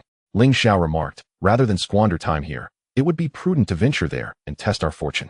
Ling Yunzi nodded in agreement. Indeed, I too am eager to see if we can procure an alchemical furnace. Chapter 29. The Spiritual Vein Cave of Luyang Mountain. The Multi-Treasures Lecture. The dragon blood tree is not only challenging to cultivate, but also grows at a languid pace. Who knows how many years one must wait for it to bloom and bear fruit. However, for Dai, this poses little concern. The monkey on her back has been cultivating spiritual herbs quite adeptly, sensing the vitality within them, which may indeed enable it to nurture the dragon blood tree to life. After all, hastening their journey requires merely a thought, guiding the water with ease, without the need for arduous effort. Why not agree? She giggled, we'll arrive soon enough. It's not as if we must rush. With her limbs and head tucked within her shell, Dai blinked her eyes playfully. Chasing the wind and moon is swift. As is drifting downstream or riding the waves, it is merely a matter of differing velocities. Lingxiao and Ling Yunzi remained oblivious to this nuance. They were aware that the purple-gold wind-chasing turtle traversed the waters with remarkable speed, yet they were unaware of the specifics of its swiftness. During their time as the Empress and Daoist Lord, they had encountered the purple-gold wind-chasing turtle, but had never had the opportunity to ride upon its back. Ironically, in becoming an ordinary young serpent, Dai now enjoyed this rare experience. Hearing Dai's thoughts, Chengxian, who had inadvertently gleaned the truth, peered around and observed the swiftly passing scenery, concluding that the speed was satisfactory, smooth enough not to disturb his slumber. Excessive speed could lead to accidents. So he remained silent and closed his eyes, drifting back to sleep. Although Dai had imposed a speed limit upon herself, their pace remained brisk. Within 2 days, they reached the nearest spiritual vein cave. Upon disembarking, they encountered a curious little spirit. Upon inquiry, they learned they were at Luyang Mountain's spiritual abode. The sprightly little creature explained that this was the Qianli Shenglong Ridge, with the peak being Wanyan Mountain, the location of Marshal Fuli's residence. This articulate little spirit introduced Chengxian and his companions to the Luyang Mountain spiritual vein cave, which was governed by General Yu. The small creature, resembling a cat yet not fully transformed, bore a humanoid form covered in fur, diminutive and frail, with a cat's head, claws, and a tail. Its eyes sparkled with intelligence. After speaking, it bowed to them, offering its services to gather information for a mere piece of low-tier beast meat as remuneration.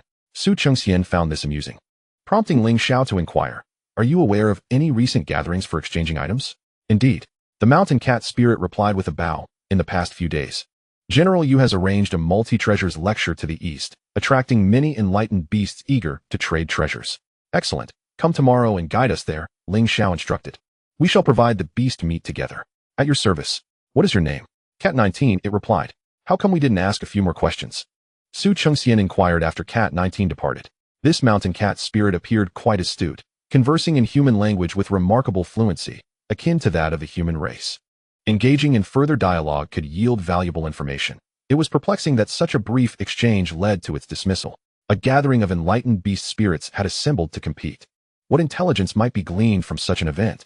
Lingxiao dismissed the concern, stating that upon seeing them the following day, all pertinent knowledge would be revealed at a glance. Moreover, a diminutive spirit that accepted only a piece of low-tier beast meat as remuneration could scarcely possess significant insights.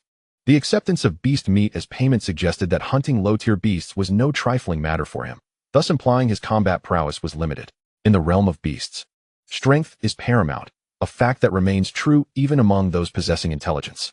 The knowledge he could provide would likely hold little value. Many beasts harbored disdain for such feeble little spirits, often forbidding them from approaching. Hence, Cat 19 had previously maintained a distance, awaiting Ling Zhao's invitation to come closer. In the world of spirits, weakness is indeed a grave sin. Su Chengxian mused.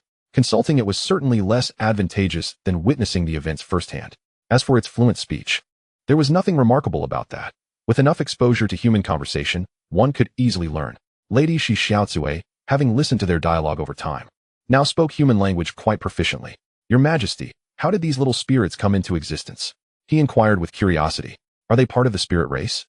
Within the hierarchy of strength among beasts and spirits, there was no classification for little spirits. Before encountering Cat 19, he had been unaware of the existence of such entities. Little spirits, indeed, belong to the spirit race. They are also referred to as half-spirits. Their origins are varied.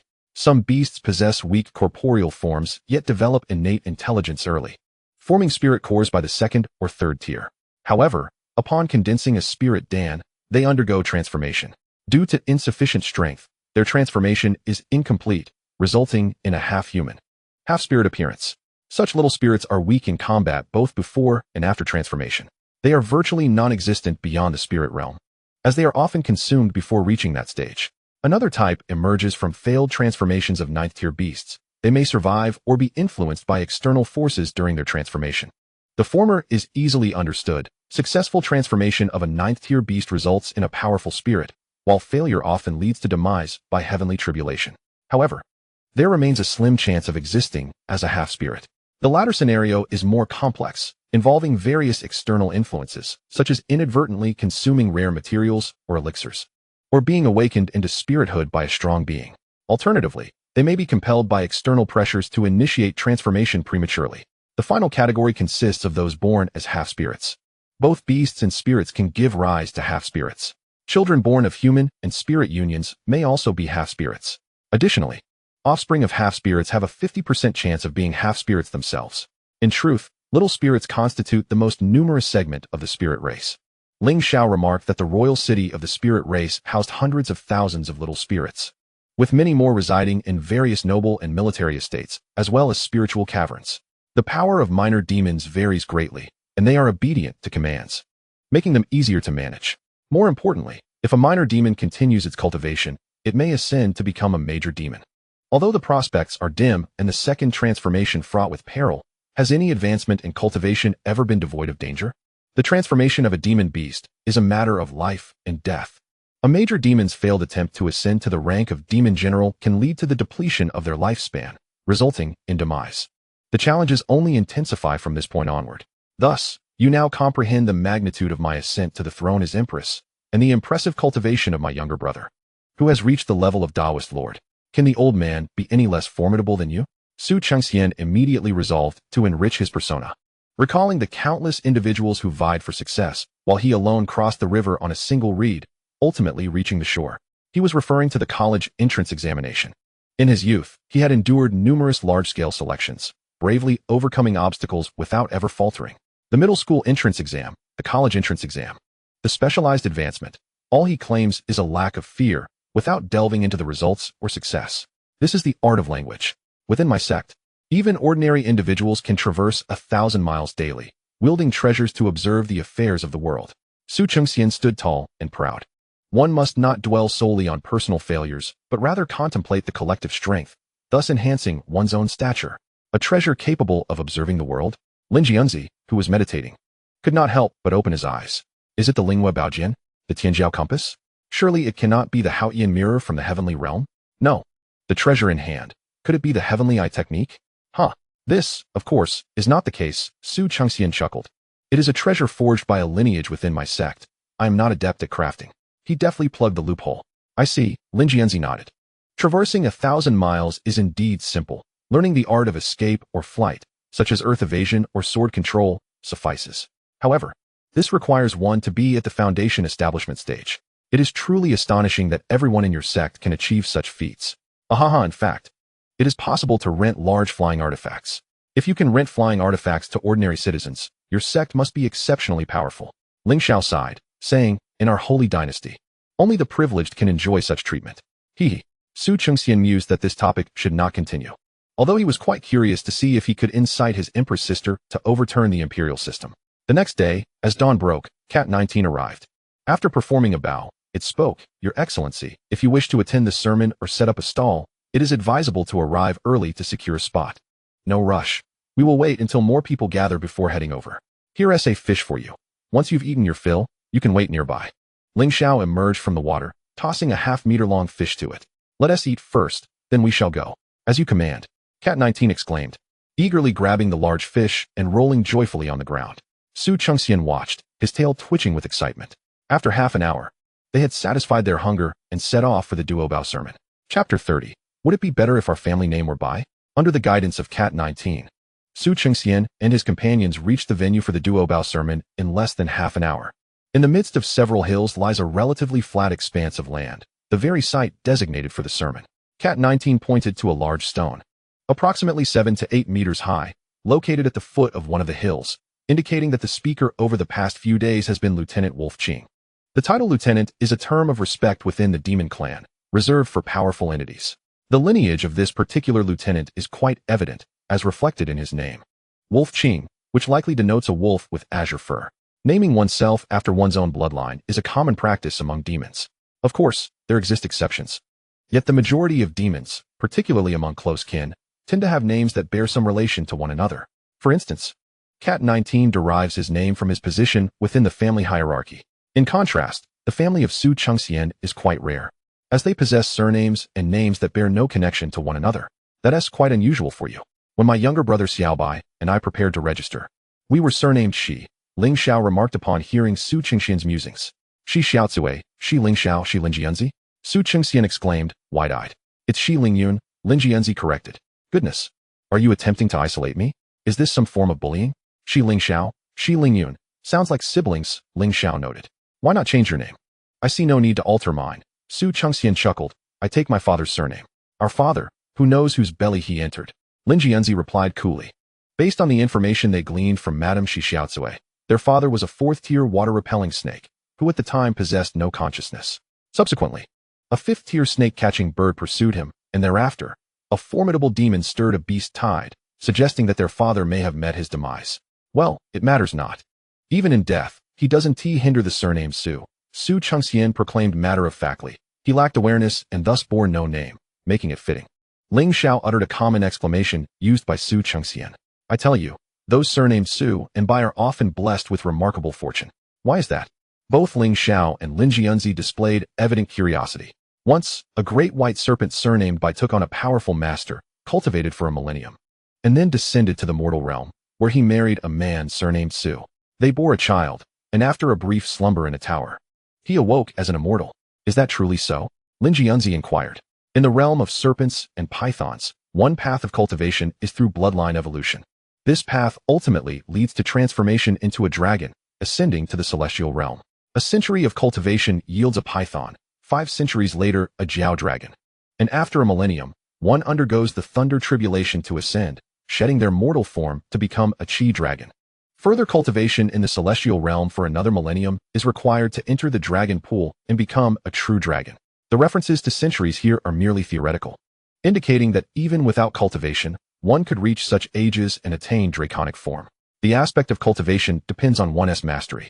The Qi dragon refers to a lesser dragon. In both earthly and celestial realms, the prefix small implies a certain degree of insignificance, akin to a minor demon or Qi dragon. The status attained in the celestial realm is indeed noteworthy.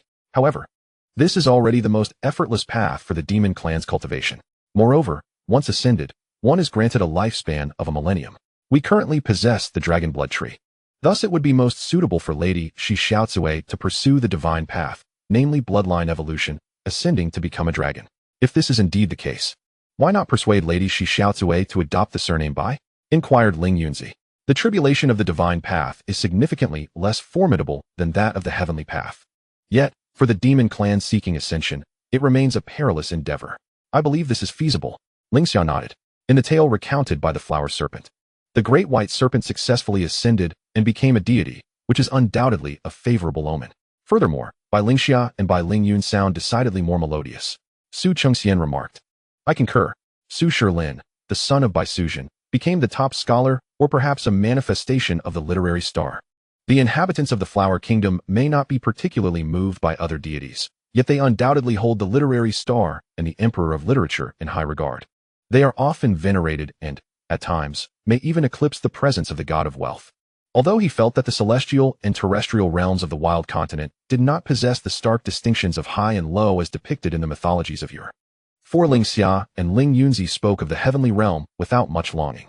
Nevertheless, he still found the allure of basking in the fortune of the literary star irresistible. Fate and fortune, these concepts were deemed superstitious in his previous life. Yet in the Wild Continent, both demons and humans are steeped in superstition. Just observe the current Dharma assembly. There are hundreds of beasts present. Those who have reached this point are undoubtedly fortunate. The unfortunate ones, aside from those who have hidden away, have mostly perished, killed by other beasts, slain in the rampage of a great demon, or lost amidst the tides of beasts. This reminded Su Chengxian of civil service recruitment. The nation does not require candidates plagued by ill fortune. This logic holds even more weight within the demon clan and the entire cultivation realm. For fate, while seemingly ethereal, cannot be disregarded. The path of cultivation is fraught with tribulations. Some appear capable of overcoming challenges, yet inexplicably meet their demise, while others, deemed unlikely to succeed, pass through unscathed. All yearn to become formidable beings, yet those who ultimately achieve such status are exceedingly few. How many exceptionally gifted individuals have failed to reach the end? It is indeed impossible for one to dismiss the existence of fortune, and it is only natural to aspire for a better fate. Thus, the three reached a consensus to return and persuade Lady Shi Xiaozue to change her surname to Bai. This should not prove difficult. The surname she was merely selected based on her lineage, lacking any intrinsic significance that forbids alteration. Your Excellency, there is a stall ahead with items belonging to some human cultivators, exclaimed Cat 19, who had approached with keen insight. Having discreetly excused himself to assist in locating the alchemical furnace desired by Ling Yunzi during their conversation. However, it was unaware of the alchemical furnace and merely sought out the stalls of human cultivators before returning to report. Very well, let us go and take a look. Ling Yunzi promptly stated. Hiss. Wait. Su Chengxian suddenly recalled something, and in his astonishment, he could not help but flick out his serpent-like tongue. Good gracious. Have you all forgotten that we do not have any money on us? Money? The demonic beasts do not recognize currency, Lingxiao scoffed. By the time you start worrying about it, it will be too late. Come, let us first go and have a look. Following Cat 19, they arrived at the stall it had mentioned. Ling Yunzi's gaze immediately fell upon a small black gold cauldron nestled in the corner, which contained some herbs.